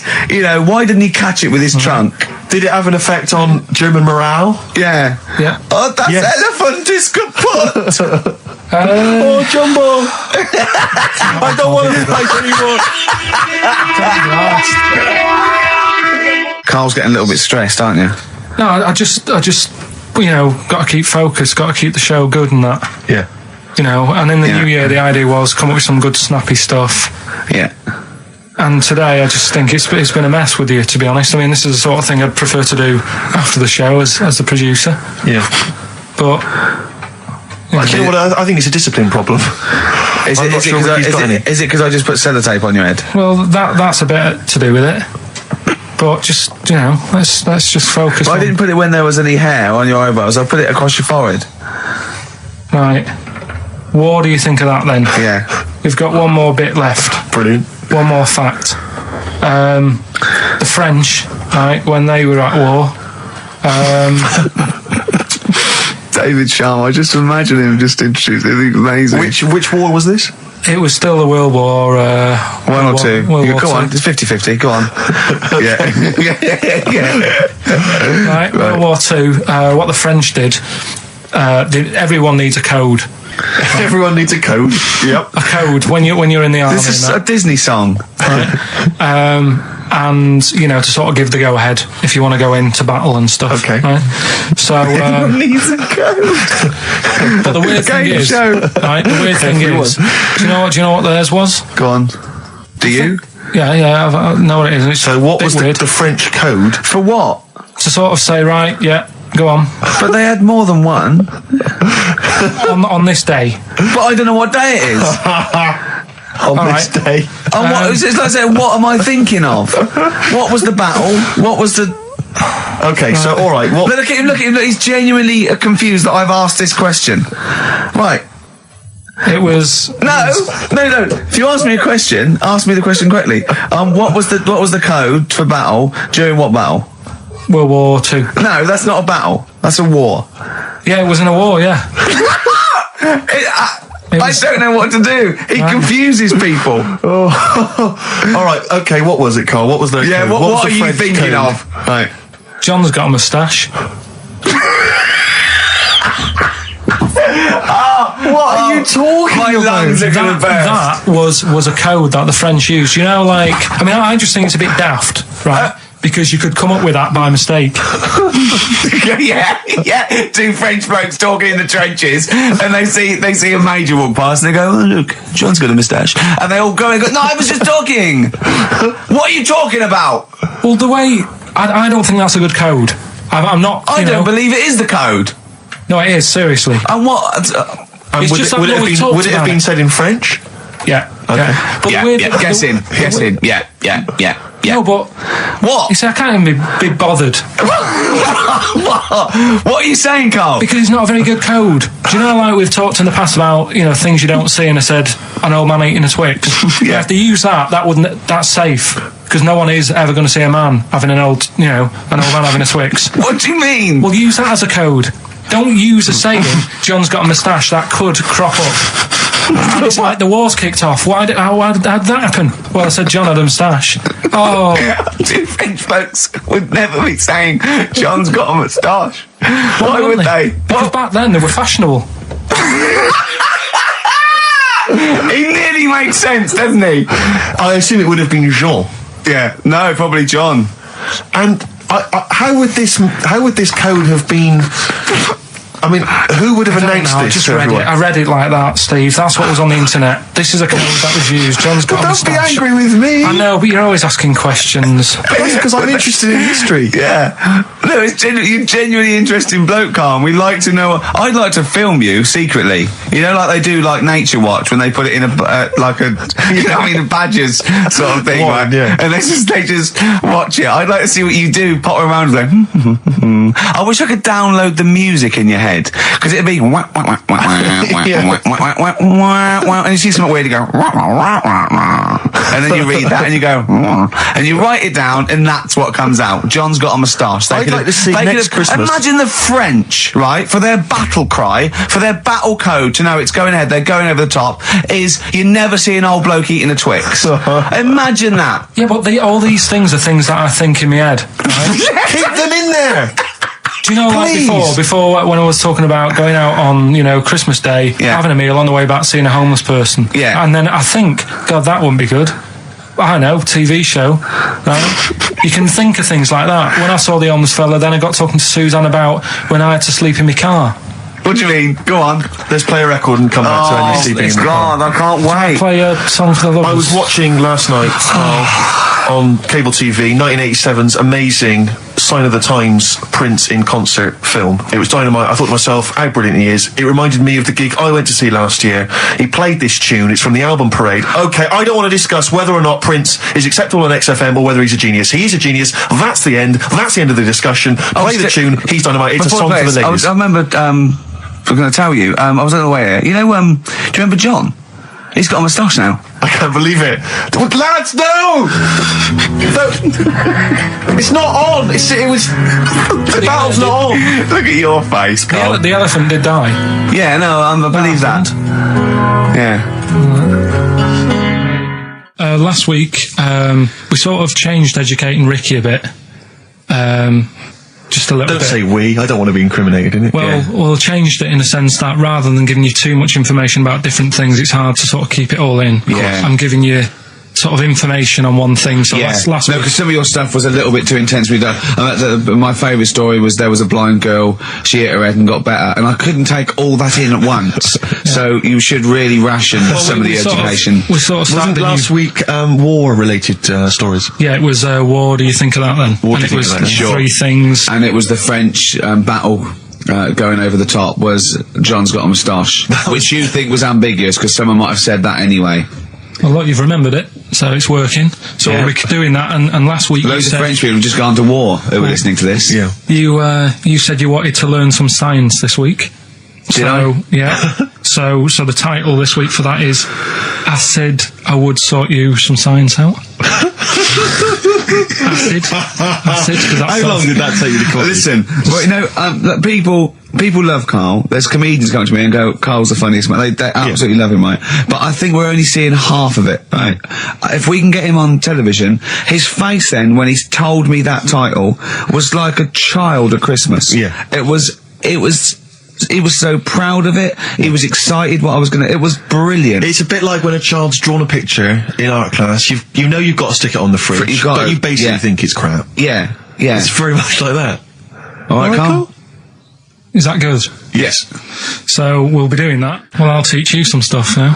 Right? I've always been fascinated by the donkey fact, because it is an extraordinary fact that more people are killed apparently by donkeys than they are by airplane crashes. Well, I suppose in countries where they're used and used a lot, that they go a bit mad and squash out. But my concern is that when you go on a plane, there's so many checks. I mean, it takes 40 minutes to go through all the checks: the air pressure, the cabin pressure, the fuel, checking the flights, the takeoff, all the rest of it. Our checks for donkeys. Nothing. Did someone close the gate? I think so. Exactly. That's our Is he donkey annoyed? checks. Is he annoyed or not? Yeah. You're not working him too hard, are you? Yeah. He's got his hand. Is there two holes for the ears? Yes. Well, I think that's what's happening. I don't think it's accident. I think they're picking us off. I think they're so annoyed that a nickname for them is ass. Yeah. And they've got to wear the little hat. They've got to ride give kids rides on the beach. And now I think they're just sort of annoyed. Yeah. Maybe they're sort of just picking us off one by one. Yeah. Teaching us a lesson. If we had the same stringent checks on donkeys as we do on international flights, maybe there'd be a little less death. Exactly. Wise words. Cheers. Wise, if slightly incoherent words. Go on, Carl. Got that right. I said I would sort you out with some science. Brilliant. I forgot the puns in mind, didn't I? I forgot the puns. Go on. Right, so, you asked to sort of be taught some science and that last week after being taught about war, so did some research. And there's a few things, I think we'll just cover one of them now. Go on. We talked a lot about hairy kids. We have discussed that a lot. I love the fact that Simon Sharma has never started a programme like that. The Jacobites. We've talked a lot about hairy kids. Go on. It's a little bit, I mean, it's not your traditional science stuff, but it's still interesting and it's a little bit, it's still... Yeah, we talk about hairy kids. We have disproportionately, honestly. I think this show's talked about hairy kids more than any other radio show. Well, it's one that... Sorry, I noticed both of you there dropped the H, or the H, or however it's I had to. So airy kids, hairy children, not sort of airy, kind of light-headed or... Yeah. Well, there was the case of the one who lived in China. Yeah. And which was weird for two reasons, wasn't it? Yeah. Well, go on. One was like he was covered in hair. That's already weird. And the doctor sort of checked him over and said, well, yeah, he is hairy, but he's quite healthy apart from he had a little bit of eczema and a boil. That was the main bit of the story, wasn't it? Yeah. But this one, right, we have sort of talked about it, and you weren't having any of it at the time. What? This next bit of science I'm telling you about. Go on then. Right? Remember when I told you about a lad who was living at home with his mum and dad, right? Everything's, normal life, go to school, that sort of thing. Yeah. Then, I think his mum and dad had an argument, and it kicked off a bit, and he thought, I'm sick of this. It's happening all the time now. They kept having arguments, so the kid ran off into the woods. Mm-hmm. Oh. Yeah. Right? God. Now, he left, he went and ran in the woods, and he ended up living with some monkeys. Right. Right? And he thought, this isn't a bad life, there's no arguments going on. Sure. He was getting on with them. And the weird thing bananas. is, this is where the science bit comes in. Oh, sure. He grew a load of hair on his body. That's not true. It's not true. It is true. It's an acquired characteristic. I bet someone will back me up on this. But no, you can't. You can't grow hair like that. You might get a little bit more down here. They might, the erectile tissue might, they won't fall out as much. That would, but you don't actually grow a big mane if you're cold and you're a human. Well, he did. This lad did. I know he sounds a bit strange in that, but he was living with the monkeys, and because it was cold, his body reacted to it. Listen, he was no hairier than he would have been if he was walking around naked on a cold day, with or without living with monkeys. The fact that he was living with monkeys makes no difference. No, I know, but I'm trying to get, picture it in your head what it's like. Although Mickey Dolenz was always pretty hairy. Right? So he was living with them, and he went into town or something one day to get some food, and the people there were like, hang on a minute, that isn't a monkey. He went in naked? No, he was there covered in hair. Yeah, but naked, but covered in hair, so it was decent. It was. Yeah. But that was the weird thing. They thought it was a monkey in the shop. And then so presumably he had a big long beard as well, because he couldn't shave, could he? No, he was just covered. He looked like a monkey. And they were happy to serve the monkey, were they? There's a monkey. He's buying a newspaper and some milk. How did he walk, Carl? Did he walk upright or whistling along? The picture that I saw on the internet, he was on all fours, but I don't know if that's when he was running away after they'd sort of, realised he was a kid. But this was a picture. So he was a kid as well. He wasn't even like an adult with the beard. No, he was a kid. Brilliant. And the beard kicked in a little bit. So the people caught him. You're an idiot. The people caught him. Yeah. Shaved him. Right. Got it all off. Didn't grow back again. Right. You're an idiot. Well, like I say, people will have heard this story or read about it. You're an idiot. And they'll email in. They don't let me down. And they'll agree that you're an idiot. No, they'll have seen the story. You're an idiot. So that's a little bit of science. You're an idiot. Libertines, Time for Heroes and XFM 104.9. Right, okay, so have you got anything that is science as opposed to nonsense? Well, kid went off with some monkeys, grew hair, came back, shaved him, it didn't grow back. I mean, just think. Right, something else. There's a few things I found. Yeah. There's a fella... Oh, God. Who had hiccups for 69 years. That was a bit annoying. Yeah. There's a dog with the wig that we've discussed. Imagine if you just tuned in. Yeah. There's the dog with the wig that we've already discussed. Did we discuss that? Not really. Did I not tell you what he said? I did, didn't I? Yeah. Oh, yeah. What else have we got? Well, there's something here that you sort of know. Is this going out live? Yeah, this is happening, right? Go on. But remember when you talked about sponges? Yeah. If you get a red sponge and a blue sponge, you liquidise them, pour them back into a tank. After a few hours, they know which was which, and they reform as a red sponge and a blue sponge. Yeah. Yeah. I thought that was weird when you told me. Yeah. Looked it up, did a bit of research. Yeah. Thought that's sort of sciencey. Yeah. You can do the same thing with a mouse's brain. Okay. Explain a bit more. No, you can't. If you get a dead mouse, put its brain into a blender, blend it up, leave it standing for a bit. Making that up, aren't you? You're confusing this. You've watched Nigella Lawson make some sort of pudding. No. What do you mean? It won't work with the brain. Well, it does with not a human brain. Don't be trying that. Although, no, a mouse one, a mouse one. And what happens? It sort of reforms, goes back together again. No, because apparently it's made up of the same stuff as. But it doesn't, does it? Because if it's dead, if it's a dead brain, the cells can't act anyway. The fact the sponge is that it doesn't kill the cells, it liquidises them, it doesn't kill the cells. Yeah. So it couldn't be a dead brain anyway. It would have to be a live brain taken out from a live mouse for the cells to be getting oxygen and working and being sensitive to each other. And that, I don't see how that could work like it does in sponges. I mean, do you know what I mean? You're not a scientist. I've just sort of read it and gone, oh, that's interesting, I'll tell Ricky and Steve about it. Yeah. You're quizzing me as if I've come up with it. No. Someone else has done it and said it works. Sure. So I'm not... Do you think ghosts are behind it, or do you think there's a scientific explanation for it? No, it's just one of them weird things, isn't it? Yeah. So that's what you sort of science covered for this week. Well, that was another barnstorming feature from Karl Pilkington. Is that it? Is that the two things you got this week? Thanks very much for that. Well, I mean, there's nothing behind them. Do you know what I mean by this? There's not like a weight of intellect behind these facts. Why don't you make that your science project for this week? Find a dead mouse somewhere, Karl, and a blender. We'll bring that in next week. We'll do it live on air. See what happens. Oh. Well. Do you feel sort of let down a little bit sometimes with our reactions? Well, what are you expecting us to do? What are you expecting us to just look at you, open-mouthed, staring at you in awe? Just go, oh God, where did you find that out? And but we know. Tell us. We know where you found it out. You looked on the internet and a strange homemade website by a maniac somewhere, who puts on stupid things that he heard through Chinese whispers. That's where you get your information from. I doubt that anything you've ever come up with is verified. If it is, it's luck. But what do you expect me to do for you? Do you know what I mean? I'm just... I'd like to know what the source of the information is. I'd like it to be, a research study by the University of Columbia, rather than, a guy who calls himself Mr. Pickles. On a website somewhere. www.lunatics.com.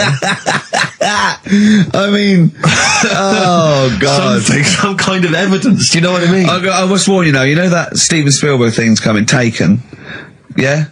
About alien abduction. When you watch it, just remember this, it's not a documentary. Okay? Alright. Alright? You remember E.T.? We were discussing that earlier. You know that's not fact. It's actual fact. Brilliant. Black Star Radiohead from the Bends on XFM 104.9. Rick John has emailed in. It looks here like he's maybe trawled the web himself. I mean, I don't know if people just immediately leap onto the web every time Karl says something in his defence. I think our listeners are always on the web. Yeah. Anyway, he seems like he's reprinted here a news story, which seems to confirm Karl's Monkey Boy story. Yeah, what was the news story? Doctors baffled by boy 6 covered in ape-like hair. Doctors in Kazakhstan are baffled after finding a 6-year-old boy covered in ape-like hair. Yeah. The boy, called Ablay, was found in a remote mountain village close to the Chinese border. He's covered in thick hair from head to toe and has an oval-shaped skull. Doctors suspect nuclear radiation or a genetic disorder may be responsible. Fine. But this is an interesting bit here. But sorry, it's not that you could have genetic defects. defects. I've seen lots of people born with long noses, 5 feet, etc. I'm saying that he wasn't normal. he wasn't normal, and then went to live with monkeys and grew the hair. Well, that's my point. But it says his mother and father are distant relatives. Such marriages are common in the Kazakhstan mountain hamlets. Now, the village elders were consulted as to what to do with him, right? Now, these are the village elders. These are the wise men of the village. These are the people, presumably, that all year long are telling the village how to live, how to survive. Yeah, you're in charge because you've lived longest. Yeah, exactly. You presumably are solving any kind of moral conundrums, any sort of awkward things. Do you know what they suggested that they do with their hairy son? Go on. Send him to the circus. The Carl's nodding. Put him in the circus. That was what they suggested, and the mother actually wanted him to go to school. Instead of I don't know, school or circus, I don't know. We don't know what's better for him. Exactly. I'm not sure. We must consult the elders. What do you think, Carl? It's not a bad life, is it? What, the circus? Yeah. Well, you ran away from it. Yeah. Love it. But remember that thing that I saw about that fella who, I don't actually talk about it really, it's a bit... Go on. Tell us now. You've hooked me. Come on. You can say it. It's okay. What, are you worried that it might be insulting to someone? Well, it's not nice, but...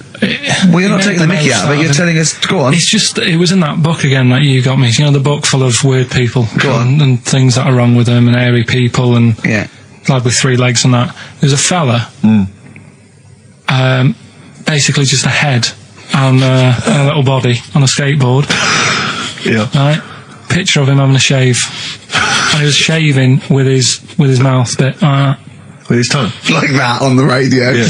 Carl is now doing an impression of a man shaving with his mouth. Yeah. Well, it's just a head, bear in mind. He's doing an impression. Imagine a head with a very tiny body on a skateboard shaving with its tongue. That's what Carl was doing. And he was depressed because he kept getting hats for Christmas. but if you were him, you would just grow a beard, wouldn't you, rather than... Oh, well, rather than go through all that hassle. Get caught in the wheels of his skateboard. The what's the name though? Do you remember last week I was talking about the hairy kid? And I think that's every week, Carl. That doesn't narrow it down. Alright, well, we were talking about that hairy kid in the woods, and did a bit more research this week. Okay. Found a good story out about a monkey. Right. Which I'll tell Ricky a little bit about it. Tell me, come on, tell it now. No, no, just tease me with it. We should keep this. It sounds exciting stuff. That's got 'em, right? So we'll be doing that. We've got the audience. We've got Rockbusters again this week. Yeah.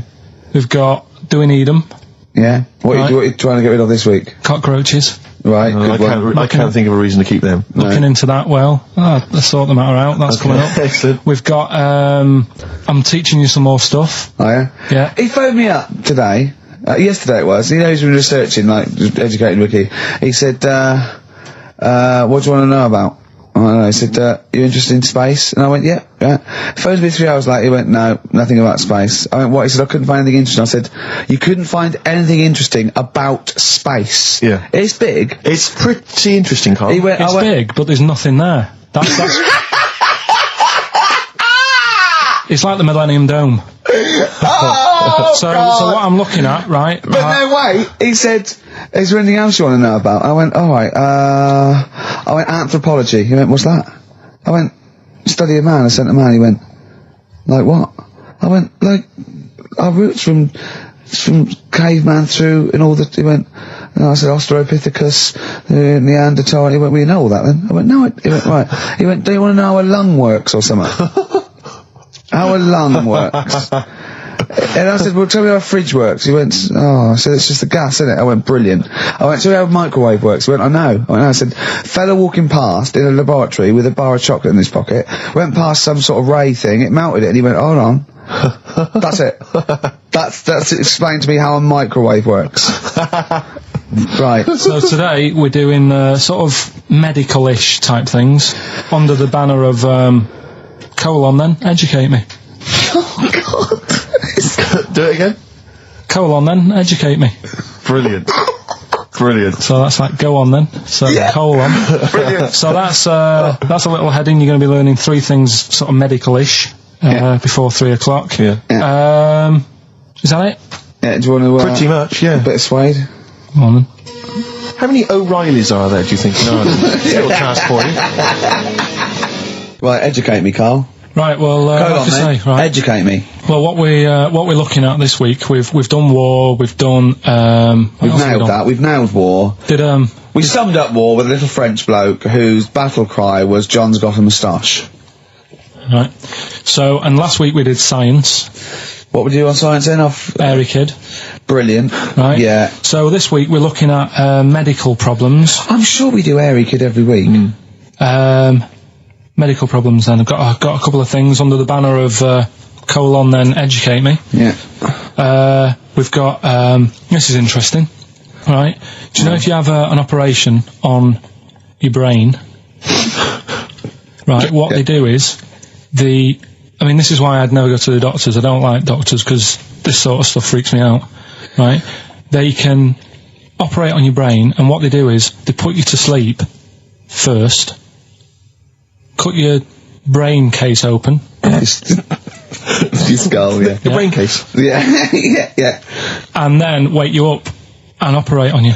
So you sat there with your head open, messing with your brain, and you don't feel anything. Well, there's no nerve endings, is there, in the brain? But still, it's not right, is it? What, you think they do it for fun?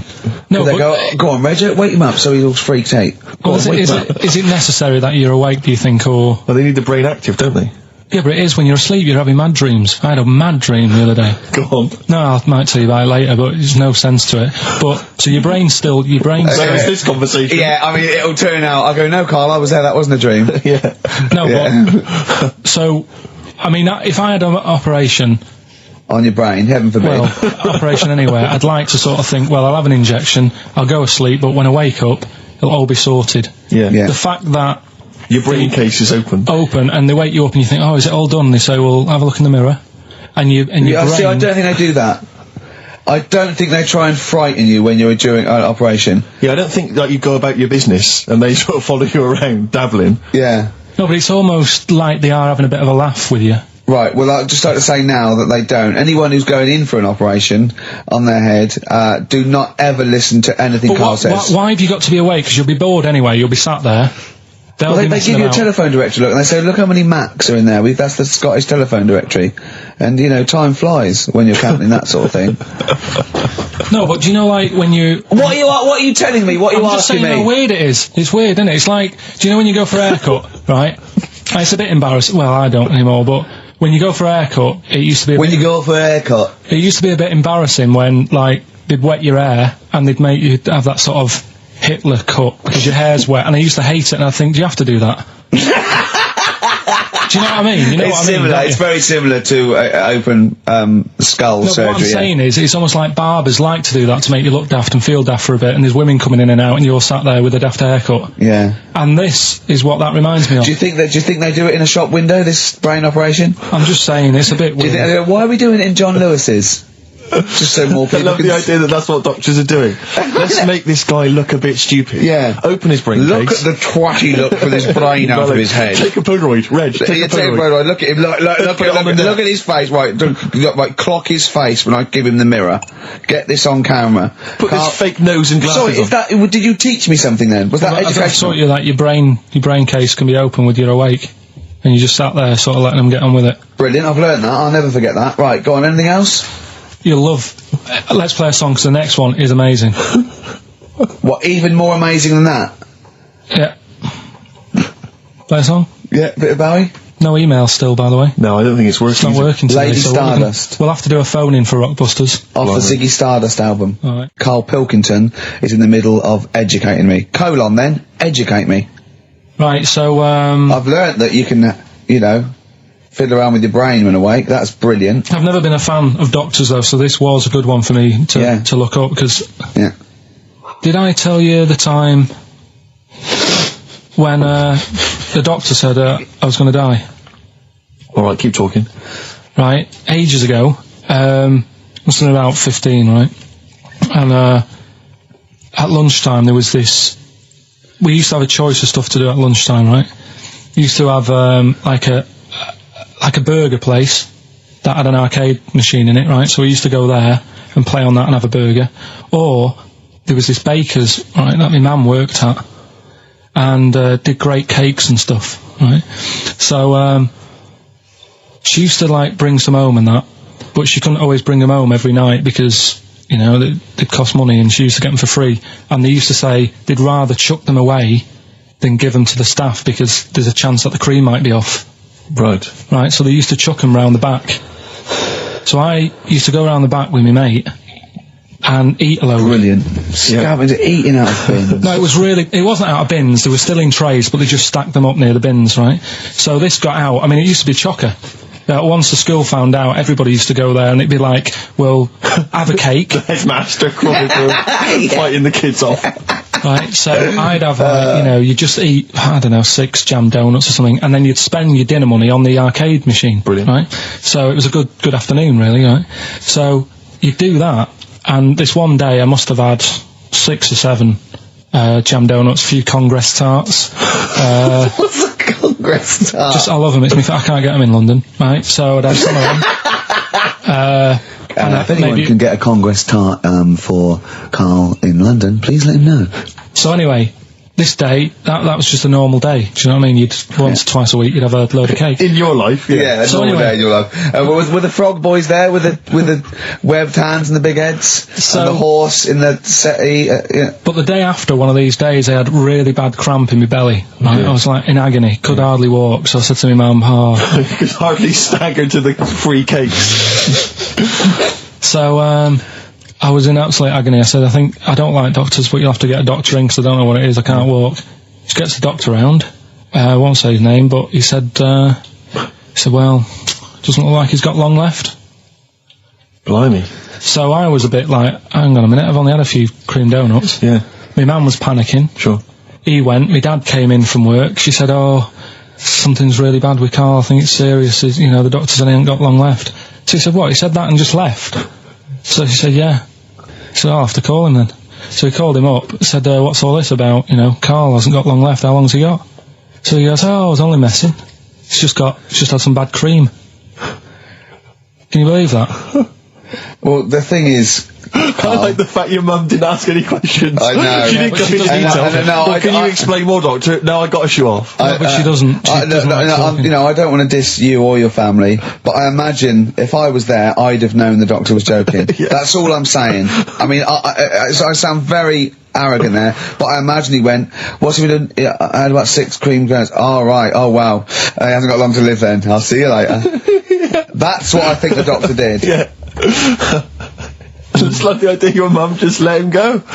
Yeah. Terrified, thinking, well, I'm not going to probe him. He's that's it then. Dad comes in.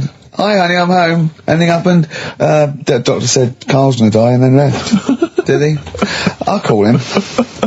But anyway, that's why these sort of things fascinate me. So we'll move on to this next one, right, which is brilliant. Dead short story. So, right, old woman, about 70 years old. Yeah. She's normally fit and healthy and stuff, nothing wrong with her, she's having a good life. And one day, she goes for a check to the doctors, just to check herself out, because she's getting on a bit. Yeah.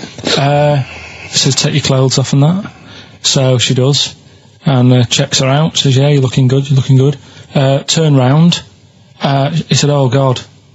He says, you got a tumour on your buttock. Right? So she goes, oh, what, can you do anything to sort it out? So they go, yeah, we could book you in for an operation, it's best if we remove this. Books are in for an operation day comes, strip her down and that, they're all stood round, the doctors, start to operate. It only turns out it's a pork chop that she sat on 5 years earlier and it had stuck to her buttock. Right, Karl. I can forward you. Serious. Right, okay, Karl, I'm telling you now, I'm leaving. I'm never doing this show again. No, I'm serious. Honestly, you're talking. I've never in such. You are. Play a record. I can't believe it. What do you mean you can't believe it? Stop the record. Right, okay. Right, what do you mean you couldn't believe it? No, when I read it, I said I've got to tell Ricky that. This woman had a pork chop stuck to her arse for 5 years, you mental case. Of course she didn't. Doves caught by the river. People are going to think you're thick, Karl. Well, they can think what they want, because if they do their own research, they'll probably find the story.